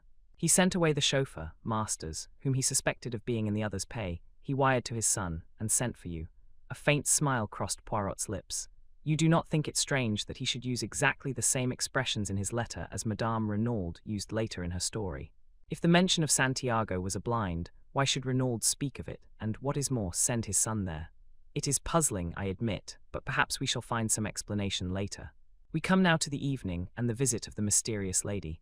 I confess that that fairly baffles me, unless it was Madame d'Aubreuil, as François all along maintained. Poirot shook his head. My friend, where are your wits wandering? Remember the fragment of check, and the fact that the name Bella Duveen was faintly familiar to Stoner, and I think we may take it for granted that Bella Duveen is the full name of Jack's unknown correspondent, and that it was she who came to the Villa Genevieve that night. Whether she intended to see Jack, or whether she meant all along to appeal to his father, we cannot be certain, but I think we may assume that this is what occurred. She produced her claim upon Jack, probably showed letters that he had written her, and the older man tried to buy her off by writing a check. This she indignantly tore up. The terms of her letter are those of a woman genuinely in love, and she would probably deeply resent being offered money. In the end he got rid of her, and here the words that he used are significant. Yes, but for God's sake go now, I repeated. They seem to me a little vehement, perhaps that is all. That is enough. He was desperately anxious for the girl to go. Why? Not only because the interview was unpleasant. No, it was the time that was slipping by, and for some reason time was precious. Why should it be? I asked, bewildered. That is what we ask ourselves. Why should it be? But later we have the incident of the wrist watch, which again shows us that time plays a very important part in the crime. We are now fast approaching the actual drama. It is 10:30 when Bella Duveen leaves, and by the evidence of the wrist watch we know that the crime was committed, or at any rate that it was staged, before 12 o'clock. We have reviewed all the events anterior to the murder. There remains only one unplaced. By the doctor's evidence, the tramp, when found, had been dead at least 48 hours, with a possible margin of 24 hours more. Now, with no other facts to help me than those we have discussed, I place the death as having occurred on the morning of June 7th. I stared at him, stupefied. But how? Why? How can you possibly know? Because only in that way can the sequence of events be logically explained. Mon ami, I have taken you step by step along the way. Do you not now see what is so glaringly plain? My dear Poirot, I can't see anything glaring about it. I did think I was beginning to see my way before, but I'm now hopelessly fogged. Poirot looked at me sadly and shook his head. Mon dear, but it is triste, a good intelligence, and so deplorably lacking in method. There is an exercise most excellent for the development of the little grey cells. I will impart it to you. For heaven's sake, not now. You really are the most irritating of fellows, Poirot. For goodness sake, get on and tell me who killed M. Renaud. That is just what I am not sure of as yet, but you said it was glaringly clear. We talk at cross purposes, my friend. Remember, it is 2 crimes we are investigating, for which, as I pointed out to you, we have the necessary 2 bodies. There ne vous impatientez pas, I explain all. To begin with, we apply our psychology. We find 3 points at which M. Renaud displays a distinct change of view and action, 3 psychological points therefore. The first occurs immediately after arriving in Merlinville, the second after quarrelling with his son on a certain subject, the third on the morning of June 7th. Now for the 3 causes. We can attribute number 1 to meeting Madame d'Aubreuil, Number 2 is indirectly connected with her, since it concerns a marriage between M. Renaud's son and her daughter, but the cause of number 3 is hidden from us. We have to deduce it. Now, Mon Ami, let me ask you a question. Who do we believe to have planned this crime? Georges Quenouille, I said doubtfully, eyeing Poirot warily. Exactly. Now Giraud laid it down as an axiom that a woman lies to save herself, the man she loves, and her child. Since we are satisfied that was Georges Quenouille who dictated the lie to her, and as Georges Quenouille is not Jack Renaud, follows that the third case is put out of court. And still attributing the crime to Georges Quenouille, the first is equally so. So we are forced to the second, that Madame Renaud lied for the sake of the man she loved, or in other words, for the sake of Georges Quenouille. You agree to that? Yes, I admitted. It seems logical enough. By N, Madame Renaud loves Georges Quenouille. Who then is Georges Quenouille? The tramp. Have we any evidence to show that Madame Renaud loved the tramp? No, but very well then. Do not cling to theories where facts no longer support them. Ask yourself instead who Madame Renaud did love. I shook my head perplexed. Mais, you know perfectly. Who did Madame Renaud love so dearly that when she saw his dead body, she fell down in a swoon? I stared dumbfounded. Her husband, I gasped. Poirot nodded. Her husband, or Georges Quenouille, whichever you like to call him. I rallied myself. But it's impossible. How impossible? Did we not agree just now that Madame d'Aubreuil was in a position to blackmail Georges Quenouille? Yes, but, and did she not very effectively blackmail M. Renaud? That may be true enough, but, and is it not a fact that we know nothing of M. Renaud's youth and upbringing, that he springs suddenly into existence as a French-Canadian exactly 22 years ago? All that is so, I said more firmly, but you seem to me to be overlooking one salient point. What is it, my friend? Why, we have admitted Georges Quenouille planned the crime. That brings us to the ridiculous statement that he planned his own murder. By N, Mon Ami, said Poirot placidly. That is just what he did do. Chapter 21. Hercule Poirot on the case. In a measured voice, Poirot began his exposition. It seems strange to you, Mon Ami, that a man should plan his own death.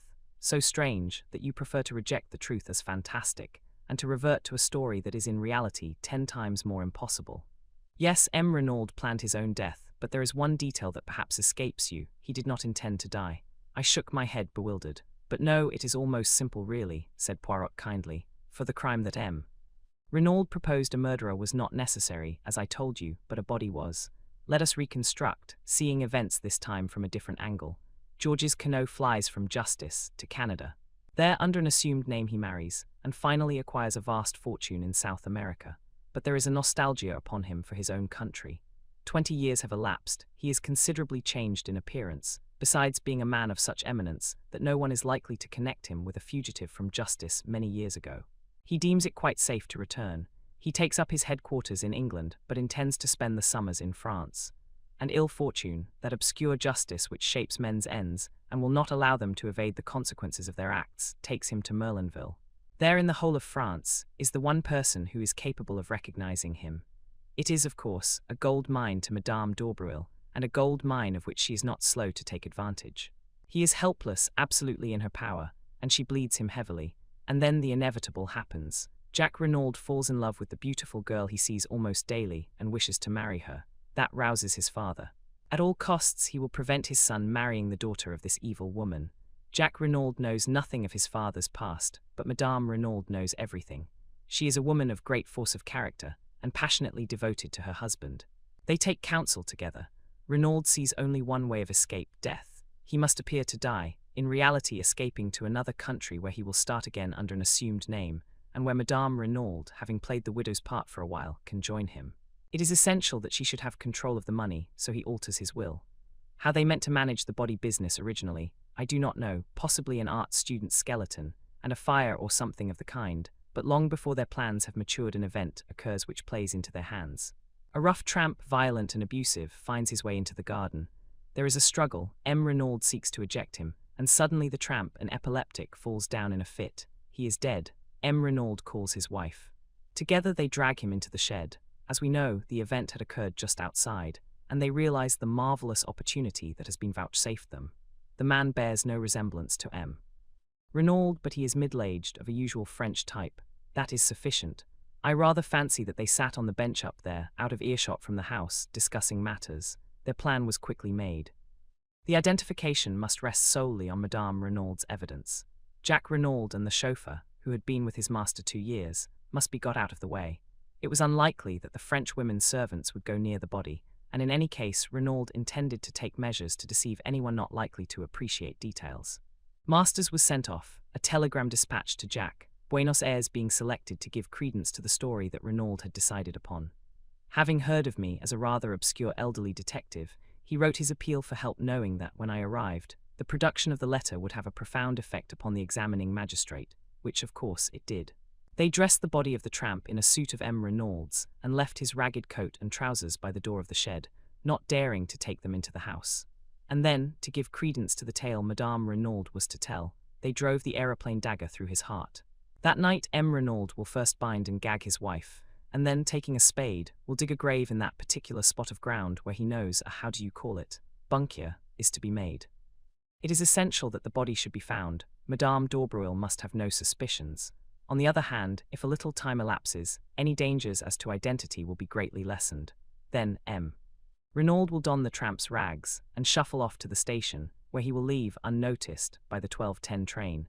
Since the crime will be supposed to have taken place 2 hours later, no suspicion can possibly attach to him. You see now his annoyance at the inopportune visit of the girl Bella. Every moment of delay is fatal to his plans. He gets rid of her as soon as he can, however. Then, to work. He leaves the front door slightly ajar to create the impression that the assassins left that way. He binds and gags Madame Renaud, correcting his mistake of 22 years ago, when the looseness of the bonds caused suspicion to fall upon his accomplice, but leaving her primed with essentially the same story as he had invented before, proving the unconscious recall of the mind against originality. The night is chilly, and he slips on an overcoat over his underclothing, intending to cast it into the grave with the dead man. He goes out by the window, smoothing over the flower bed carefully, and thereby furnishing the most positive evidence against himself. He goes out onto the lonely golf links and he digs, and then, yes, and then, said Poirot gravely, the justice that he has so long eluded overtakes him. An unknown hand stabs him in the back. Now, Hastings, you understand what I mean when I talk of 2 crimes. The first crime, the crime that M. Renaud, in his arrogance, asked us to investigate, but he made a famous mistake there. He misjudged Hercule Poirot, is solved, but behind it lies a deeper riddle, and to solve that will be difficult, since the criminal in his wisdom has been content to avail himself of the devices prepared by M. Renaud. It has been a particularly perplexing and baffling mystery to solve. A young hand like Giraud, who does not place any reliance on the psychology, is almost certain to fail. You're marvelous, Poirot, I said with admiration. Absolutely marvelous. No one on earth but you could have done it. I think my praise pleased him. For once in his life he looked almost embarrassed. Then you no longer despise poor old Papa Poirot. You shift your allegiance back from the human foxhound. His term for Giraud never failed to make me smile. Rather, you've scored over him handsomely. That poor Giraud, said Poirot, trying unsuccessfully to look modest. Without doubt it is not all stupidity. He has had la mauvaise chance once or twice. That dark hair coiled round the dagger, for instance. To say the least, it was misleading. To tell you the truth, Poirot, I said slowly, even now I don't quite see. Whose hair was it? Madame Renaud's, of course. That is where la mauvaise chance came in. Her hair, dark originally, is almost completely silvered. It might just as easily have been a grey hair. And then, by no conceivable effort could Giraud have persuaded himself it came from the head of Jack Renaud. But it is all of a piece. Always the facts must be twisted to fit the theory. Did not Giraud find the traces of 2 persons, a man and a woman, in the shed? And how does that fit in with his reconstruction of the case? I will tell you it does not fit in, and so we shall hear no more of them. I ask you, is that a methodical way of working? The great Giraud is nothing but a toy balloon, swollen with its own importance. But Hercule Poirot, whom he despises, will be the little pin that pricks the big balloon, comme ça, and he made an expressive gesture. Then, calming down, he resumed, without doubt, when Madame Renaud recovers, she will speak. The possibility of her son being accused of the murder never occurred to her. How should it, when she believed him safely at sea on board the Anzora? Voilà une femme, Hastings. What force, what self-command. She only made one slip. On his unexpected return, it does not matter now. And no one noticed, no one realized the significance of those words. What a terrible part she has had to play, poor woman. Imagine the shock when she goes to identify the body, and instead of what she expects, sees the actual lifeless form of the husband she has believed miles away by now. No wonder she fainted. But since then, despite her grief and her despair, how resolutely she has played her part, and how the anguish of it must wring her. She cannot say a word to set us on the track of the real murderers. For her son's sake, no one must know that Paul Renaud was Georges Queneau, the criminal. Final and most bitter blow, she has admitted publicly that Madame d'Auberville was her husband's mistress, for a hint of blackmail might be fatal to her secret. How cleverly she dealt with the examining magistrate when he asked her if there was any mystery in her husband's past life. Nothing so romantic, I am sure, le juge. It was perfect, the indulgent tone, the soupçon of sad mockery. At once Hortet felt himself foolish and melodramatic. Yes, she is a great woman. If she loved a criminal, she loved him royally. Poirot lost himself in contemplation. One thing more, Poirot, what about the piece of lead piping? You do not see. To disfigure the victim's face so that it would be unrecognizable. It was that which first set me on the right track. And that imbecile of a Giraud, swarming all over it to look for match ends. Did I not tell you that a clue of 2 feet long was quite as good as a clue of 2 inches? Well, Giraud will sing small now, I observed hastily, to lead the conversation away from my own shortcomings. As I said before, will he? If he has arrived at the right person by the wrong method, he will not permit that to worry him. But surely, I paused as I saw the new trend of things. You see, Hastings, we must now start again. Who killed Renaud? Someone who was near the villa just before 12 o'clock that night. Someone who would benefit by his death. The description fits Jack Renaud only too well. The crime need not have been premeditated. And then the dagger, I started. I had not realized that point. Of course, I said. The second dagger we found in the tramp was Mrs. Renaud's. There were 2 then. Certainly, and since they were duplicates, it stands to reason that Jack Renaud was the owner. But that would not trouble me so much. In fact, I have a little idea as to that. No, the worst indictment against him is again psychological. Heredity, mon ami, heredity. Like father, like son, Jack Renaud, when all is said or done, is the son of Georges Queneau. His tone was grave and earnest, and I was impressed in spite of myself. What is your little idea that you mentioned just now? I asked. For answer, Poirot consulted his turnip-faced watch and then asked, What time is the afternoon boat from Calais? About 5, I believe. That will do very well. We shall just have time. You are going to England? Yes, my friend. Why? To find a possible witness. Who? With a rather peculiar smile upon his face, Poirot replied. Miss Bella Duveen. But how will you find her? What do you know about her? I know nothing about her, but I can guess a good deal. We may take it for granted that her name is Bella Duveen, and since that name was faintly familiar to Stonner, though evidently not in connection with the Renaud family, it is probable that she is on the stage. Jack Renaud was a young man with plenty of money, and 20 years of age. The stage is sure to have been the home of his first love. It tallies, too, with Renaud's attempt to placate her with a cheque. I think I shall find her all right, especially with the help of this. And he brought out the photograph I had seen him take from Jack Renaud's drawer. With love from Bella was scrawled across the corner, but it was not that which held my eyes fascinated. The likeness was not first-rate, but for all that it was unmistakable to me. I felt a cold sinking, as though some unutterable calamity had befallen me. It was the face of Cinderella. Chapter 22. I find love. For a moment or two I sat as though frozen, the photograph still in my hand. Then, summoning all my courage to appear unmoved, I handed it back. At the same time, I stole a quick glance at Poirot. Had he noticed anything? But to my relief, he did not seem to be observing me. Anything unusual in my manner had certainly escaped him. He rose briskly to his feet. We have no time to lose. We must make our departure with all dispatch. All is well, the sea it will be calm. In the bustle of departure, I had no time for thinking, but once on board the boat, secure from Poirot's observation, he, as usual, was practicing the method most excellent of Lavagaille. I pulled myself together and attacked the facts dispassionately. How much did Poirot know? Was he aware that my acquaintance of the train and Bella Duveen were one and the same? Why had he gone to the Hotel du Fer, on my behalf as I had believed? Or had I only fatuously thought so, and was this visit undertaken with a deeper and more sinister purpose? But in any case, why was he bent on finding this girl? Did he suspect her of having seen Jack Renaud commit the crime? Or did he suspect, but that was impossible? The girl had no grudge against the elder Renaud, no possible motive for wishing his death. What had brought her back to the scene of the murder? I went over the facts carefully. She must have left the train at Calais, where I parted from her that day. No wonder I had been unable to find her on the boat. If she had dined in Calais, and then taken a train out to Merlinville, she would have arrived at the Villa Genevieve just about the time that Francois said. What had she done when she left the house just after 10? Presumably either gone to an hotel or returned to Calais. And then, the crime had been committed on Tuesday night. On Thursday morning, she was once more in Merlinville. Had she ever left France at all? I doubted it very much. What kept her there? The hope of seeing Jack Renaud. I had told her, as at the time we believed, that he was on the high seas en route to Buenos Aires. Possibly she was aware that the Anzora had not sailed, but to know that she must have seen Jack, was that what Poirot was after? Had Jack Renaud, returning to see Marthe d'Aubervilliers, come face to face instead with Bella Duveen, the girl he had heartlessly thrown over? I began to see daylight. If that were indeed the case, it might furnish Jack with the alibi he needed. Yet under those circumstances, his silence seemed difficult to explain. Why could he not have spoken out boldly? Did he fear for this former entanglement of his to come to the ears of Marthe d'Aubervilliers? I shook my head, dissatisfied. The thing had been harmless enough, a foolish boy and girl affair, and I reflected cynically that the son of a millionaire was not likely to be thrown over by a penniless French girl, who moreover loved him devotedly, without a much graver cause. Altogether, I found the affair puzzling and unsatisfactory.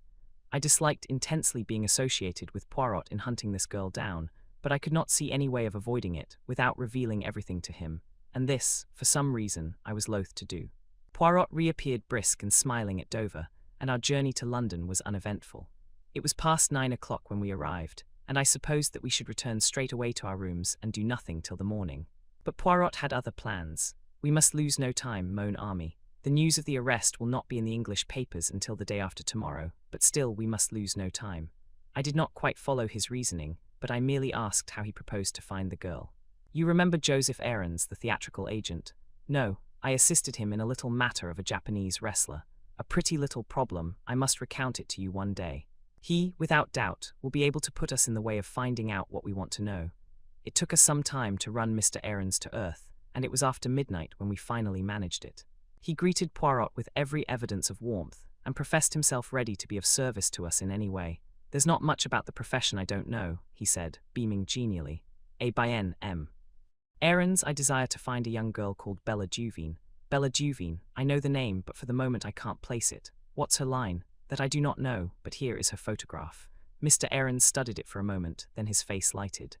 Got it, he slapped his thigh. The Dulcibella kids, by the Lord. The Dulcibella kids. That's it, they're sisters. Acrobats, dancers and singers. Give quite a good little turn.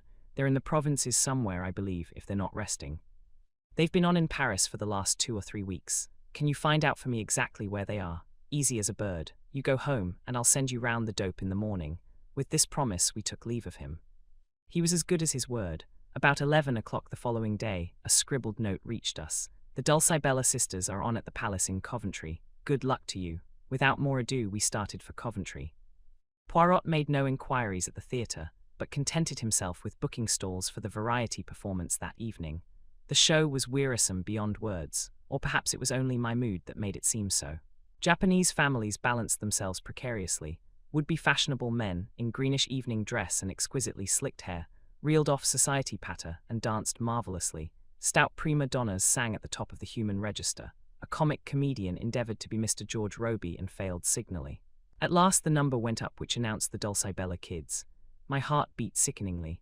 There she was, there they both were, the pair of them, one flaxen-haired, one dark, matching as to size, with short fluffy skirts and immense bust of brown bows. They looked a pair of extremely piquant children. They began to sing. Their voices were fresh and true, rather thin and musically, but attractive. It was quite a pretty little turn. They danced neatly and did some clever little acrobatic feats. The words of their songs were crisp and catchy. When the curtain fell, there was a full meed of applause. Evidently, the Dulcibella kids were a success. Suddenly, I felt that I could remain no longer. I must get out into the air. I suggested leaving to Poirot. Go by all means, mon ami. I amuse myself and will stay to the end. I will rejoin you later. It was only a few steps from the theatre to the hotel. I went up to the sitting room, ordered a whiskey and soda, and sat drinking it, staring meditatively into the empty grate. I heard the door open and turned my head, thinking it was Poirot. Then I jumped to my feet. It was Cinderella who stood in the doorway. She spoke haltingly, her breath coming in little gasps. I saw you in front, you and your friend. When you got up to go, I was waiting outside and followed you. Why are you here, in Coventry? What were you doing there tonight? Is the man who was with you the detective? She stood there, the cloak she had wrapped round her stage dress slipping from her shoulders. I saw the whiteness of her cheeks under the rouge, and heard the terror in her voice. And in that moment I understood everything, understood why Poirot was seeking her, and what she feared, and understood at last my own heart. Yes, I said gently. Is he looking for me? She half whispered. Then, as I did not answer for a moment, she slipped down by the big chair and burst into violent, bitter weeping. I knelt down by her, holding her in my arms and smoothing the hair back from her face. Don't cry, child, don't cry, for God's sake. You're safe here. I'll take care of you. Don't cry, darling, don't cry. I know everything.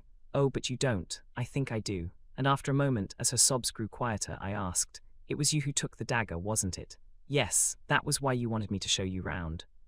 "And why you pretended to faint?" Again she nodded. It was a strange thought to come to me at the moment, but it shot into my mind that I was glad her motive was what it had been, rather than the idle and morbid curiosity I had accused her of at the time. How gallantly she had played her part that day, inwardly racked with fear and trepidation as she must have been. Poor little soul, bearing the burden of a moment's impetuous action. "Why did you take the dagger?" I asked presently. She replied as simply as a child, "I was afraid there might be finger marks on it. But didn't you remember that you had worn gloves?" She shook her head as though bewildered, and then said slowly, "Are you going to give me up to the police?" "Good God, no." Her eyes sought mine long and earnestly, and then she asked in a little quiet voice that sounded afraid of itself. "Why not?" It seemed a strange place and a strange time for a declaration of love, and God knows, in all my imagining, I had never pictured love coming to me in such a guise. But I answered simply and naturally enough. "Because I love you, Cinderella." She bent her head down, as though ashamed, and muttered in a broken voice, you can't, not if you knew." And then, as though rallying herself, she faced me squarely and asked, "What do you know then?" "I know that you came to see Mr. Renaud that night. He offered you a check and you tore it up indignantly. Then you left the house." I paused. "Go on, what next?" "I don't know whether you knew that Jack Renaud would be coming that night, or whether you just waited about on the chance of seeing him, but you did wait about. Perhaps you were just miserable and walked aimlessly, but at any rate just before 12 you were still near there, and you saw a man on the golf links." Again I paused. I had leapt to the truth in a flash as she entered the room, but now the picture rose before me even more convincingly. I saw vividly the peculiar pattern of the overcoat on the dead body of Mr. Renaud, and I remembered the amazing likeness that had startled me into believing for one instant that the dead man had risen from the dead when his son burst into our conclave in the salon. "Go on," repeated the girl steadily. "I fancy his back was to you, but you recognized him, or thought you recognized him. The gait and the carriage were familiar to you, and the pattern of his overcoat." I paused.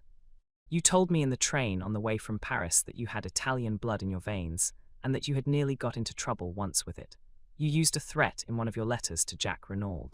When you saw him there, your anger and jealousy drove you mad, and you struck. I don't believe for a minute that you meant to kill him, but you did kill him, Cinderella." She had flung up her hands to cover her face, and in a choked voice she said, you're right, I can see it all as you tell it." Then she turned on me almost savagely. "And you love me? Knowing what you do, how can you love me?" "I don't know," I said a little wearily. "I think love is like that, a thing one cannot help. I have tried, I know, ever since the first day I met you, and love has been too strong for me." And then suddenly, when I least expected it, she broke down again, casting herself down on the floor and sobbing wildly. "Oh, I can't," she cried. "I don't know what to do. I don't know which way to turn. Oh, pity me, someone, and tell me what to do." Again I knelt by her, soothing her as best I could. "Don't be afraid of me, Bella. For God's sake, don't be afraid of me. I love you, that's true, but I don't want anything in return. Only let me help you. Love him still if you have to, but let me help you as he can't." It was as though she had been turned to stone by my words. She raised her head from her hands and stared at me.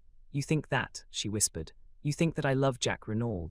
Then, half laughing, half crying, she flung her arms passionately round my neck and pressed her sweet, wet face to mine. "Not as I love you," she whispered.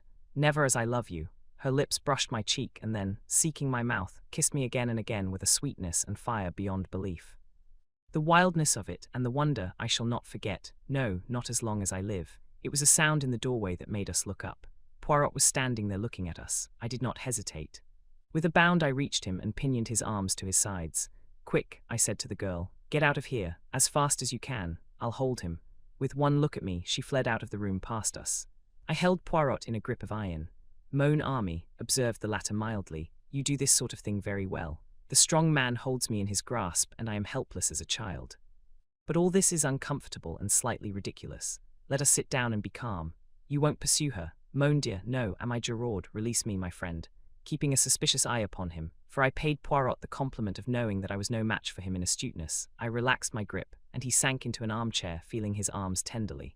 "It is that you have the strength of a bull when you are roused, Hastings. Eh bien, and do you think you have behaved well to your old friend? I show you the girl's photograph and you recognize it, but you never say a word." "There was no need if you knew that I recognized it," I said rather bitterly. So Poirot had known all along. I had not deceived him for an instant. "Ta-ta, you did not know that I knew that, and tonight you helped the girl to escape when we have found her with so much trouble. Eh bien. It comes to this, are you going to work with me or against me, Hastings? For a moment or two I did not answer.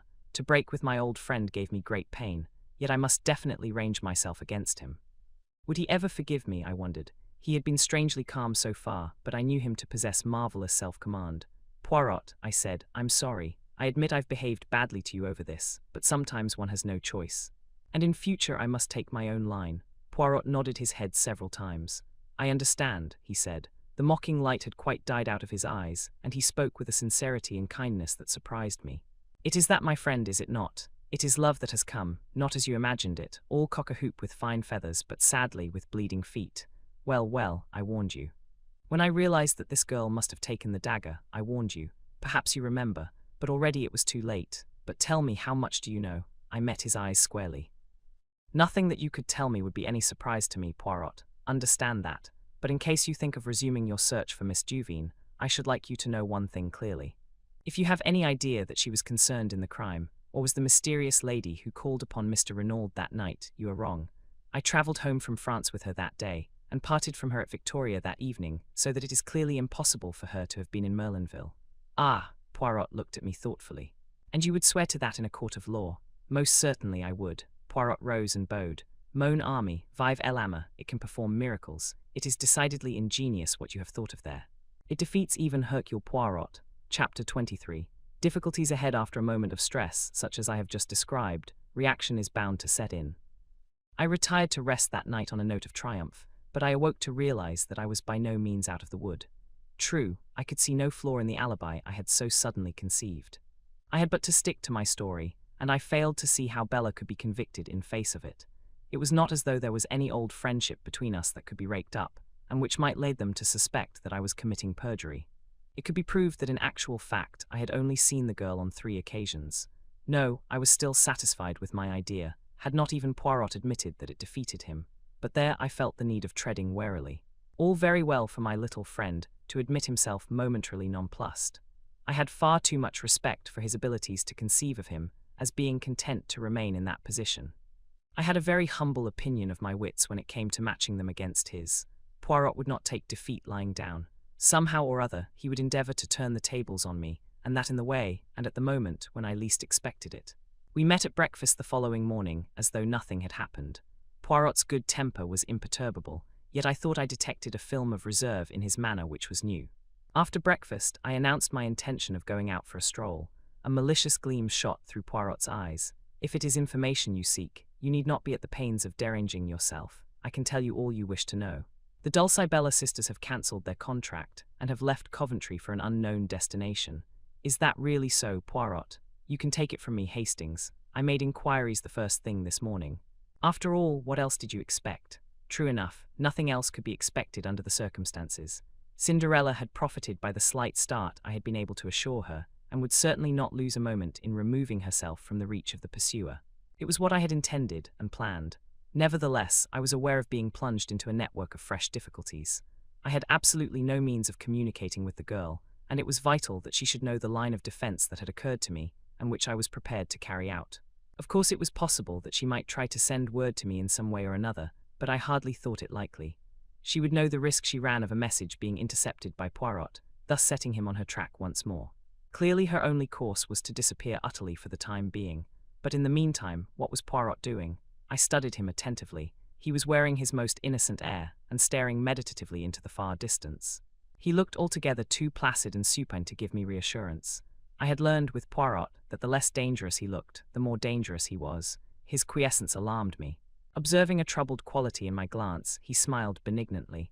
You are puzzled, Hastings. You ask yourself why I do not launch myself in pursuit. Well, something of the kind. It is what you would do were you in my place. I understand that, but I am not of those who enjoy rushing up and down a country seeking a needle in a haystack, as you English say. No, let Mademoiselle Bella Duveen go. Without doubt, I shall be able to find her when the time comes. Until then, I am content to wait. I stared at him doubtfully. Was he seeking to mislead me? I had an irritating feeling that even now he was master of the situation. My sense of superiority was gradually waning.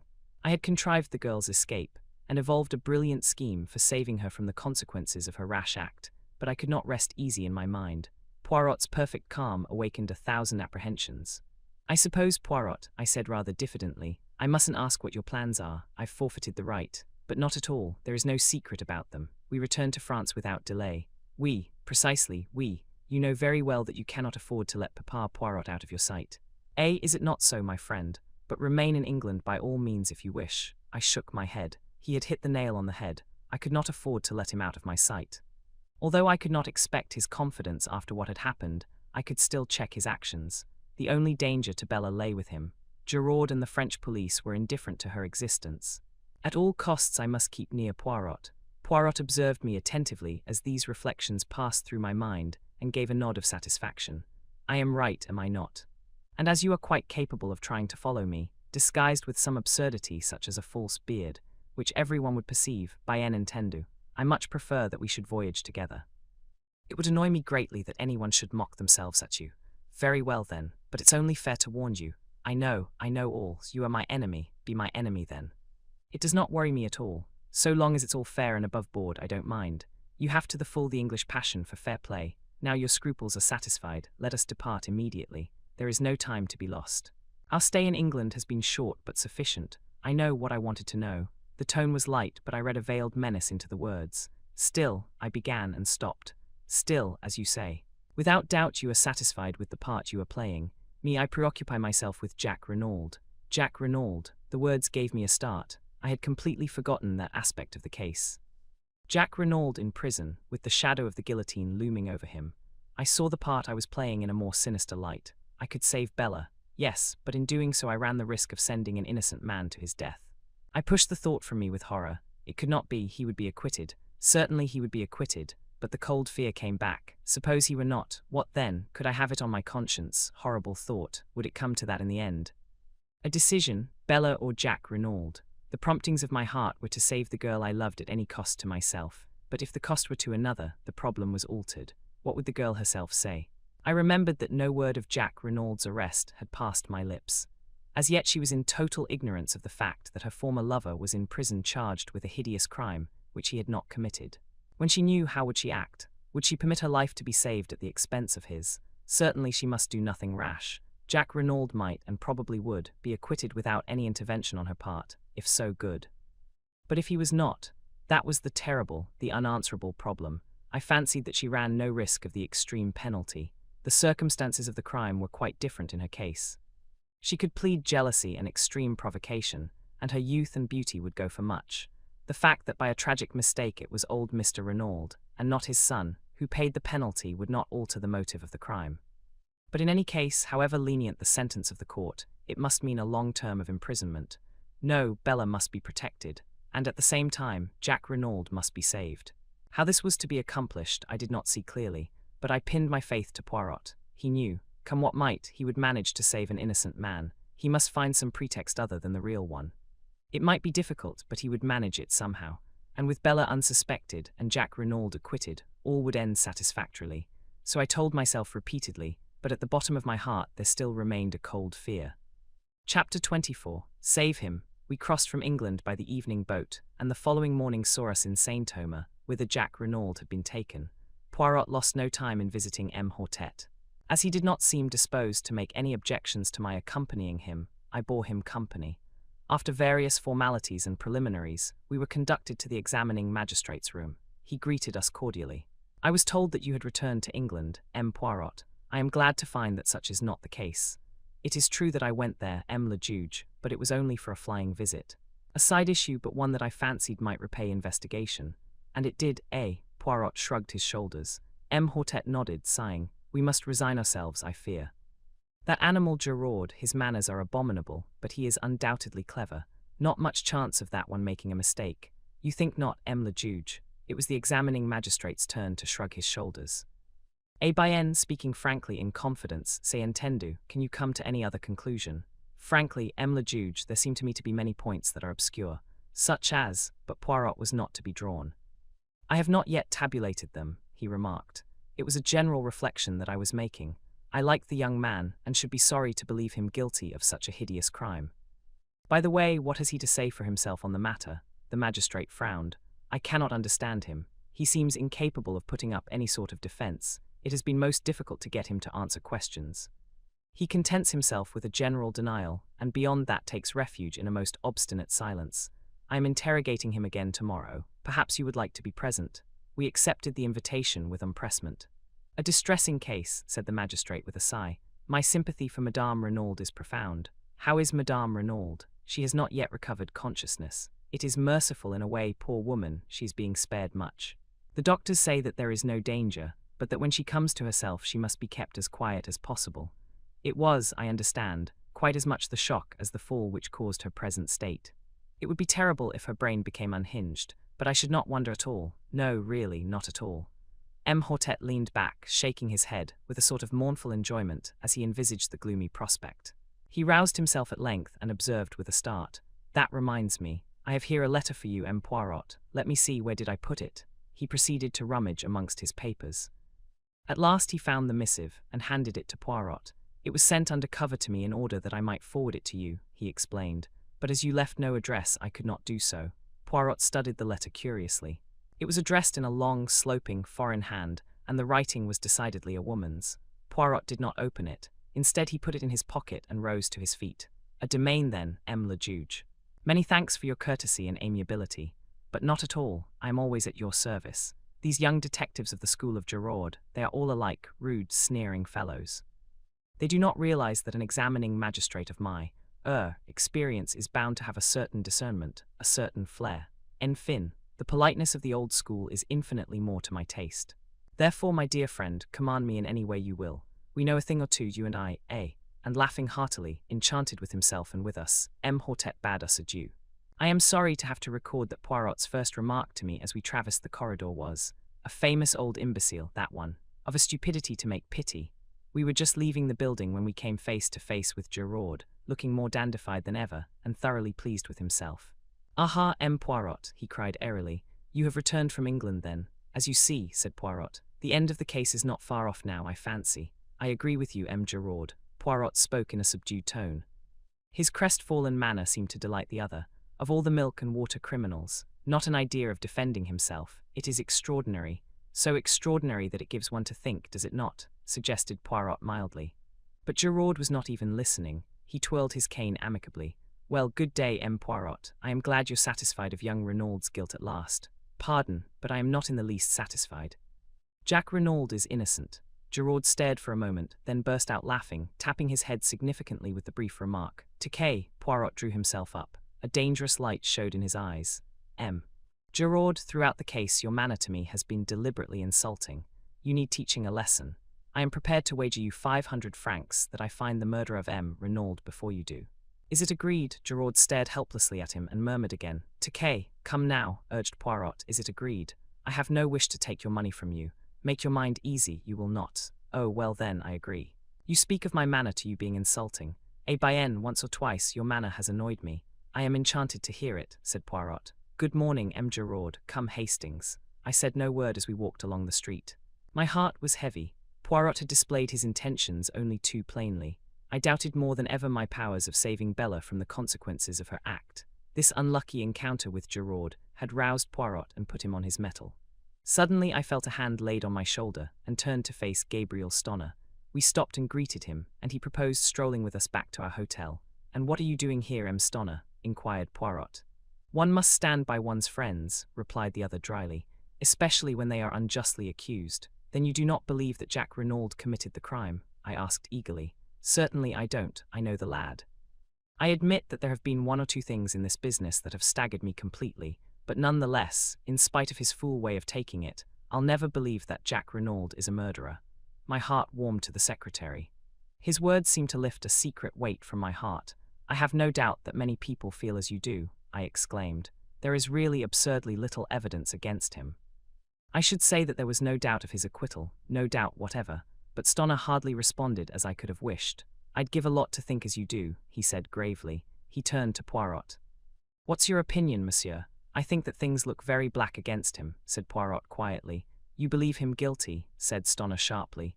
"No, but I think he will find it hard to prove his innocence. He's behaving so damned queerly," muttered Stonner.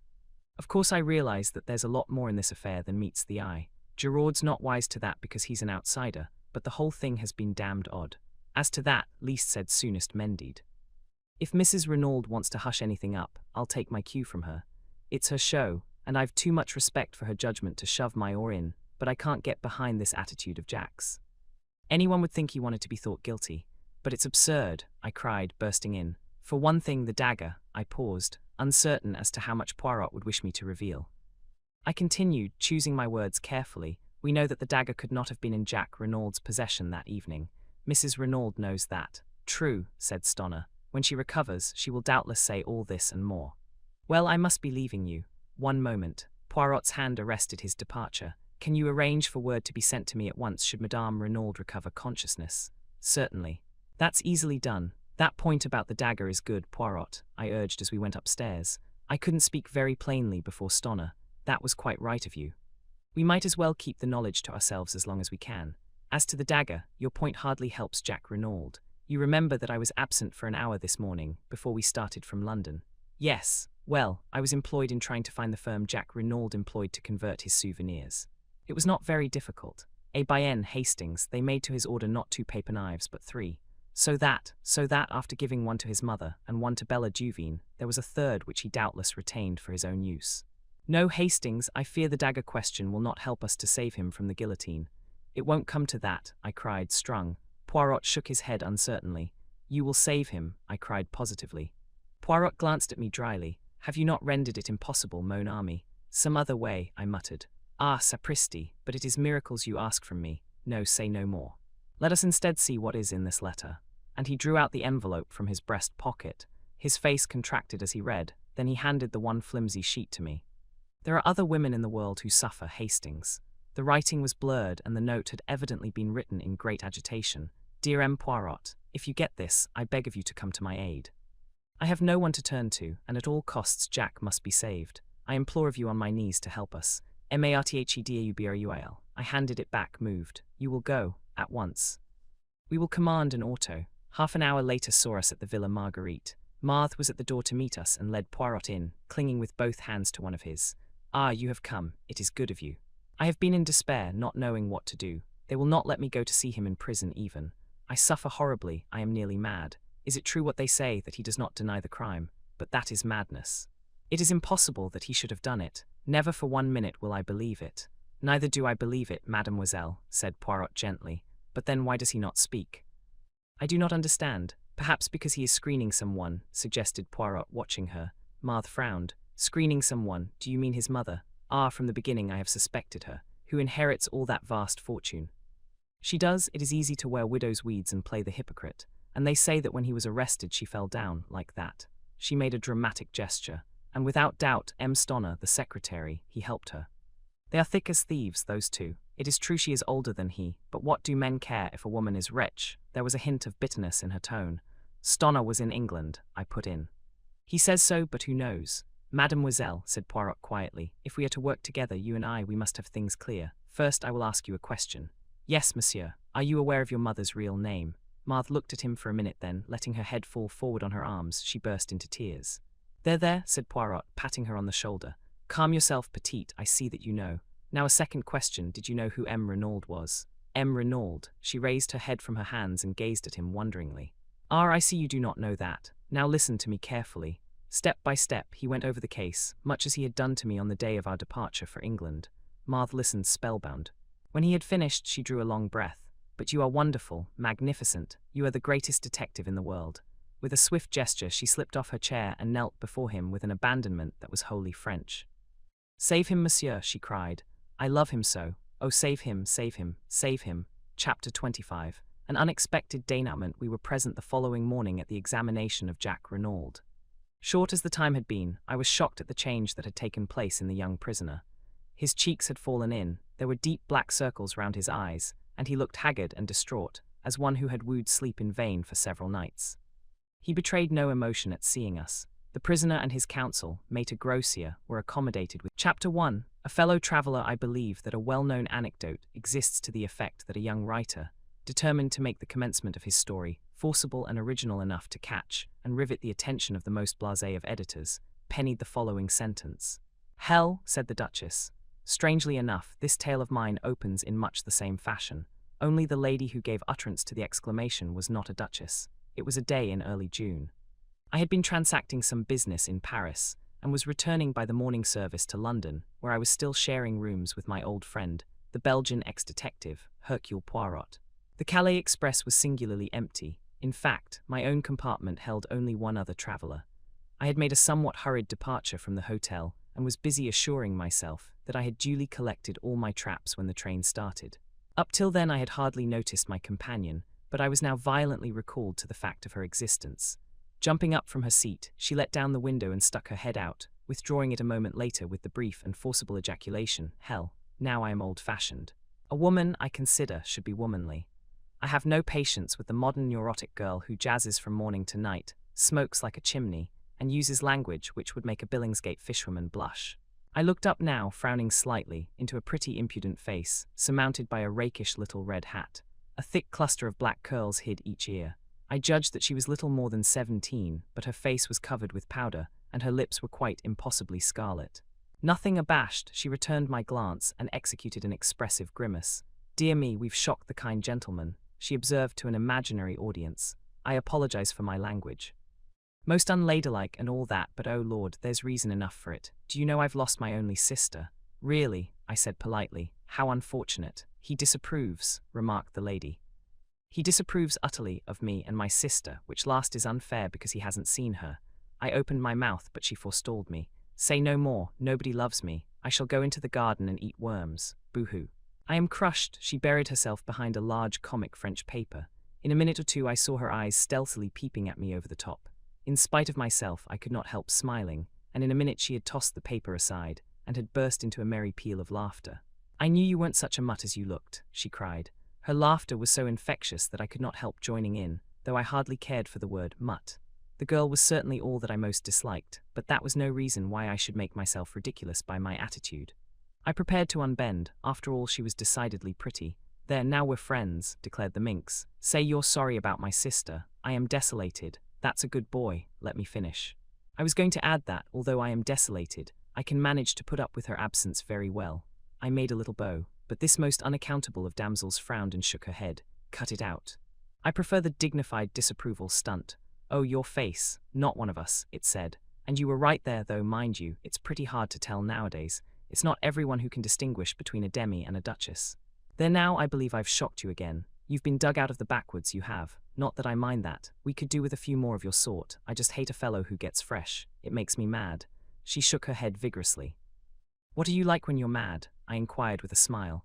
"A regular little devil. Don't care what I say or what I do either. I nearly did a chap in once. Yes, really. He'd have deserved it too. Italian blood I've got. I shall get into trouble one of these days." "Well," I begged, "don't get mad with me." "I shan't. I like you did the first moment I set eyes on you, but you looked so disapproving that I never thought we should make friends. Well, we have. Tell me something about yourself." "I'm an actress." "No, not the kind you're thinking of, lunching at the Savoy covered with jewelry, and with their photograph in every paper saying how much they love Madame So-and-so's face cream. I've been on the boards since I was a kid of 6, tumbling." "I beg your pardon," I said puzzled. "Haven't you seen Child Acrobats?" "Oh, I understand. I'm American-born, but I've spent most of my life in England. We got a new show now. My sister and I, sort of song and dance and a bit of patter and a dash of the old business thrown in. It's quite a new idea, and it hits them every time. There's to be money in it." My new acquaintance leaned forward and discoursed volubly, a great many of her terms being quite unintelligible to me, yet I found myself evincing an increasing interest in her. She seemed such a curious mixture of child and woman. Though perfectly worldly wise, and able, as she expressed it, to take care of herself, there was yet something curiously ingenuous in her single-minded attitude towards life, and her wholehearted determination to make good. This glimpse of a world unknown to me was not without its charm, and I enjoyed seeing her vivid little face light up as she talked. We passed through Amiens. The name awakened many memories. My companion seemed to have an intuitive knowledge of what was in my mind. "Thinking of the war," I nodded. "You were through it, I suppose." "Pretty well. I was wounded once, and after the Somme they invalided me out altogether. I had a half-fledged army job for a bit. I'm a sort of private secretary now to an MP. My, that's brainy." "No, it isn't. There's really awfully little to do. Usually a couple of hours every day sees me through. It's dull work too. In fact, I don't know what I should do if I hadn't got something to fall back upon. Don't say you collect bugs." "No. I share rooms with a very interesting man. He's a Belgian, an ex-detective. He's set up as a private detective in London, and he's doing extraordinarily well. He's really a very marvelous little man. Time and again he has proved to be right where the official police have failed. My companion listened with widening eyes. Isn't that interesting now? I just adore crime. I go to all the mysteries on the movies. And when there's a murder on, I just devour the papers. Do you remember the Styles case? I asked. Let me see, was that the old lady who was poisoned? Somewhere down in Essex, I nodded. That was Poirot's first big case. Undoubtedly, but for him, the murderer would have escaped scot-free. It was a most wonderful bit of detective work. Warming to my subject, I ran over the heads of the affair, working up to the triumphant and unexpected denouement. The girl listened spellbound. In fact, we were so absorbed that the train drew into Calais station before we realized it. My goodness gracious me, cried my companion. Where's my powder puff? She proceeded to bedaub her face liberally, and then applied a stick of lip salve to her lips, observing the effect in a small pocket glass, and betraying not the faintest sign of self-consciousness. I say, I hesitated. I dare say it's cheek on my part, but why do all that sort of thing? The girl paused in her operations, and stared at me with undisguised surprise. It isn't as though you weren't so pretty that you can afford to do without it, I said stammeringly. My dear boy, I've got to do it. All the girls do. Think I want to look like a little frump-up from the country. She took one last look in the mirror, smiled approval, and put it and her vanity box away in her bag. That's better. Keeping up appearances is a bit of a fag, I grant, but if a girl respects herself, it's up to her not to let herself get slack. To this essentially moral sentiment, I had no reply. A point of view makes a great difference. I secured a couple of porters, and we alighted on the platform. My companion held out her hand. Goodbye, and I'll mind my language better in future. Oh, but surely you'll let me look after you on the boat. Mayn't be on the boat. I've got to see whether that sister of mine got aboard after all anywhere, but thanks all the same. Oh, but we're going to meet again, surely. I hesitated. I want to meet your sister. We both laughed. That's real nice of you.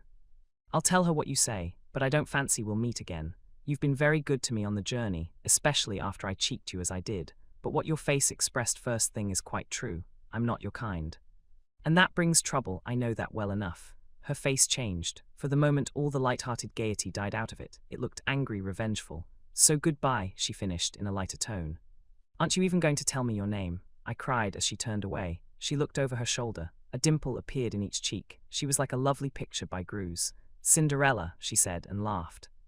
But little did I think when and how I should see Cinderella again. Chapter 2. An appeal for help. It was 5 minutes past 9 when I entered our joint sitting room for breakfast on the following morning. My friend Poirot, exact to the minute as usual, was just tapping the shell of his second egg. He beamed upon me as I entered. You have slept well, yes. You have recovered from the crossing so terrible. It is a marvel, almost you are exact this morning. Pardon, but your tie is not symmetrical. Permit that I rearrange him. Elsewhere I have described Hercule Poirot, an extraordinary little man. Height 5 feet 4 inches, egg-shaped head carried a little to one side, eyes that shone green when he was excited, stiff military moustache, air of dignity immense. He was neat and dandified in appearance. For neatness of any kind, he had an absolute passion. To see an ornament set crooked, or a speck of dust, or a slight disarray in one's attire, was torture to the little man until he could ease his feelings by remedying the matter. Order and method were his gods. He had a certain disdain for tangible evidence, such as footprints and cigarette ash, and would maintain that, taken by themselves, they would never enable a detective to solve a problem. Then he would tap his egg-shaped head with absurd complacency, and remark with great satisfaction, "The true work, it is done from within."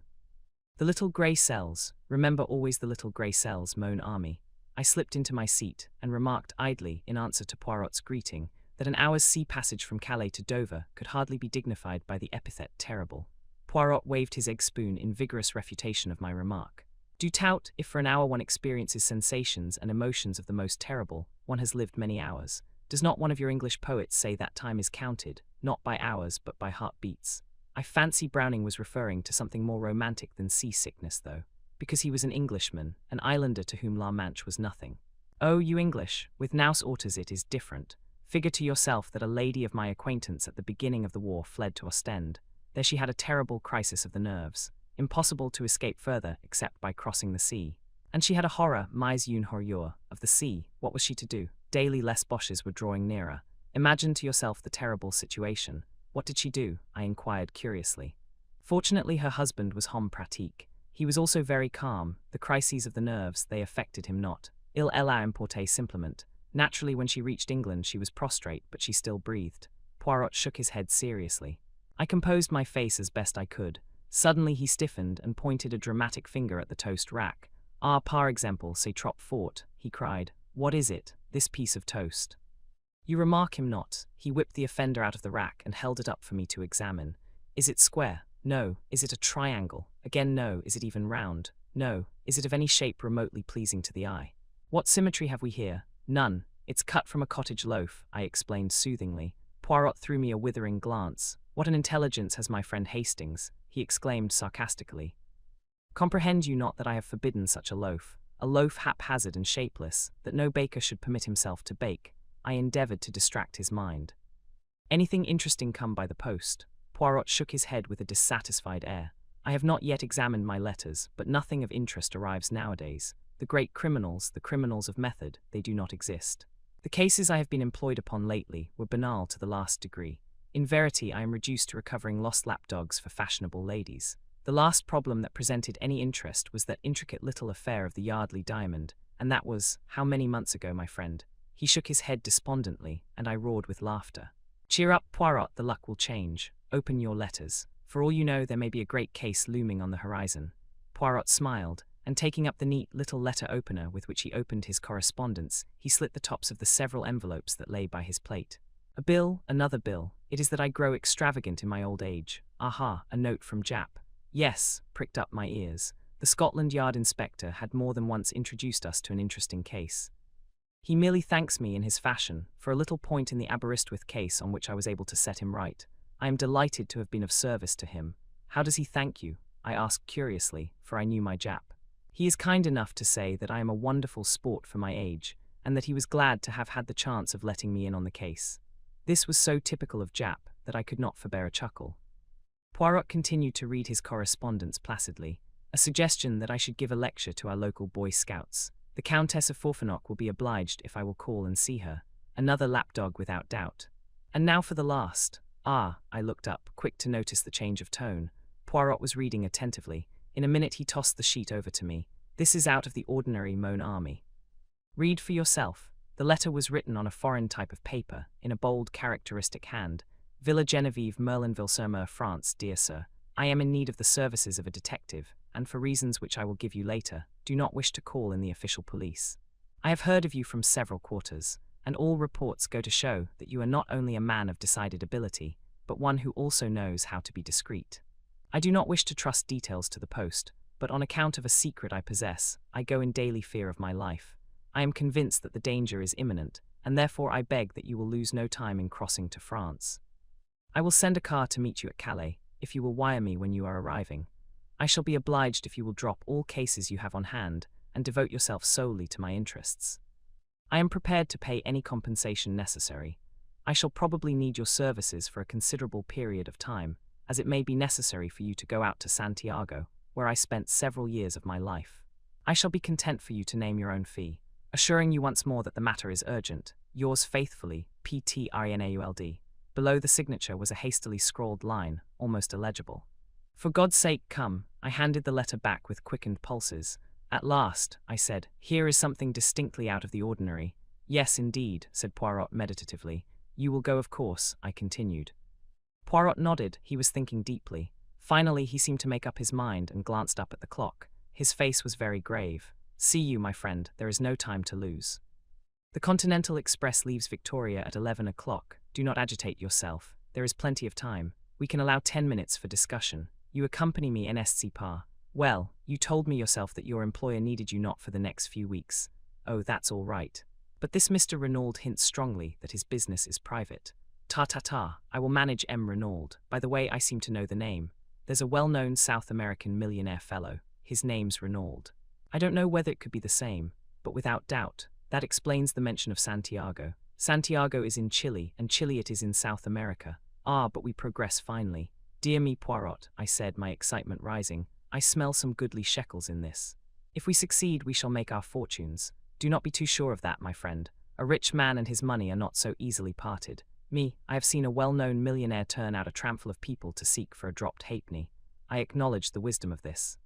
In any case, continued Poirot, it is not the money which attracts me here. Certainly it will be pleasant to have carte blanche in our investigations. One can be sure that way of wasting no time, but it is something a little bizarre in this problem which arouses my interest. You remark the postscript. How did it strike you? I considered. Clearly he wrote the letter keeping himself well in hand, but at the end his self-control snapped and on the impulse of the moment he scrawled those 4 desperate words. But my friend shook his head energetically. You are in error, see you not that while the ink of the signature is nearly black, that of the postscript is quite pale? Well, I said puzzled, mon dear mon ami, but use your little grey cells. Is it not obvious, M? Renaud wrote his letter. Without blotting it, he reread it carefully. Then, not on impulse but deliberately, he added those last words and blotted the sheet. But why, parbleu? So that it should produce the effect upon me that it has upon you. What, mais we to make sure of my coming? He reread the letter and was dissatisfied. It was not strong enough. He paused and then added softly, his eyes shining with that green light that always betokened inward excitement. And so, mon ami, since that postscript was added, not on impulse, but soberly in cold blood, the urgency is very great, and we must reach him as soon as possible. Merlinville, I murmured thoughtfully. I've heard of it, I think, Poirot nodded. It is a quiet little place, but chic. It lies about midway between Bologna and Calais. It is rapidly becoming the fashion. Rich English people who wish to be quiet are taking it up. M. Renaud has a house in England, I suppose. Yes, in Rutland Gate, as far as I remember. Also a big place in the country, somewhere in Hertfordshire. But I really know very little about him. He doesn't do much in a social way. I believe he has large South American interests in the city, and has spent most of his life out in Chile and the Argentino. Well, we shall hear all details from the man himself. Come, let us pack. A small suitcase each, and then a taxi to Victoria. And the Countess? I inquired with a smile. GMN fiche, her case was certainly not interesting. Why so sure of that? Because in that case she would have come, not written. A woman cannot wait. Always remember that, Hastings. 11 o'clock saw our departure from Victoria on our way to Dover. Before starting, Poirot had dispatched a telegram to Mr. Renaud giving the time of our arrival at Calais.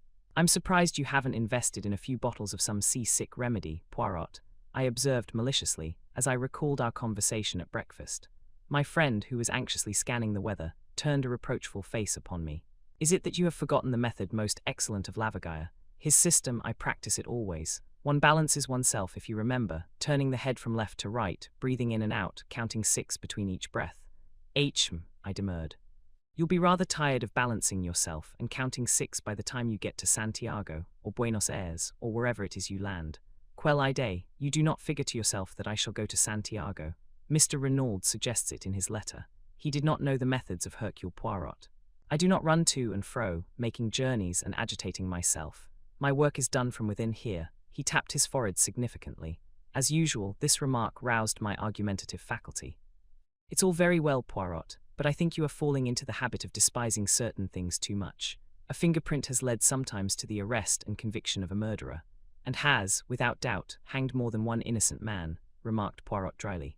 But surely the study of fingerprints and footprints, cigarette ash, different kinds of mud, and other clues that comprise the minute observation of details, all these are of vital importance. But certainly, I have never said otherwise. The trained observer, the expert, without doubt he is useful. But the others, the Hercules Poirots, they are above the experts. To them the experts bring the facts. Their business is the method of the crime, its logical deduction, the proper sequence and order of the facts. Above all, the true psychology of the case. You have hunted the fox, yes. I have hunted a bit now and again, I said, rather bewildered by this abrupt change of subject. Why, bien, this hunting of the fox, you need the dogs, no. Hounds, I corrected gently. Yes, of course. But yet, Poirot wagged his finger at me. You did not descend from your horse and run along the ground smelling with your nose and uttering loud ow-ows. In spite of myself, I laughed immoderately. Poirot nodded in a satisfied manner. So, you leave the work of the hounds to the hounds. Yet you demand that I, Hercule Poirot, should make myself ridiculous by lying down, possibly on damp grass, to study hypothetical footprints, and should scoop up cigarette ash when I do not know one kind from the other. Remember the Plymouth Express mystery. The good Jap departed to make a survey of the railway line. When he returned, I, without having moved from my apartments, was able to tell him exactly what he had found. So you are of the opinion that Jap wasted his time? Not at all, since his evidence confirmed my theory. But I should have wasted my time if I had gone. It is the same with so-called experts. Remember the handwriting testimony in the Cavendish case. One counsel's questioning brings out testimony as to the resemblances, the defense brings evidence to show dissimilarity. All the language is very technical. And the result, what we all knew in the first place. The writing was very like that of John Cavendish, and the psychological mind is faced with the question, why? Because it was actually his. Or because someone wished us to think it was his. I answered that question, mon ami, and answered it correctly. And Poirot, having effectually silenced, if not convinced me, leaned back with a satisfied air. On the boat, I knew better than to disturb my friend's solitude. The weather was gorgeous, and the sea as smooth as the proverbial mill pond, so I was hardly surprised to hear that Lavagaille's method had once more justified itself when a smiling Poirot joined me on disembarking at Calais. A disappointment was in store for us, as no car had been sent to meet us, but Poirot put this down to his telegram having been delayed in transit. "Since it is carte blanche, we will hire a car," he said cheerfully. And a few minutes later saw us creaking and jolting along, in the most ramshackle of automobiles that ever plied for hire, in the direction of Merlinville. My spirits were at their highest. "What gorgeous air!" I exclaimed. "This promises to be a delightful trip. For you, yes. For me, I have work to do, remember, at our journey's end." "Bah," I said cheerfully. "You will discover all, ensure this Mr. Renaud's safety, run the would-be assassins to earth, and all will finish in a blaze of glory. You are sanguine, my friend." "Yes, I feel absolutely assured of success."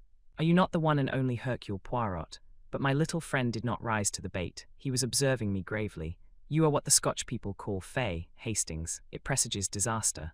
"Nonsense." "At any rate, you do not share my feelings." "No, but I am afraid." "Afraid of what?" "I do not know, but I have a premonition, a je ne sais quoi." He spoke so gravely that I was impressed in spite of myself. "I have a feeling," he said slowly, "that this is going to be a big affair, a long, troublesome problem that will not be easy to work out." I would have questioned him further, but we were just coming into the little town of Merlinville, and we slowed up to inquire the way to the Villa Genevieve. "Straight on, monsieur, through the town. The Villa Genevieve is about half a mile the other side. You cannot miss it. A big villa overlooking the sea." We thanked our informant and drove on, leaving the town behind. A fork in the road brought us to a second halt. A peasant was trudging towards us, and we waited for him to come up to us in order to ask the way again. There was a tiny villa standing right by the road, but it was too small and dilapidated to be the one we wanted. As we waited, the gate of it swung open and a girl came out. The peasant was passing us now, and the driver leaned forward from his seat and asked for direction. "The Villa Genevieve, just a few steps up this road to the right, monsieur." You could see it if it were not for the curve. The chauffeur thanked him and started the car again. My eyes were fascinated by the girl who still stood, with one hand on the gate, watching us. I am an admirer of beauty, and here was one whom nobody could have passed without remark. Very tall, with the proportions of a young goddess, her uncovered golden head gleaming in the sunlight, I swore to myself that she was one of the most beautiful girls I had ever seen. As we swung up the rough road, I turned my head to look after her. "By Jove, Poirot," I exclaimed, "did you see that young goddess?" Poirot raised his eyebrows. "Ça commence," he murmured. "Already you have seen a goddess, but hang it all, wasn't she?" "Possibly, I did not remark the fact." "Surely you noticed her." "Mon ami, two people rarely see the same thing. You, for instance, saw a goddess." He hesitated. "Yes, I saw only a girl with anxious eyes," said Poirot gravely. But at that moment we drew up at a big green gate, and simultaneously we both uttered an exclamation. Before it stood an imposing Sergeant de Ville. He held up his hand to bar our way. "You cannot pass, messieurs, but we wish to see Mr. Renaud," I cried. "We have an appointment." "This is his villa, isn't it?" "Yes, monsieur, but—" Poirot leaned forward. "But what?" "M. Renaud was murdered this morning." Chapter 3. At the Villa Genevieve in a moment Poirot had leapt from the car, his eyes blazing with excitement. He caught the man by the shoulder. "What is that you say? Murdered? When? How?" The Sergeant de Ville drew himself up. "I cannot answer any questions, monsieur." "True, I comprehend." Poirot reflected for a minute. "The commissary of police, he is without doubt within." "Yes, monsieur." Poirot took out a card and scribbled a few words on it. "Voila. Will you have the goodness to see that this card is sent into the commissary at once?" The man took it and, turning his head over his shoulder, whistled. In a few seconds a comrade joined him and was handed Poirot's message. There was a wait of some minutes, and then a short, stout man with a huge moustache came bustling down to the gate. The Sergeant de Ville saluted and stood aside. "My dear M. Poirot," cried the newcomer, "I am delighted to see you. Your arrival is most opportune." Poirot's face had lighted up. "M. Bex, this is indeed a pleasure." He turned to me. "This is an English friend of mine, Captain Hastings, M. Lucian Bex." The commissary and I bowed to each other ceremoniously, then M. Bex turned once more to Poirot. "Mon vieux, I have not seen you since 1909, that time in Ostend. I heard that you had left the force." "So I have. I run a private business in London. And you say you have information to give which may assist us. Possibly you know it already." "You were aware that I had been sent for?" "No, by whom?" "The dead man. It seems he knew an attempt was going to be made on his life. Unfortunately, he sent for me too late." "Sacré tonnerre," ejaculated the Frenchman. So he foresaw his own murder. That upsets our theories considerably, but come inside. He held the gate open, and we commenced walking towards the house. M. Bex continued to talk. The examining magistrate M. Hortet must hear of this at once. He has just finished examining the scene of the crime and is about to begin his interrogations. A charming man. You will like him, most sympathetic. Original in his methods, but an excellent judge. When was the crime committed? Asked Poirot. The body was discovered this morning about 9 o'clock. Madame Renaud's evidence, and that of the doctors, goes to show that the death must have occurred about 2 am. But enter, I pray of you. We had arrived at the steps which led up to the front door of the villa. In the hall another Sergeant de Ville was sitting. He rose at sight of the commissary. Where is M. Hortet now? Inquired the latter. In the salon, monsieur. M. Bex opened a door to the left of the hall, and we passed in. M. Hortet and his clerk were sitting at a big round table. They looked up as we entered. The commissary introduced us and explained our presence. M. Hortet, the juge d'instruction, was a tall, gaunt man, with piercing dark eyes, and a neatly cut grey beard, which he had a habit of caressing as he talked. Standing by the mantelpiece was an elderly man, with slightly stooping shoulders, who was introduced to us as Dr. Durand. Most extraordinary, remarked M. Hortet as the commissary finished speaking. You have the letter here, monsieur. Poirot handed it to him, and the magistrate read it. He speaks of a secret. What a pity he was not more explicit. We are much indebted to you, M. Poirot. I hope you will do us the honour of assisting us in our investigations, or are you obliged to return to London? M. Le Juge, I propose to remain. I did not arrive in time to prevent my client's death, but I feel myself bound in honour to discover the assassin. The magistrate bowed. These sentiments do you honour. Also, without doubt, Madame Renaud will wish to retain your services. We are expecting M. Giraud from the Sûreté in Paris any moment, and I am sure that you and he will be able to give each other mutual assistance in your investigations. In the meantime, I hope that you will do me the honour to be present at my interrogations, and I need hardly say that if there is any assistance you require it is at your disposal. I thank you, monsieur. You will comprehend that at present I am completely in the dark. I know nothing whatever. M. Hortet nodded to the commissary, and the latter took up the tale. This morning, the old servant Francoise, on descending to start her work, found the front door ajar. Feeling a momentary alarm as to burglars, she looked into the dining room, but seeing the silver was safe she thought no more about it, concluding that her master had, without doubt, risen early and gone for a stroll. Pardon, monsieur, for interrupting, but was that a common practice of his? No, it was not, but old Francoise has the common idea as regards the English, that they are mad, and liable to do the most unaccountable things at any moment. Going to call her mistress as usual, a younger maid, Leonie, was horrified to discover her gagged and bound, and almost at the same moment news was brought that M. Renaud's body had been discovered, stone dead, stabbed in the back, where, that is one of the most extraordinary features of the case. M. Poirot, the body was lying, face downwards in an open grave. What? Yes. The pit was freshly dug, just a few yards outside the boundary of the villa grounds, and he had been dead. How long? Dr. Durand answered this. I examined the body this morning at 10 o'clock. Death must have taken place at least 7, and possibly 10 hours previously. That fixes it at between midnight and 3 am. Exactly, and Madame Renaud's evidence places it at after 2 am, which narrows the field still further. Death must have been instantaneous, and naturally could not have been self-inflicted. Poirot nodded, and the commissary resumed. Madame Renaud was hastily freed from the cords that bound her by the horrified servants. She was in a terrible condition of weakness, almost unconscious from the pain of her bonds. It appears that 2 masked men entered the bedroom, gagged and bound her, whilst forcibly abducting her husband. This we know at second hand from the servants. On hearing the tragic news, she fell at once into an alarming state of agitation. On arrival, Dr. Durand immediately prescribed a sedative, and we have not yet been able to question her. But without doubt she will awake more calm and be equal to bearing the strain of the interrogation. The commissary paused. And the inmates of the house, monsieur. There is old Francoise, the housekeeper. She lived for many years with the former owners of the Villa Genevieve. Then there are 2 young girls, sisters, Denise and Leonie Hulard. Their home is in Merlinville, and they come of the most respectable parents. Then there is the chauffeur whom M. Renaud brought over from England with him, but he is away on a holiday. Finally, there are Madame Renaud and her son, M. Jacques Renaud. He too is away from home at present. Poirot bowed his head. M. Hortet spoke. Marchot, the Sergeant de Ville, appeared. Bring in the woman Francoise. The man saluted and disappeared. In a moment or two he returned, escorting the frightened Francoise. Your name is Francoise Richet? Yes, monsieur. You have been a long time in service at the Villa Genevieve. 11 years with Madame la Vicomtesse. Then when she sold the villa this spring, I consented to remain on with the English miler. Never did I imagine, the magistrate cut her short. Without doubt, without doubt. Now, Francois, in this matter of the front door, whose business was it to fasten it at night? Mine, monsieur. Always I saw to it myself, and last night I fastened it as usual. You are sure of that? I swear it by the blessed saints, monsieur. What time would that be? The same time as usual, 10:30, monsieur. What about the rest of the household? Had they gone up to bed? Madame had retired some time before. Denise and Léonie went up with me. Monsieur was still in his study.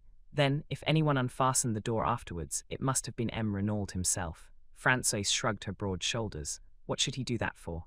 With robbers and assassins passing every minute. A nice idea. Monsieur was not an imbecile. It is not as though he had had to let Cette Dame out. The magistrate interrupted sharply. Cette Dame. What lady do you mean? Why, the lady who came to see him. Had a lady been to see him that evening? But yes, monsieur, and many other evenings as well. Who was she? Did you know her? A rather cunning look spread over the woman's face. How should I know who it was? She grumbled. I did not let her in last night. Aha, roared the examining magistrate, bringing his hand down with a bang on the table. You would trifle with the police, would you? I demand that you tell me at once the name of this woman who came to visit M. Renaud in the evenings. The police, grumbled Franz. Never did I think that I should be mixed up with the police, but I know well enough who she was. It was Madame d'Aubreuil. The commissary uttered an exclamation, and leaned forward as though in utter astonishment. Madame d'Aubreuil from the Villa Marguerite just down the road. That is what I said, monsieur. Oh, she is a pretty one, Cellella. The old woman tossed her head scornfully. Madame d'Aubreuil, murmured the commissary. Impossible, voilà, grumbled Francois. That is all you get for telling the truth. Not at all, said the examining magistrate soothingly. We were surprised, that is all. Madame d'Aubreuil then, and Monsieur Renaud they were. He paused delicately. It was that without doubt. How should I know? But what will you? Monsieur, he was Myla Anglais, très rich, and Madame d'Aubreuil, she was poor, that one, and très chic for all that she lives so quietly with her daughter. Not a doubt of it, she has had her history. She is no longer young, but ma foi. I who speak to you have seen the men's heads turn after her as she goes down the street. Besides, lately she has had more money to spend, all the town knows it. The little economies, they are at an end. And Francois shook her head with an air of unalterable certainty. M. Hortet stroked his beard reflectively. And Madame Renaud, he asked at length, how did she take this friendship? Francois shrugged her shoulders. She was always most amiable, most polite. One would say that she suspected nothing. But all the same, is it not so? The heart suffers, monsieur. Day by day I have watched Madame grow paler and thinner. She was not the same woman who arrived here a month ago. Monsieur too has changed. He also has had his worries. One could see that he was on the brink of a crisis of the nerves. And who could wonder, with an affair conducted such a fashion? No reticence, no discretion. Style Anglais, without doubt. I bounded indignantly in my seat, but the examining magistrate was continuing his questions, undistracted by side issues. You say that M. Renaud had not to let Madame d'Aubreuil out. Had she left then? Yes, monsieur. I heard them come out of the study and go to the door. Monsieur said good night and shut the door after her. What time was that? About 25 minutes after 10, monsieur. Do you know when M. Renaud went to bed? I heard him come up about 10 minutes after we did. The stair creaks so that one hears everyone who goes up and down. And that is all. You heard no sound of disturbance during the night. Nothing whatever, monsieur. Which of the servants came down the first in the morning? I did, monsieur. At once I saw the door swinging open. What about the other downstairs windows? Were they all fastened? Every one of them. There was nothing suspicious or out of place anywhere. Good Francois, you can go. The old woman shuffled towards the door. On the threshold she looked back. I will tell you one thing, monsieur. That Madame d'Aubreuil, she is a bad one. Oh yes, one woman knows about another. She is a bad one, remember that. And shaking her head sagely, Francois left the room. Léonie Hulard, called the magistrate. Léonie appeared dissolved in tears, and inclined to be hysterical. M. Hortet dealt with her adroitly. Her evidence was mainly concerned with the discovery of her mistress gagged and bound, of which she gave rather an exaggerated account. She, like Francois, had heard nothing during the night. Her sister Denise succeeded her. She agreed that her master had changed greatly of late.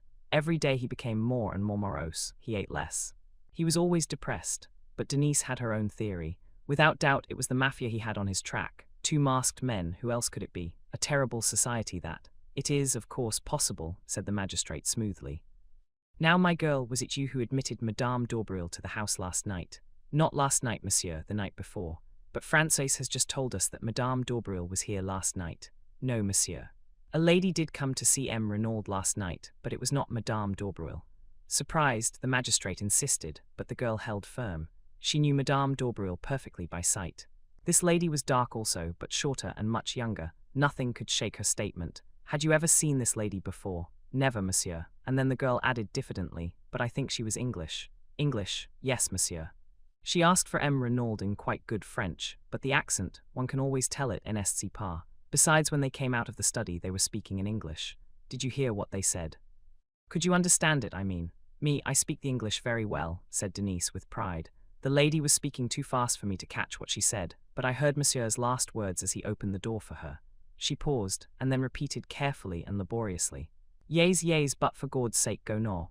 Yes, yes, but for God's sake go now, repeated the magistrate. He dismissed Denise, and after a moment or two for consideration, recalled Francois. To her he propounded the question as to whether she had not made a mistake in fixing the night of Madame d'Aubreuil's visit. Francois, however, proved unexpectedly obstinate. It was last night that Madame d'Aubreuil had come. Without a doubt it was she. Denise wished to make herself interesting, voilà tout, so she had cooked up this fine tale about a strange lady, airing her knowledge of English too.